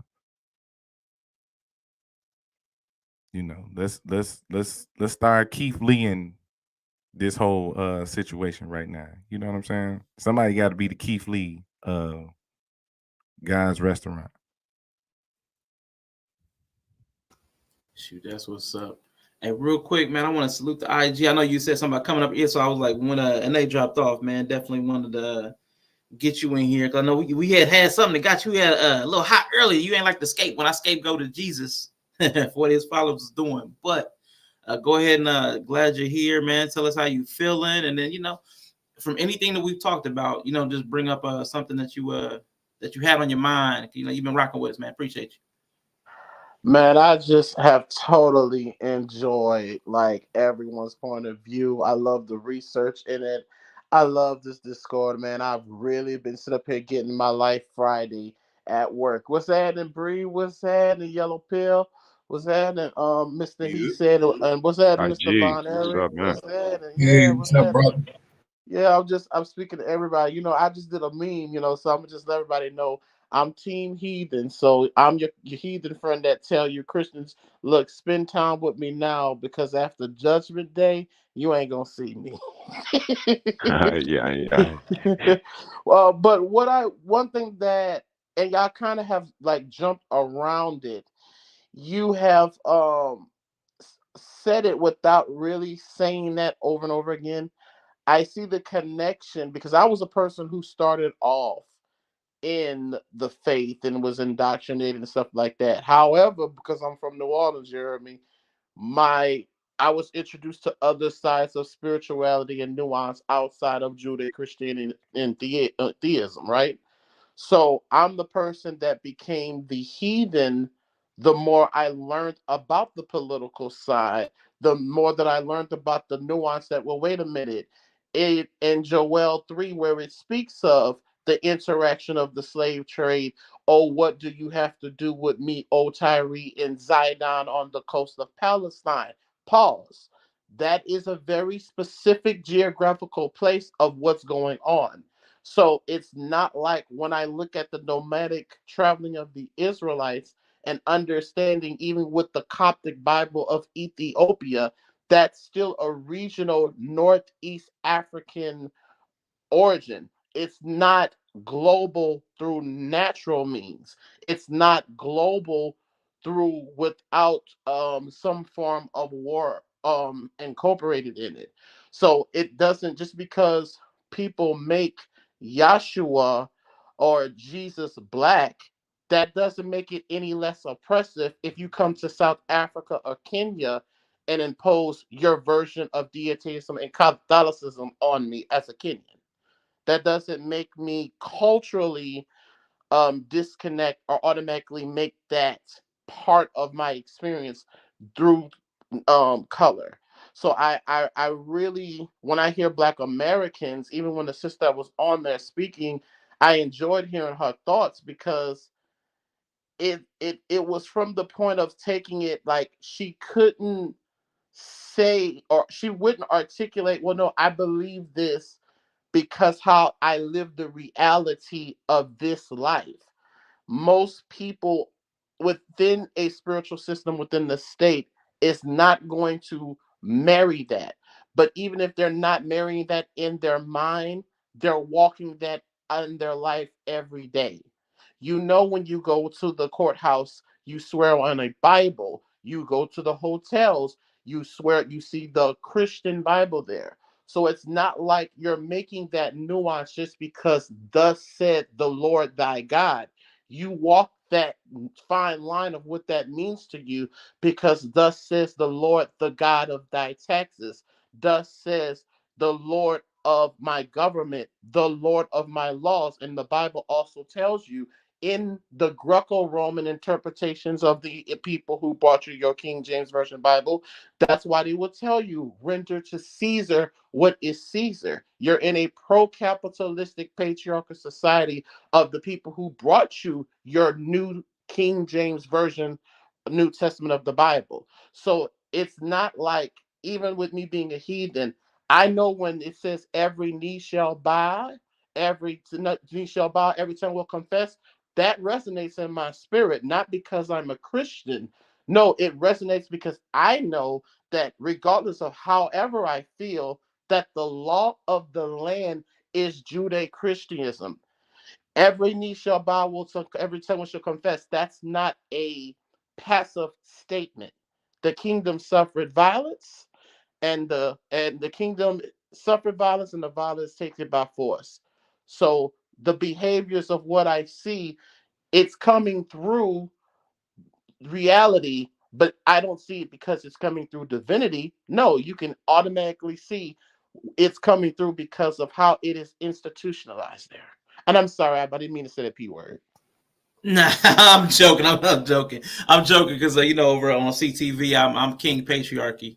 All right, I got one of them patriarchy titles. I'm pro patriarchy, but I wanted to give Mr. He said it real quick. Hey, you know what I'm saying? I am what I am. I'm with it. But I wanted you to get in and tapping. I know you said you got to leave in about 10 minutes, so definitely go ahead and give us your thoughts, man. So I know we froze you out a few times, but I'm really glad you're here. And for the contributions you've been able to make, thank you so much, sir. But go ahead, and the floor is yours. You good, man. Thank you for having me. Always a pleasure coming over here, man. I appreciate you having me. I would have to, if I had to choose, I would say dumb people. Only for me by power of deduction. It's definitely not the dumb highest power. I'm definitely not in line with that. And the Bible, these things, they're ingenious to perpetuate this word, to go on this long, to have this book to influence so many people, and so many take it wholeheartedly, and some literally. That's ingenious. So by power of deduction, it only leaves the people. And again, the way we misinterpret, the way we perpetuate, how many wars fought over this book, over an interpretation. We're not even sure. So for me, it's the people. When man puts his hands on stuff, and not just religious texts, on anything, soon as we get our hands on it, it just goes south. And I think that's all on us. And ultimately, I land my plane with, if we stand in front of the ultimate creator one day, I really think he's going to be pointing out how much time we spent down here worrying about the color of another person's skin, just worrying about some really minute things, the things we could do, and have the potential to do. If there is a God, we all should be ashamed of the work that we doing down here, because ultimately when we get up there, he is not going to care about all of this tangible stuff. It's going to be the intangible things that he's going to be asking about. And when he puts that video player on, are you going to be proud of the footage that he's going to be reviewing with you, the questions he's going to ask, the things that you stood up for, and the things that you laid down for? So ultimately, again, I know I'm not a perfect person, but I definitely try to be a better person. And it's ultimately the Most High that guides me in that direction, wants me to be a better man, better person, and better everything else. So again, man, thank you for having me. Thank you, Bree. Thank you, Yella. You guys always create an atmosphere of intellectual conversation, of respectable convo, and mature above all other things. So I appreciate y'all for that. Vaughn, Eric, always a blessing, brother. I appreciate you so much. You have no idea. Nice meeting you, IG. And Sean, it's always a pleasure, man. Nice to see you, my brother. Appreciate you, man. Good to have Bye, you, man. Mr. He Thank said. you. Good to Oh, see you again. I'll see you soon. I need to come over there because I want to go more in depth on that last live that you had when the history. I would like to go more into. Yeah, I would like to go more in depth in that, man. That was pretty good. Like to expand on that. That was Anytime, good content. you guys, open door for any of you guys over here. You guys know that, man. Always a pleasure. Thank you for having me. Man. Yes, sir. All right, man. Appreciate y'all. I know Anae, before she had left, she had posed a question I didn't get a response to. Now I'm gonna get Bree and Von there. I want to bring y'all back into it. So I'm just touching on the question because she had asked about the end. Like I know Yella answered. It was mostly the Yella, but I do think, and I know what I've said today may make people think otherwise, but I honestly do believe that a person's like level of immersion, like in a faith practice, will influence how they perceive and interpret things. I do think that people who are more into the faith system, because there's a lot of reinforcement. There's a lot of reinforcement, and you have I don't know what the like the shared experience. So like the whole iron sharpening iron effect. So people will give you their influence, what they believe. I mean, because I know I've had some great Bible studies with people that helped me to see something differently based on a verse. You know what I'm saying? So I've had some great ones, and I've been able to do the same things the way I see. One of the reasons they enjoyed me doing Sunday school, even as a non-Christian, was because my perspective was different and it challenged the way they thought. And it was a different look upon the scriptures. So I mean, they got a lot from me too, like pulling stuff out, like why did it say this? Why would it do this? Why would God come in it like this? And when I looked into, especially like when I looked into like some of the like the Greek and brought different words, because like in the New Testament, like thy faith has made thee whole was used a couple of different times, and it's actually two different words. So one time it was talking about like health and wellness, another time it was talking about a spiritual. So like the lady with the issue of blood, it was using more of the spiritual. I think it's holos is one of them, and another one was something else. But one was actually talking about you've been made whole, like somebody he told like to get up and walk, like you've been your infirmity has been removed from you. You've been made whole. But the woman with the issue of blood. And the woman that you said, the guy when it came through the roof, is that the one you talk about? I can't remember the second one specifically because it's been like 6-7 years. But I know like there were two different ones, but it said the Bible that we read, the KJV, says like thy faith has made thee whole. But it was actually talking about two different things. One was talking about like your physical body has been corrected, it's been fixed. You're well now. Right. But the other one was more of a spiritual, like your sin has been removed, or you know what I'm saying, your blemishes. It was something more along the spiritual line. But I know one of the Greek words was holos, like HOLOS, the way we would say it. But the Greek letters, I don't know the Greek words, but I know it's pronounced holos. I did the whole, Strong's Concordance and all that stuff. So I mean, it was interesting. You can learn a lot by diving into it. And it teaches you that everything, even though you can get a surface level understanding, which can be beneficial, there are deeper levels of understanding the more you're immersed into it.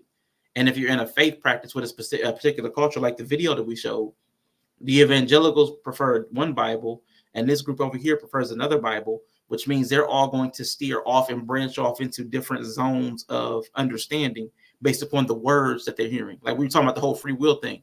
The words that we hear give us an understanding. So that's why I was pushing back, like with the semantics with the free will. If people hear free will, they're going to think a certain thing. And I wanted to make sure, like, damn, but there's a problem with it. And we need to know that there's a problem with the way we use that word. But again, everybody doesn't have to care about that. It's not going to change anybody's life. But as of, somebody likes to look at words and stuff. But Bree, I know you've been gone for a minute, but you're back. It's a jump off. And Von Eric, go ahead and jump in. What y'all think? Oh, I thought you said you was gonna ask a question, but did I? No, yeah, you did, but it's all right. You forgot. It's okay. So I don't know. I was just listening to a lot the past few minutes, well, couple long minutes, but I always find it interesting in the conversations because once again, as a Christian, I know a lot of people just assume because of my how everybody thinks about it and how we all see it and how we all come to the conclusions we come to. So it's always, interesting to hear, people from the outside. And I think what I was picking up on what Yellow was saying earlier is like it's so much deflection when he was talking about. Is this how you see it, and this is like a deflection, and it always feels like it's no objective reasons why Christians believe or we believe what we believe. But that was the only thing I remember kind of really having. A lot of this stuff I feel like, even though I'm a Christian, I a lot of times do feel like it doesn't apply to me. So in these conversations I listen, but I don't always feel like I'm part of it in a lot of ways when people are just talking about the generalizations because I'm weird.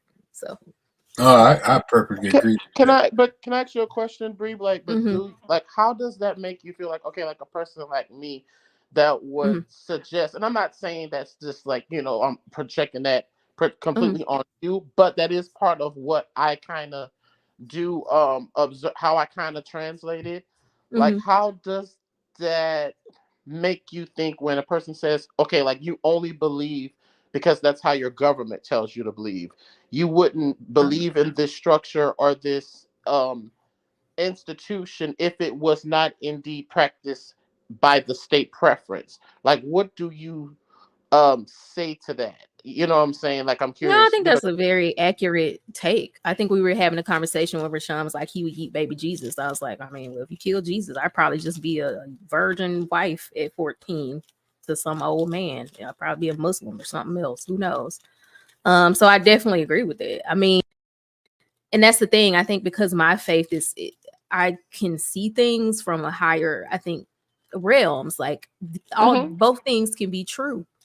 Like I could be a Christian because I'm born in America, but it's like, yeah, that's just the fate. That's just, some way. That's just I was born. I'm here. I'm in a capitalist country where there's racial dynamics, and we're Christians. So yeah, it was a high likelihood. There were a lot of things from my life. I mean, I could see that outside of religion. It's probably a good chance I was going to be born low incomes. Probably a good chance I was going to be raised in the hood.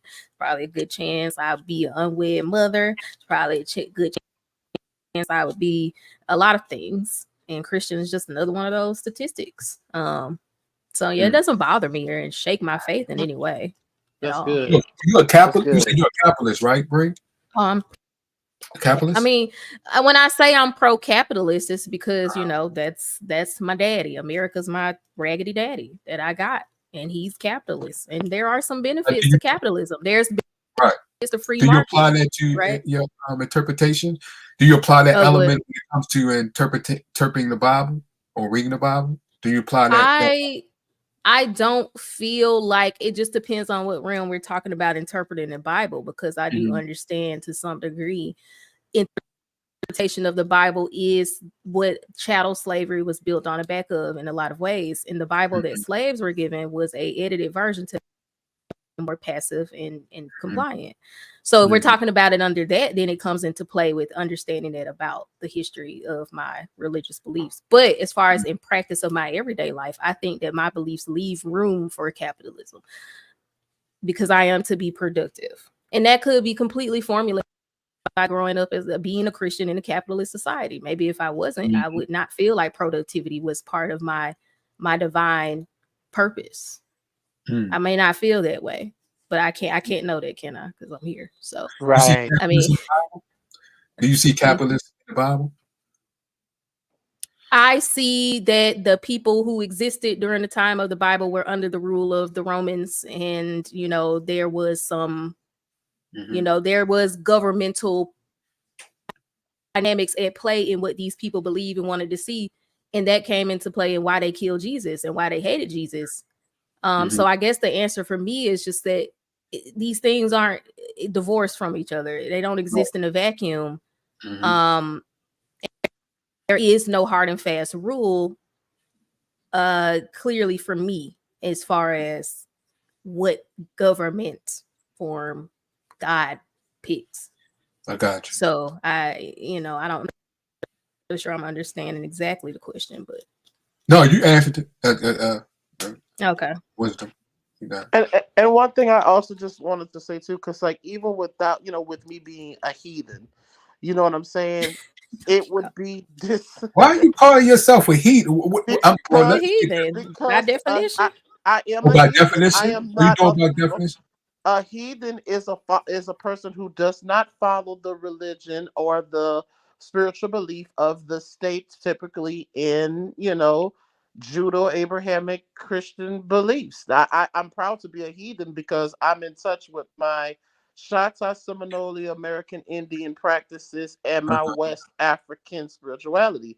So in the context of my spirit and my soul, I understand that I practice this form of deityism, and I'm not saying it's all bad, just like how Brie has it within her aspect. But but I'm not far removed that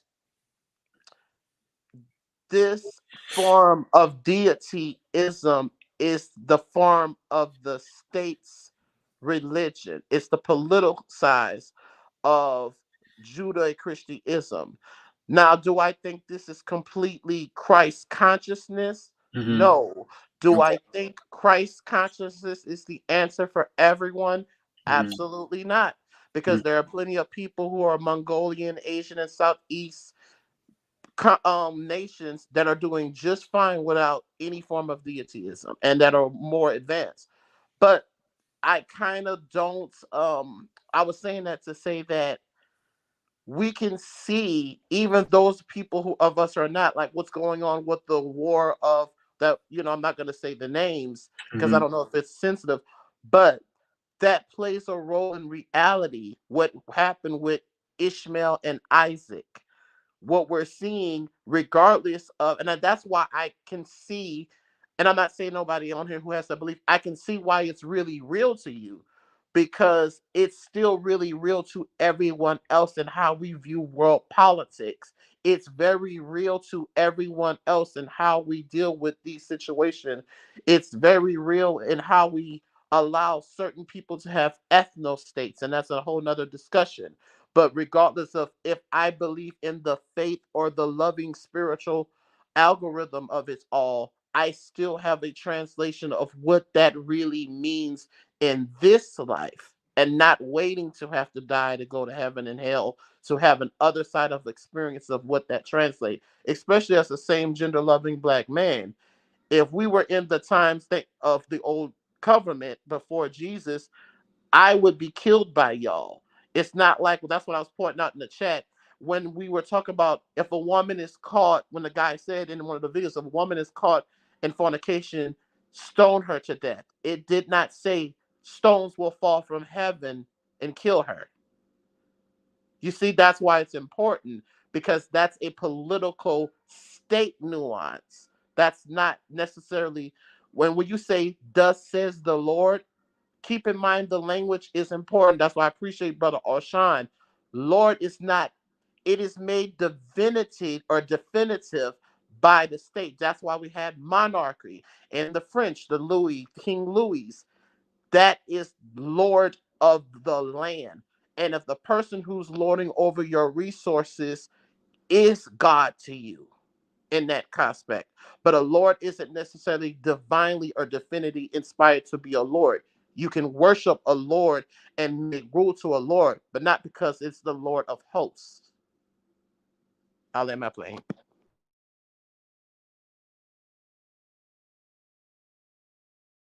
Real quick now, we had a question for something you would say while you were talking, IG.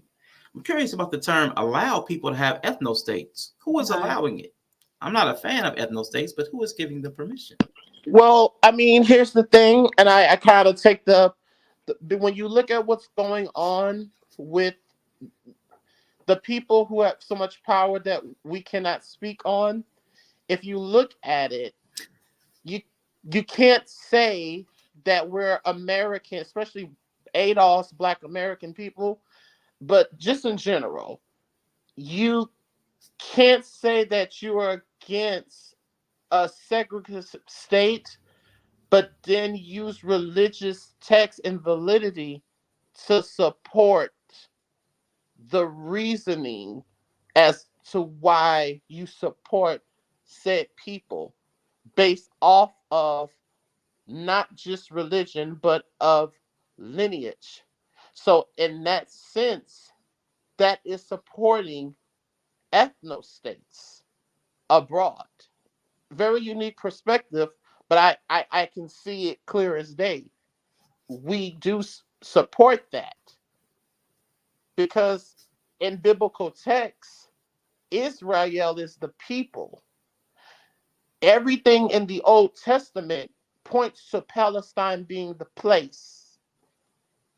Palestine was always a place and people. So if you're only creating a something state of Israel in 1949 and you're backing it with United States government soldiers and tax dollars, then yeah, it makes sense for us to support that, being that we are a Judeo-Christian government people, which does support ethno states, which shouldn't be surprising being the antiquity of this country as it pertains to ethnicity and class and race. All right. Coming through with the scholarship. Yeah. I guess my question is, who would stop them? They fought a war to stop it and lost. Yeah. Oh my God. He's trying to go down a path that this is not about. Can we just not go down a Greg side trail? Please. Yeah, we're not. I'm not. But that's. I just made that. I'm. When I was talking, but I'm just saying that's why, for a person who don't spiritually in the sense of seeing it the same way, that doesn't make me escape it. America is freedom of religion, not from. That's why semantics matter. Gotcha. All right, to wrap up, I want to ask one question. I'm not going to pull up the whole video because there was one thing that came out of that video that really intrigued me. This thought experiment.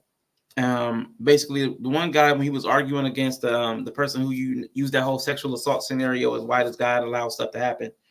Like, why didn't God intervene? Was the question. Why didn't God intervene? Why didn't God intervene? The guy said, if God were to continually intervene every time we did something bad, could we still consider it free will? So I want to ask that to everybody here, because the secular argument is always, why does God allow? Why does God allow? Why does God allow? If God fixed himself, no matter what we did, everything that we messed up, anything that we fell apart, we did something bad, forgive us, God, and he came in and cleaned up the mess, would that still be free will? Because the Christian's argument was that would not be free will if God intervened every time we messed up. So what are your opinions? I would say, based on what my definition of free will is, no, it would not be free will. If he came in every time, it was going to go bad, because then that's fate. And I don't believe in fate. I'm not one of those people that think when you were born, you had a set path and you're just walking it. I'm not one of those people. So I don't think that would be free will. No. Because now you don't suffer consequences. You're not really making a choice. It's just going to be reversed, or you're going to be stopped from it.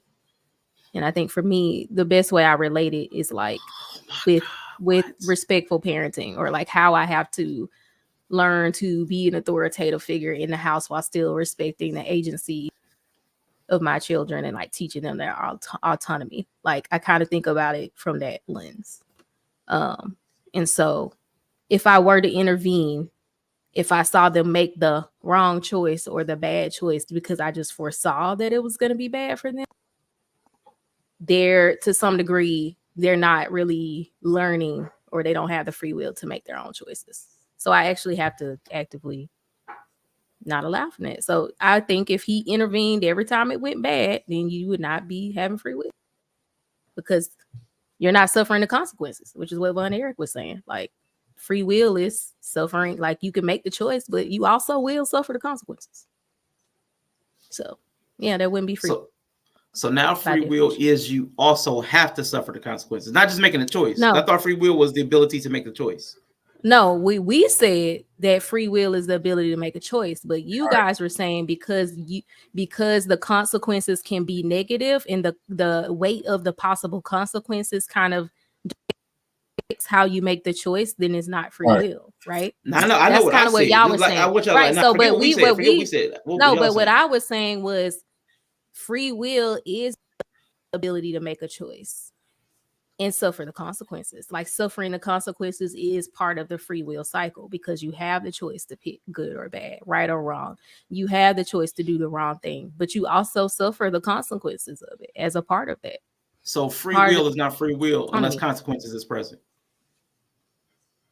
No, you're missing it. No, I mean, I think no, it's not that the consequences don't make it the free will, like, to some degree. Like, free will happens, but like the fullness of the choice, I think, is the best way to say it. It's the fullness of the choice. It's being able to make the choice knowing that there are good consequences and bad consequences, and like making a choice. And you can make a choice in spite of that, or you can make a choice to mitigate that. I think without the fullness of the weight of the consequences, you're not really making you're not really exercising free will. So I don't know if I would say I think it's the fullness of the choice that makes it truly free will. Mm-hmm. Okay. What about you, Von there? You doing a lot of amening over there, so you must agree. I ain't gonna say a word. I'm going exactly what Bree said. I'm falling back. What she said, exactly what she said. Now, now, if someone completely take that away, like if something you disagree with somebody, and you say God, you want God to take that completely away, then yeah, that wouldn't be free will, because He's taking the choice away. So, but that's the only thing. But I just added that. But I'm not going to add no more. I'm standing right behind Brie. What she said. Man, okay, that's interesting. That is so interesting. Man, okay, that's interesting. Yella, where you at? What you think? If God cleans up the consequences of our choice, we do something. You made a mess. He comes and he comes with the bounty and the quicker picker upper, swipes it up. Is that free will? Every time you spill the Kool-Aid, he swipes it up. Do you have free will? No, that's no longer free will. Okay. However, in the video, in the context he used it, was a piss poor time and an example to use that. Because that scenario would be the time for God to come in and swoop up and fix some shit. Because again, it was sexual in context. It was sexual assault. Like I think the lady had 24 years where she was kept captive and sexually assaulted. And ended up 7 children by her family, a relative that's abducted or whatever. So I mean, that's why it's kind of like my thing with the not hanging your picture versus the whooping forever. It was a bigger thing, Right. It wasn't just a bouncy. So I mean, yeah, you're right.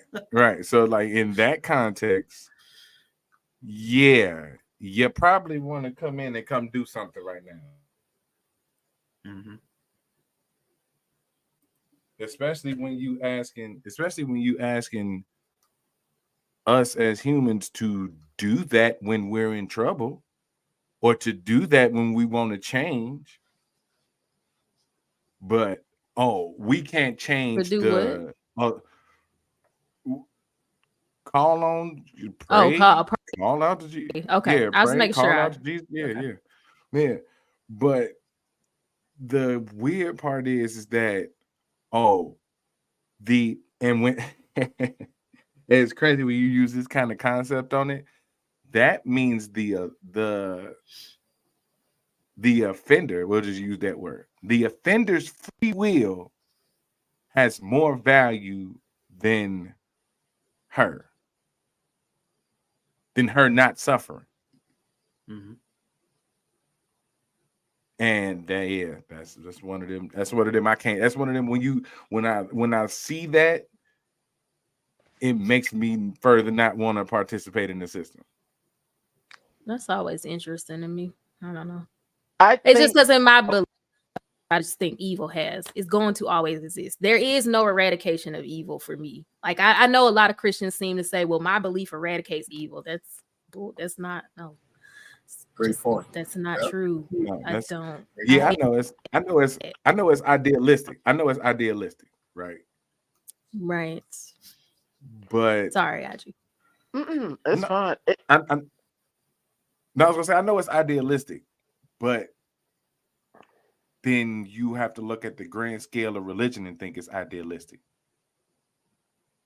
It's an idealistic stance to think that if you do this great deed, or if you do this and this, that, and the other in life, you're gonna get this great result at the end.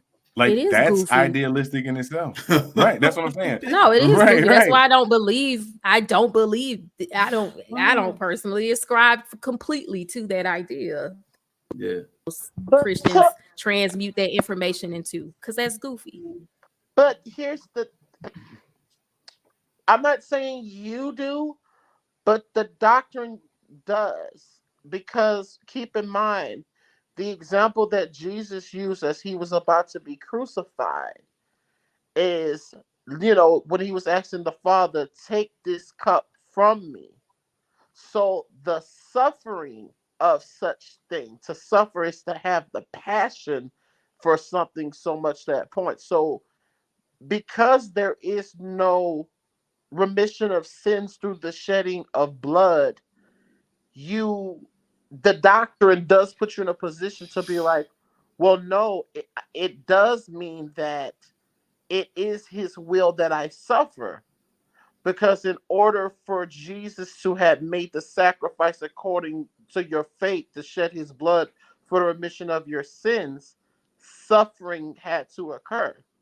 So even though you might not say it out loud, the doctoral text of your faith endorses it. Oh no, I totally agree that suffering is part of the package deal. That's what I mean. That whole, like if you just pray enough, you'll get this rosy thing at the end. I that part. I understand that bloodshed And then very the Bible important.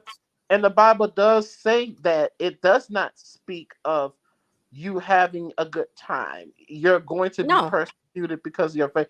It does, and I can look at things because I'm from New Orleans. I fuck with root work, hoodoo, and all that shit. And a lot of what's hidden within Pentecostal practices and within the Bible, it is excellent for root work and all those other spell works of magic and mysticism, because the vibrations that so many people have put in it and all of the borrowed spiritual, algorithms that's in it. So it's not like, even as a person who doesn't believe in the whole thing of divinity, I can see where the frequency and the magic is in it outside, but I also can see just not outside of the magic. Even if I take away the mysticism shit, like what Yellow would do, I also can see like, okay, there is that line of it being engraved outside of, you have your perspective within a perception that is given to you. We all do. It's not just with religion, but it's like it's never when it comes to, I guess, religion. Somehow, I guess people try to divorce that this perception, there's perspective within it, is their perception. And we know, just like outside of religion, it's not. And I think that's where, for people like me and Yellow, it's not to be insulting, but it's just like Sean Pikachu. He said, I don't know what the Pikachu thing is. Pick and choose. But, pick and choose. Oh, Christians pick and choose. Yeah, and that's what I'm saying for me, because it's built into that. There's a cost. I talk to Rashawn about this all the time. I know that I have a bloodthirsty God. I know that he likes blood in exchange for things. I know it's important. I know suffering's a part of the package deal. That does not shake. Like, that's what I mean. It's goofy that I think a lot of Christians need this toxic positivity about the God they claim is supposed to know more than them in order to believe in him. And that's not me. Like, I understand that a system is not always for the good of all the people in it. It's for an outcome, and it's supposed to be effective. So do I think that the purpose is for everybody to be happy and rainbow and sunshine? Not at all. Suffering is built into the experiment. You're going to suffer. There's going to be blood. Why would he stop it? Blood has a cost. Blood is valuable in the spirit. I don't understand why people can't read the text and see this. Some blood got to be shed. Bills have to be paid. Everybody don't have the Jesus bartering system. Some you still got to pay your bills. So that's what I mean. I think the toxic positivity that none of this stuff is happening is because you serve a God and he just wants raised roses and shit for you. It's just not. That's to me. That's what I meant when I said it's goofy. Oh, I respect it. Bree, you are so refreshing, baby. I appreciate it. Thank That's you. what Bree do. Both y'all. Nah, you good. Now go ahead, Runner. I hear you. No, I say amen to both of them. They that was some good dialogue. Yeah. Nah, I'm totally with that. And I like what Bree said, because that's one of the things that shout out to Lady DeVoe who just came through. That's why I had such a hard time with some people who, like, they seem to accept so much of the Bible without question, or being able to reframe some of it through a different lens, because I can clearly see some of the themes are in opposition to what they'll say. So like the requirement of blood, Old Testament and New Testament, that's the central thing. Like sacrifices in the old, Jesus is the sacrifice in the new. It just went from everybody has to sacrifice on their own to I'm gonna do it for all of y'all. Like it was just like a difference of who's paying. That's all it was, like Bree said. And I'm like, man, everything was around that. And the more, hey, listen, it's all good. It's all good. Hey, listen, everybody can do what they can do. I appreciate you for swinging through. Wasn't trying to rhyme, but I'll see you next time. I got bars. Let me quit. But forget you, Bree. Forget you yelling. You ain't gotta look at me. You ain't gotta look. He's like such a dad. Like, I forget you, man. Forget y'all. But now, Big listen, dad man. energy. All right, cool. Listen, if I put y'all in y'all's corners, I'm separate y'all. There y'all go. Y'all sit next to each other. Y'all cause. Let me get in between y'all because y'all just gonna start acting up. All right, now listen. All right, but now I totally agree with Bree, and that's one of the things that I agree with. I agree with Jordan Peterson, and I think it was Jordan Peterson. I don't know. I can't remember who it was, but somebody else felt like I did. Once I read for myself and understood what was being asked and required of people, I could never consider myself a Christian. Like reading for myself is what took me out of being possibly a Christian, because I was like, oh, there's a lot required here. And it's more than what everybody says, that my burden is easy and my yoke is light. Ask and you shall receive. All that stuff sounded amazing. And I was all with it until I started reading for myself. And I'm like, oh, no, you have to be a good person. Being a good person is the greatest sacrifice you'll ever make, because all of your inclinations are being an asshole. For me, like all the stuff that we glum onto is like the asshole part of Christianity. Like, man, I can ask for whatever I want and I'm gonna get it. I'm gonna ask and I'm gonna get this and I'm gonna be blessed and highly favored. That's all me, narcissism. Rebuking everybody who don't agree with you. Rebuking everybody that don't agree. Like, my God, what's Ty Leaves in the building? What's up?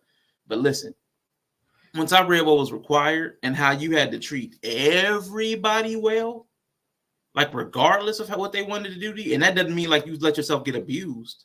You had to be kind while also preparing to protect yourself. Like you couldn't just be outright an asshole just for the sake of they were being an asshole to you. I was like, wow, this is some really hard stuff, because I had a really crazy family. I'm like, I can't just forgive people like this. And I'm supposed to, but the Bible, what nobody really tells you. This is what I didn't learn in the Bible. From church. I learned it in the Bible. You are supposed to have boundaries. You are supposed to be able to see where the threats are coming from. You are supposed to be able to move appropriately. But I didn't learn that in church. Church was very open arms, accept everybody, let stuff go, 70 times 7 forgiveness. But like the Bible, even though forgiveness is a requisite, it wasn't a continual thing where you're always allowing people to come in and do you dirt. Like even when I would say even with the disciples, where it talked about like even if they disagree with you, when you're just trying to share the gospel to them, you dust your sandals off and keep moving. Like you're not supposed to stay in every situation. Yeah, you're not supposed to stay. And I'm like, there's so many examples of that. And I like that video I played earlier where it talked about the 3 levels of law, because that's what we have to learn to apply, the levels of understanding. There is a universal understanding. Then there is a regional understanding. What applies to my culture or this culture or them? Is this for them or is this a universal? But even deeper than that, is this just for a special group that we just heard? Like, so I know a lot of times I'll relate this to relationship conversations. We have the same thing with men and women. Like men will have a conversation. Sometimes it's okay for men to just be talking to other men. And sometimes I think women should just tiptoe out. And the same thing with women. Women should be able to go and say some goofy stuff.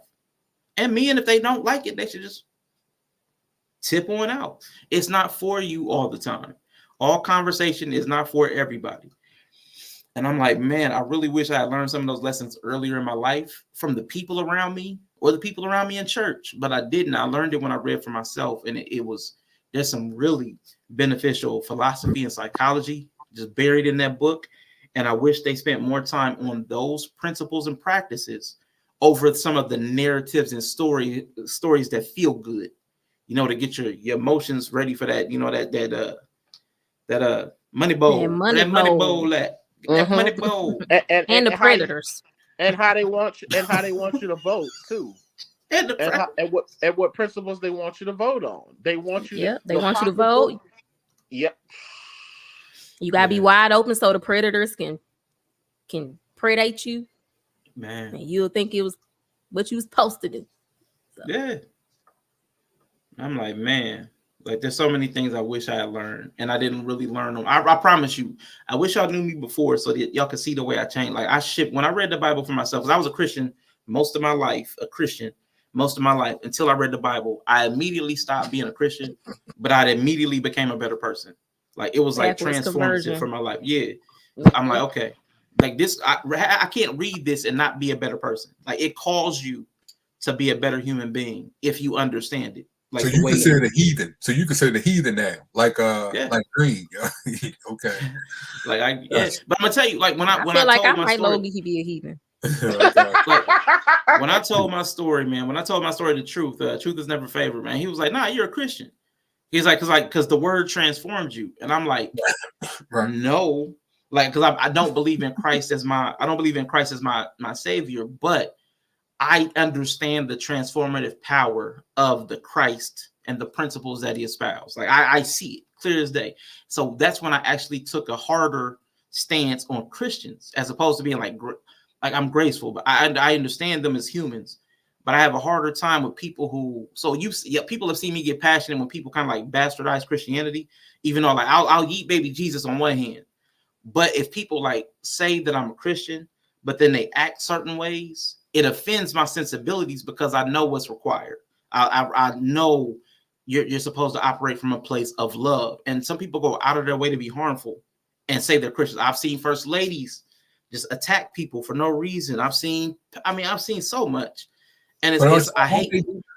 Well, don't they do that? Don't they say they do that out of love? Like when your parents, when your mother and father beat you, they say, "I'm not beating you because I hate you. I'm beating you because I love you." But see, no, that's correct. There's difference. That's different. Well, some people do say they're trying to correct you, but there's other times though they're just being mean. There are people that are just being mean. Right, I understand that. I got you, but I'm talking about the people that's not though. Yeah, I mean, you can tell the difference. You can tell the difference when somebody just has a different way. Like sometimes, like I've seen old ladies correct somebody, like your skirt's too short, like you might want to go change, or you have something. They're just trying to push their rules and how they see church or something, and that can be hurtful to one person. Right. But it's not with the intent to hurt. It's trying to set a decorum. Right. Exactly. And I can see the difference. But I've seen somebody just sit there and like dog a kid who was overweight. Like, are you gonna get another plate? Or I've seen them like they're being harmful. It's supposed to like. Yeah, so there's a difference. Yeah, I've seen that. And the thing with too is like what rebuke. It's a selective thing. That means it's a strong correction. So it's kind of like a rebuke isn't always going to be like, okay, even outside of church culture. When you go your ass down to that DMV, you heard me, and to the ticket station, and whatever infraction you got, that judge is going to give your ass a rebuke when he hand you that damn ticket that you got to pay for $400. That is a strong correction. So it's not supposed to be a correction in the context of biblical. It's supposed to be stern. It's not supposed to have it's not supposed to be light. And then another thing too is what I notice in church. The Bible speaks about cursing, not cussing. Cussing is subjective. It's a slang for cursing, for using obscene language. You could curse someone with your words without saying something offensive. And a lot of some of these toxic male identified church mothers they curse the younger females. See, because it's one thing, okay, you're telling her not to put on those clothes because this is the real world we live in because of the behavior of the men. But then if she goes out there and get R-worded, you're going to say that's why she deserves to get R-worded. Look at her. You're going to go out there and get R-worded. Look at you. Oh, you ain't in God's will. You ain't going to be blessed. You living a raggedy ass life. Oh, you living a raggedy life. You're not going to be nothing. You're going to be poor. You see, it's ways that people, even within, and it holds weight if people hear you say that, especially if they believe, because they think that this is coming from the will of God, the creator. So people in the church institutionally have been cursing people for years while they're worrying about cussing. That's big facts. That's big fucking facts. You speaking to someone's life. I can't stand you. But yeah, that's a real thing. And I've seen that. And I really do think that's that intent versus impact. And I think it's easy to pick up on if you pay attention, if somebody's moving with love, because they'll try to do things in a way that doesn't embarrass somebody. They'll try to do things in a way that's about, like, even if it's about rules, like even if the church has rules, like that you're trying to be stern about, you can still show care for the person. I mean, because I promise you, I've seen people they want to move somebody to the back of the church because of the way they look or the way they're dressed, and I'm like, not even like just sexually, like they're poor, like poor people. Like, they come in a little stained up and they want to move them. I'm like, why would you move them? Like, why would you not want to keep them close? You move them to the back, they might want to slip out. Like, why not embrace them? Like, even if everybody else here is a church member that's always here, why not make us and pay special attention to the person that just walked in? Like, you can interrupt your service and show love to this person that walked. You don't know what they came for. I'm like, nobody has to do it my way. But it's just, I've seen so many things where people don't even do it the way I think Jesus talked about doing it. Like the widows and the orphans and the kids and showing love to the least of these. Like, none of that stuff gets shown a lot of times. And church hurt is one of the biggest things that drives people out of church. And it's like, and that they don't just leave the church. A lot of times they leave the faith because they lost faith in people. Most people, I was watching a thing about Jordan Peterson. They were like, most people don't leave faith because of God. They lose faith because of people. And like, that's where my whole Yeeted Jesus thing, like, it ain't the people are in Jesus's name doing all the harm. It's like, but go ahead, IG. You can, and just a quick point, because and the conundrum, and I understand how to read scripture, pretext, post-text, and everything line up. I'm good with that. But here's the thing: when you have people who have not studied, and you're hearing these terms, oh, he has no respect for persons, but bitch, you do, and you're the representative. It throws people away. He has no respect for persons. Well, yes, he does. Man. Because even Jesus said in Romans, nor this, nor that, nor this, adulterers, fornicators, etc. He went down a list, shall inherit the kingdom of God. So there is a respect of a person's character. Mm-hmm. So, you know what I'm saying? So it is a thing where people come in and they're hearing this. But see, I appreciate Bree, because if there's more of a realism to that and intellectual nuance, the way that because that's exceptional, that I'm glad, because see, most Christians, they do this thing where, like, stop selling me this loving God. He is not just a loving God. And to be honest, when you look at other religions that are polytheistic, no deity is just really one emotional way, like that you can't have that both ways, to where you think I'm the creator of all things. That's good and evil. And I'm not saying that it's bad or good, but that's subjective. You can't just be all good and be creator of all things. It doesn't work like that. Facts. And Bree, I know Bree said you got to tap out, man. So if you would go ahead and get your parting shots off, I appreciate you so much for taking this much time. You know what I'm saying? You know what I'm saying? I know. 5 No, I hours from enjoyed Bree, the conversation. Man. Y'all know. That's like I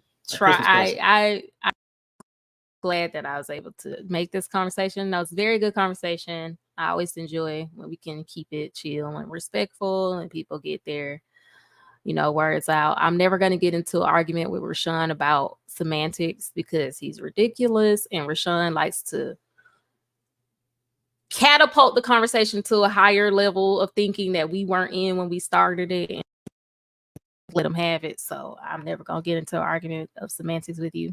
But no, I did appreciate the conversation.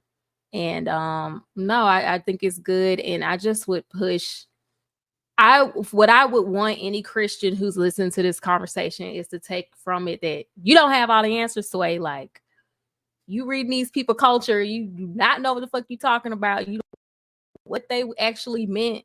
Like, you might just be missing like a solid 40% of the context to be really trying to tell somebody they going somewhere because they didn't do something. So I just be like, chill out with that. And love doesn't always show up as all rainbow and sunshines. So you can punish someone while still loving them in that way. So, I think our view of love is smaller because of how we have to act it out. But I think you can love somebody and watch their ass go through it. Okay, I got 3 kids, so I'm just saying. So that's it. Thanks. Appreciate you, Bree. As always, a pleasure. Bye, y'all. Appreciate you. Take it later, baby. As soon as she drop off, I'm gonna talk trash. Wait, in case she gone. Man, I can't stand Bree. Gonna talk about I elevated to another place. That's her fault because she can't keep up with the conversation. She need to stay off the conversation. That's what I'm talking about. But nah. Oh, that's disrespectful, right?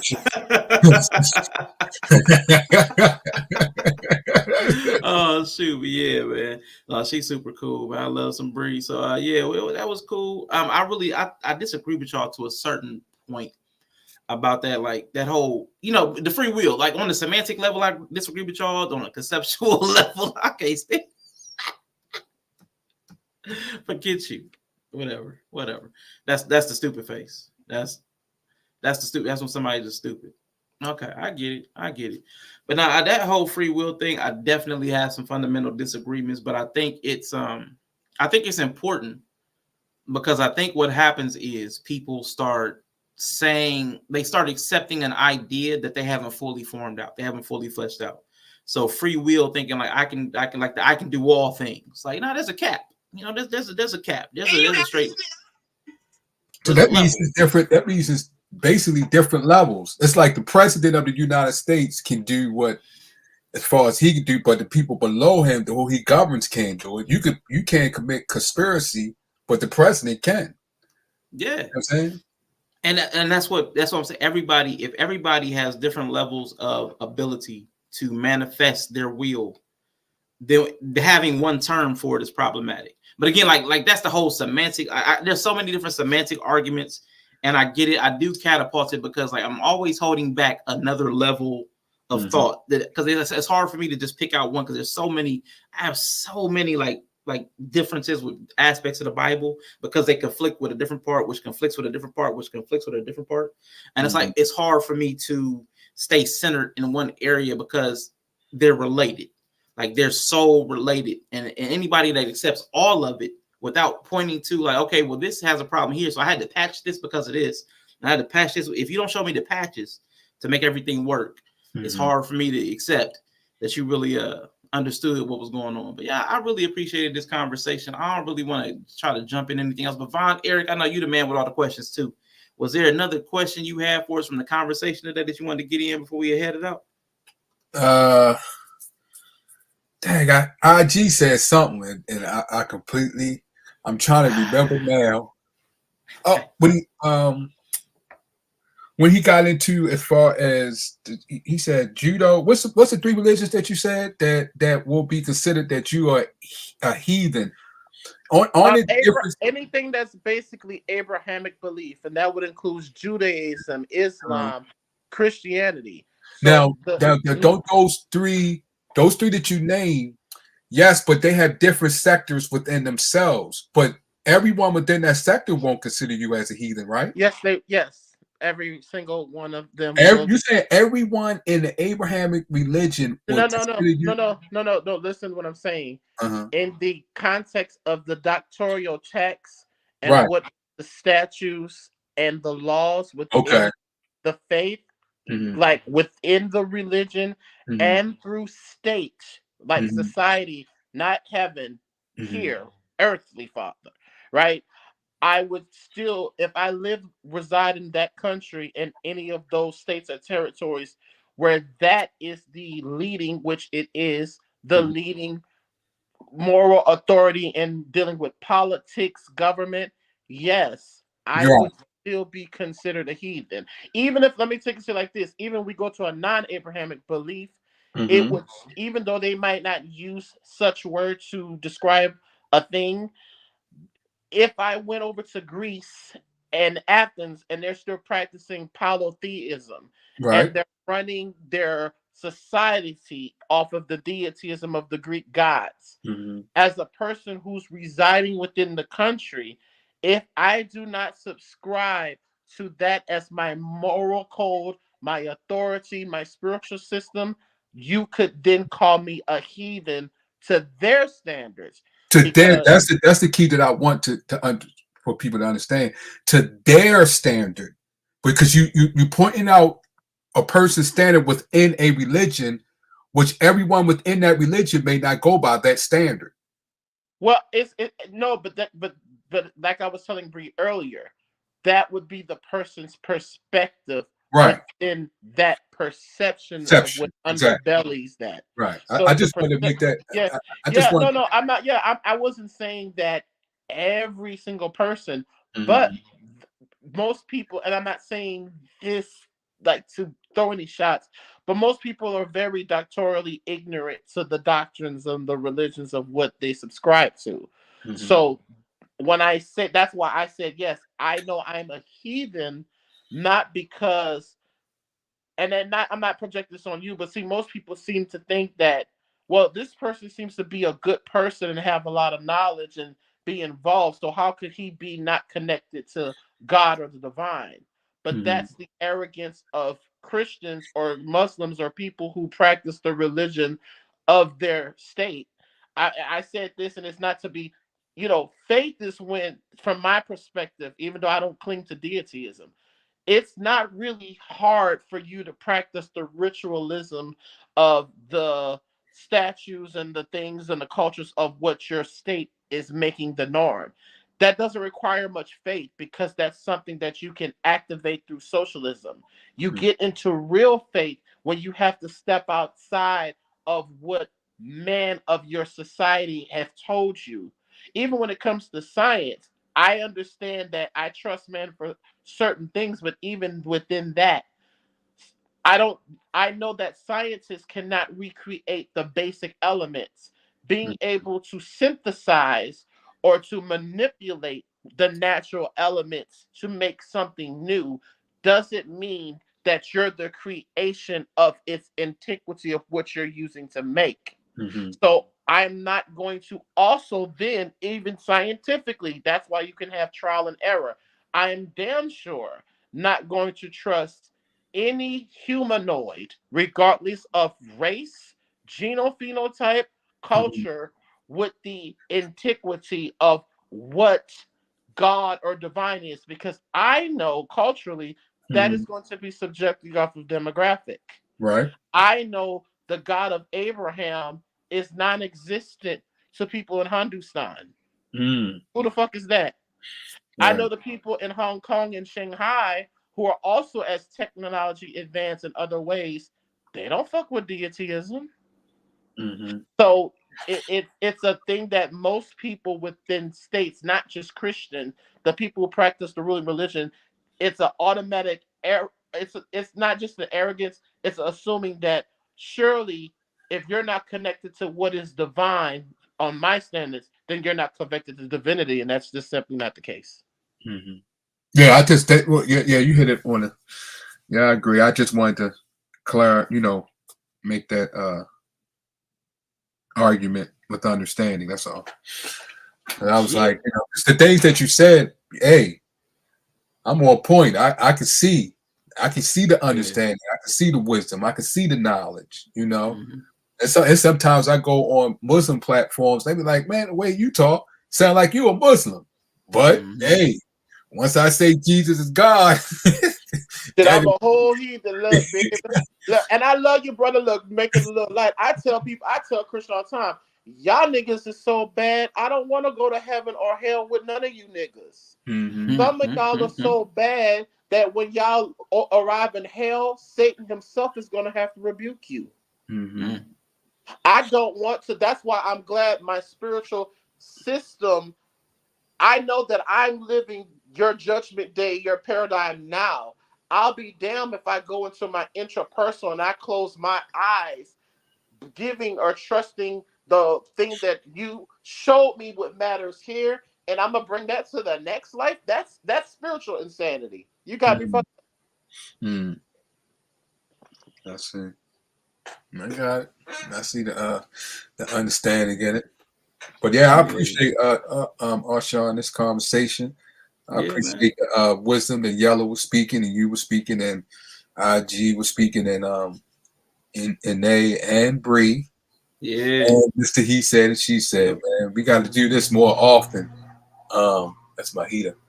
We got to do this more often and broaden it too, man. That'd be nice. But I still want to get back to that male and female one day because also I would like to get into as far as why do we don't get into the deity, the feminine deity? Why we don't talk enough about I could talk about that. Let me shut the fuck, baby. I could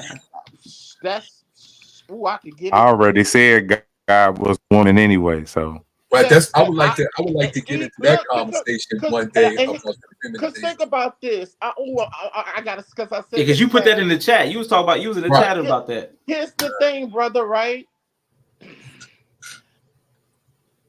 When people talk about what's natural and goes against nature based off of their religion, it goes against nature.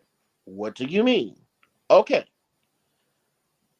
People have said that me as a same gender loving Black American adult man, it is unnatural for me to be physically, emotionally, and spiritually attracted to another biological male. However, I don't need to ingest any chemicals. I don't have to do anything different to my body to have that interaction. So when you listen to, because this is so P-word archy, and it's so linked to, this is so sausage, okay, this is so sausage party oriented, right? Since this is such a sausage party oriented society, what we have done, think about this, bruh, and there's two creation stories in the Bible. The one where Adam is created first. Walk with me here. Adam is born in the image of XY chromosome male. So what the God of Abraham did was put Adam to sleep, and he took from Adam his rib. Now, language matters because before we had the knowledge of trans people, when you use pronoun he, him, and his, that determines ella, in Espanol, el, ella, chico, chica. This is to determine gender. And in most languages, what's in between your legs determines a pronoun. Now, when you look at the antiquity, God of Abraham, he, him, his pronouns. Adam, he, him, his pronouns. So the first Eve, basically, Eve was a tranny. Because the only way you can have a woman, an adult, hear me out. In modern society, how you translate that, how the word is a living word, it's no surprise. Because in the Bible, we did not even give women or the female sex antiquity of creation with not being male identified or not. The first vagina was made from all penis derived ingredients. So yeah, we got to have that conversation. Yeah, so Eve was not a natural. So because here's the thing, Eve is not a cisgendered, natural born XX chromosome female, because everything within nature, every species, there is nothing on this planet that comes born in full maturation, regardless if it is female or male. So in now times, we have grown XY males, and it's nothing against them, but they can now transition. So the only way you can see this does not happen naturally. If a rib was taken, that is an unnatural synthetic process. So Eve was the first trans woman.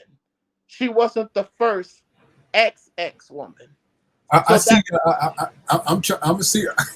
Sean, you know what you going. You know you're gonna get a lot of people that's gonna. I just let you know. Get ready. But hey, IG, please say that what you just said, because I would like to. I would like to go into a deeper conversation. I know people's gonna go after Sean. I know it. Hey, you know I'm with it. I'm cool. I think that we should have that conversation, because you were speaking a little science there also. So I don't want to go deep into it now, yeah, but I would like to have that cloning, conversation. Yeah. That's what I'm gonna go there with you. I'm with you. So, but I would also want you to touch, not today, but later, touch when it comes, because you was on Adam and Eve, but I also want to do the male and female, like what Quantum brought up, because there's many different creations. So I want to get into that also. Yeah. So I just want to make what IG said was clear, that the female vagina was made out of mostly male parts, right? I can believe it. I can believe it, because if history's taught us anything, if you want something good built right, let a man build it. Okay. Oh, patriarchy for the win. Okay. I'm not on, but that also. This is good. But when Adam did that, though. But that Adam also did that, goes to say, though. Hold on, though. But this is why, especially heterosexual men, because you're not homosexual or same gender loving, that's part of the problem. Because if the first ideal of woman comes from a nigga who has a dick, and the way that women are socialized according to what men think a woman is, well, we got a big fucking problem now, do we? Yeah, we got to talk about that. We could go into that. I know Sean's going to really, really get it. I know he's going to get a hit on this one. But you're going to have to go into that. And I would like to be a part of that. Even when you get hit, I come up. I got you back.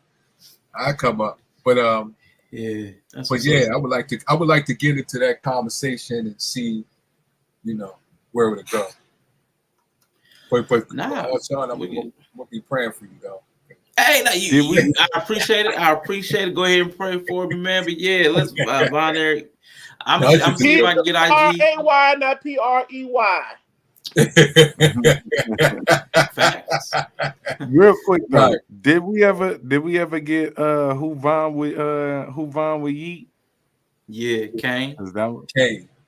Oh, okay. All right, I missed that part. My bad. Yeah. Okay. You slipping off. You're slipping off in the darkness. But yeah, why we don't get into the other spiritual books, like the Emerald Tablets and what's the book that the Hindu read? I forgot the name. I'm sorry about the language in it, but it's like Proverbs. Into that, and even to as far as what IG was saying, because he practiced a culture within them. Where did you read that, or you was taught that through transmission, through culture transmission? Culture, basically, the folks in New Orleans were a little different. Right. Our ancestors, elders kept on. You're going to see a lot of Pentecostal churches, and this is so significant because recently Bishop Carlton Pearson died. Yeah, I see a lot of people. So with the politics of religion, which people say they serve the same God, but whatever, in a sense, it's like there has always been a separation of church through class of race. So the way that some of us, and I'm not about to go into how you identify as a West African slave or American Aborigine or a combination of both, neither here or there. But this will apply to New Orleanians that were here prior to 1965 immigration, which to get the season of the descendant of colors and Negroes. Mm-hmm. This has been carried on in a way because the way that the French and Napoleon law enslavement was brutal, more brutal in Haiti than it was in Louisiana. It was brutal, but there were certain cultural liberties. So in New Orleans, it's always passed down that your grandma, your auntie, your grandpa, they're going to tell you things about your lineage. And if they remember incantation, prayers, spiritual work, they'll pass that down to you and you'll find out if it's true to you, if it's connected to your ancestry. But here's the thing. I might be a heathen, but I could sing Jesus all day, because just going a little esoteric into Reiki energy work, I love gospel music because it's the vibration of my Black African American descendant of Negroes. Even though they're deitizing it towards Jesus, the chakras that they're activating, the chi that they're inflating when they are invoking that name, and I can sense the energy of that vibration even being out of it now, like I did in church, because the whole time it wasn't deityism of the Hebraic God as much it was spirit through subconscious connection. I got you. That was that. I got you, bro. That's and Mr. What's that? Reverend Pearson. He didn't believe in hell, right? Didn't he? Yeah, he didn't believe. Okay. I got it. He's one of the first ones, man. There was just so much stuff about that. But then we definitely we're gonna have to get it together, Von Eric. Me, you, I'm gonna see if we're gonna coordinate a date, and I'm gonna probably grab another couple people. Right. And we can see if we can get into that genderisms. Yeah, for sure. But yeah, let's get your last words, Brother Von Eric, man. Tell us, man, any final thoughts, last words, parting shots. Same thing. I appreciate you being on the let me be on the panel. I appreciate everybody in the chat, their comments and wisdom and knowledge. Everybody on this panel, much love and respect. I know Yellow fell back, but then he didn't even answer that question I wanted to ask. But that's cool. What was it? That was the one about when you had the Bible up, and I wanted to get his interpretation on the what was it, NASB? Oh, the one with the wind versus the spirit. Yeah, I wanted him to see what was his thoughts on that, but we can do that another time. Wind is God's poop. There we go. Wind is God's poop. I got you. I got you. Hey, wait a minute. I had to think about. Oh, wait a minute. Hold up. Let me see. All right. Let me. Wait a minute, I might have to come back on that one. I'm gonna think about that one. But I appreciate it. I appreciate everybody, man. I appreciate y'all wisdom and y'all knowledge. I'm glad that as Anae pointed out and Brian pointed out that the open conversation, no one actually, shouted and things like that. I love this that everybody with an open minded is trying to understand where people are coming from. Facts. What are you saying?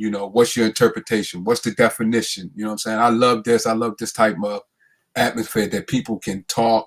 And even if it did get a little out, we are an adults in the way we are, that I see we are in life. We're able to say, hey, no problem. I got you. I understand, And I love the atmosphere that you have here, Arshawn and Yella and Bree and everybody. I love that. And I'm so honored to be here on the panel with y'all. It's much love and respect. Hey, listen, you always welcome. I enjoy a good conversation, and you bring some thought-provoking questions. Like, you bring challenging and thought-provoking questions. That's all I like to do in my spare time. So yeah, man, I'm glad we've been having this little series, and it looks like we're gonna have one more. I want to hear about that.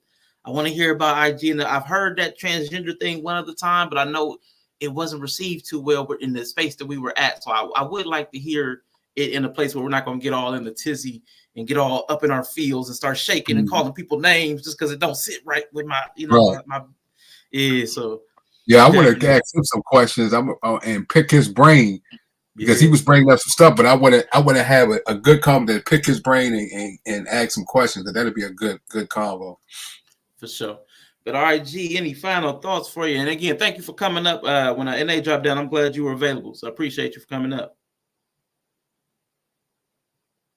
Are you talking to me? Yeah. Any final thoughts? My bad. I'm a little high, obviously. What's it called?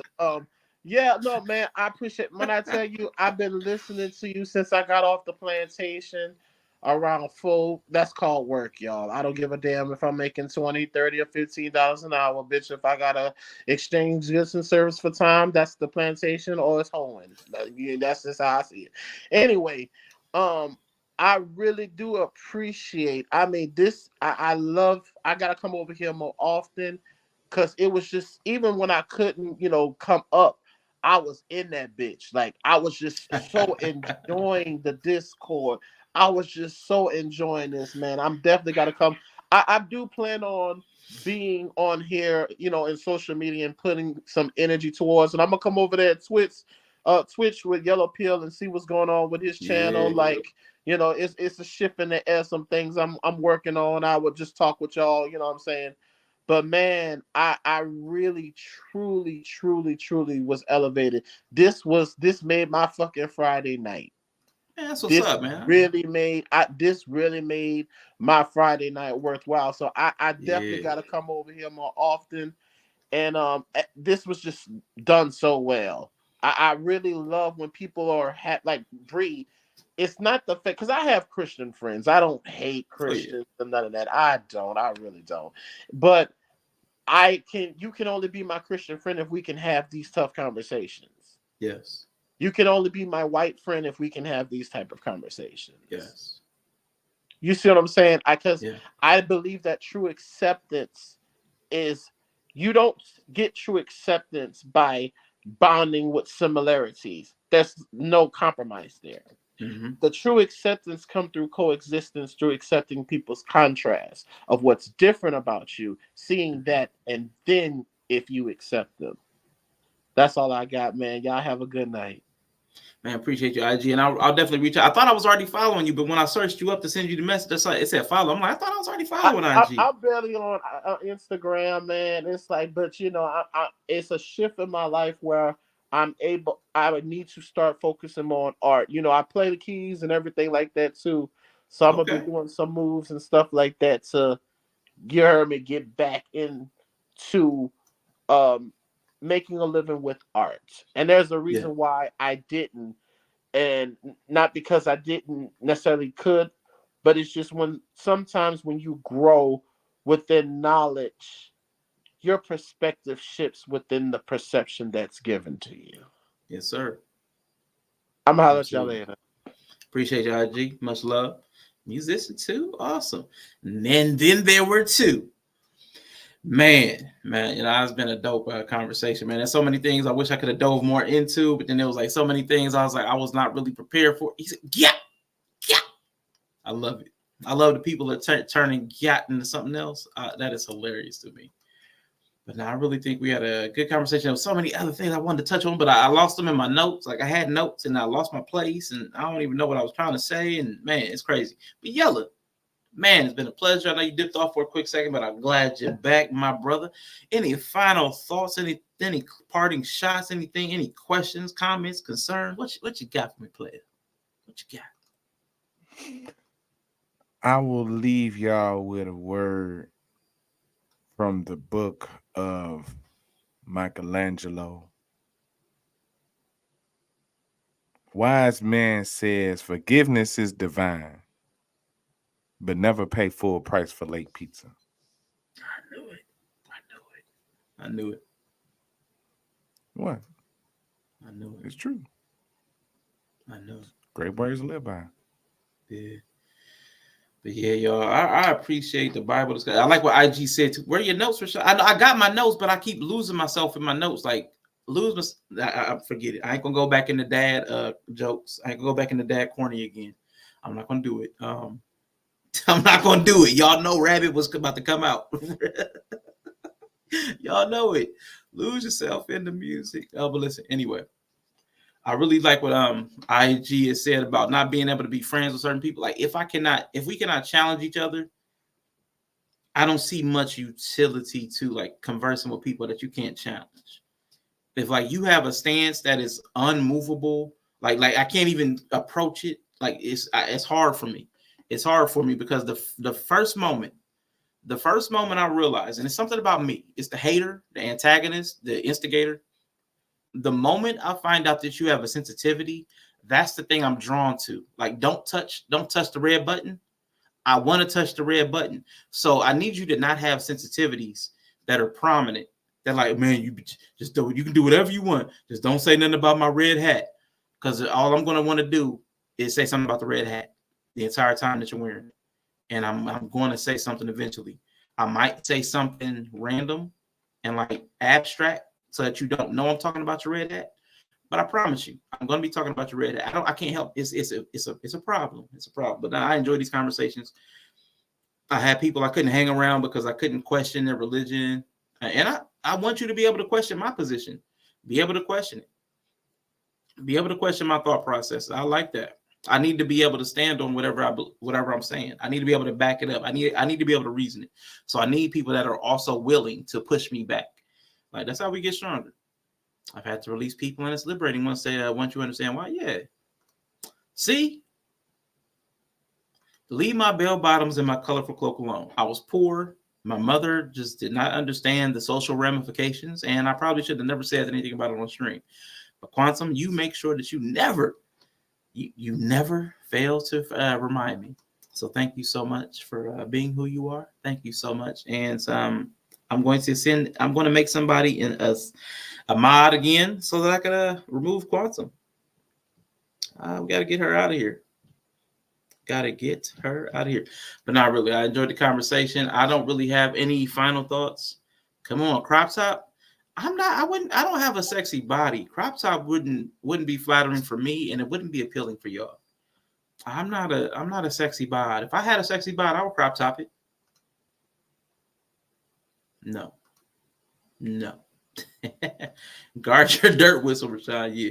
So I'll reach out. I'll get Von Eric and I'll get IG, and we'll get into a little bit of that gender of the Bible. That'll be something interesting because that's, I don't know, that whole Eve thing. I get it. I mean, if she came out of a dude, was completely brought up out of a dude. I mean, would have to be out of dude's material.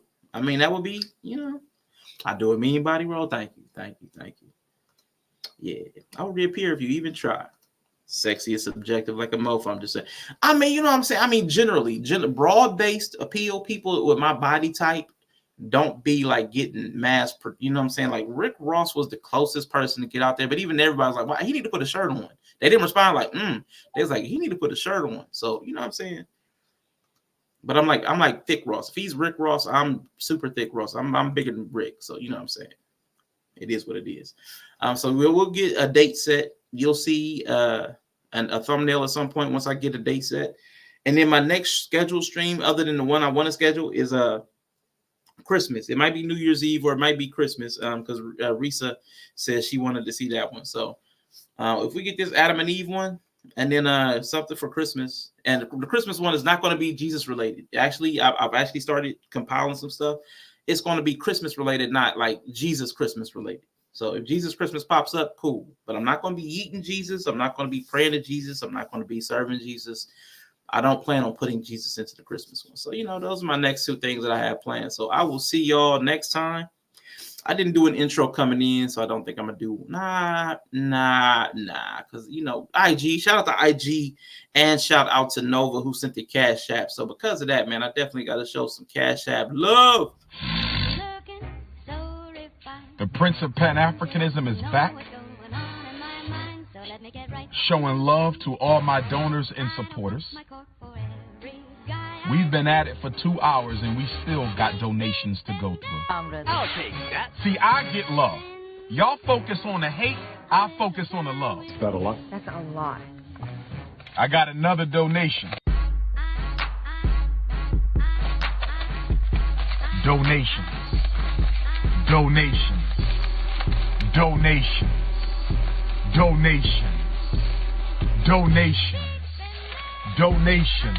Wow, that's a lot. Gifts.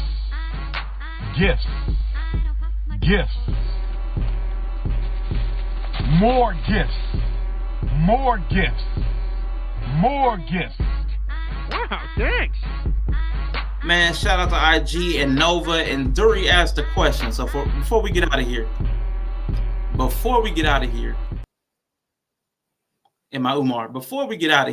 let me make this even worse, because y'all know I got a penchant for making things worse than they need to be.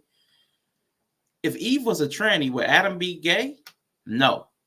If Adam had sex with Eve, it was either masturbation because Eve was a part of Adam, or was incest because They're related. Anyway, I hope you all have a wonderful rest of your night thinking about whether that was incest or masturbation. Have a good night.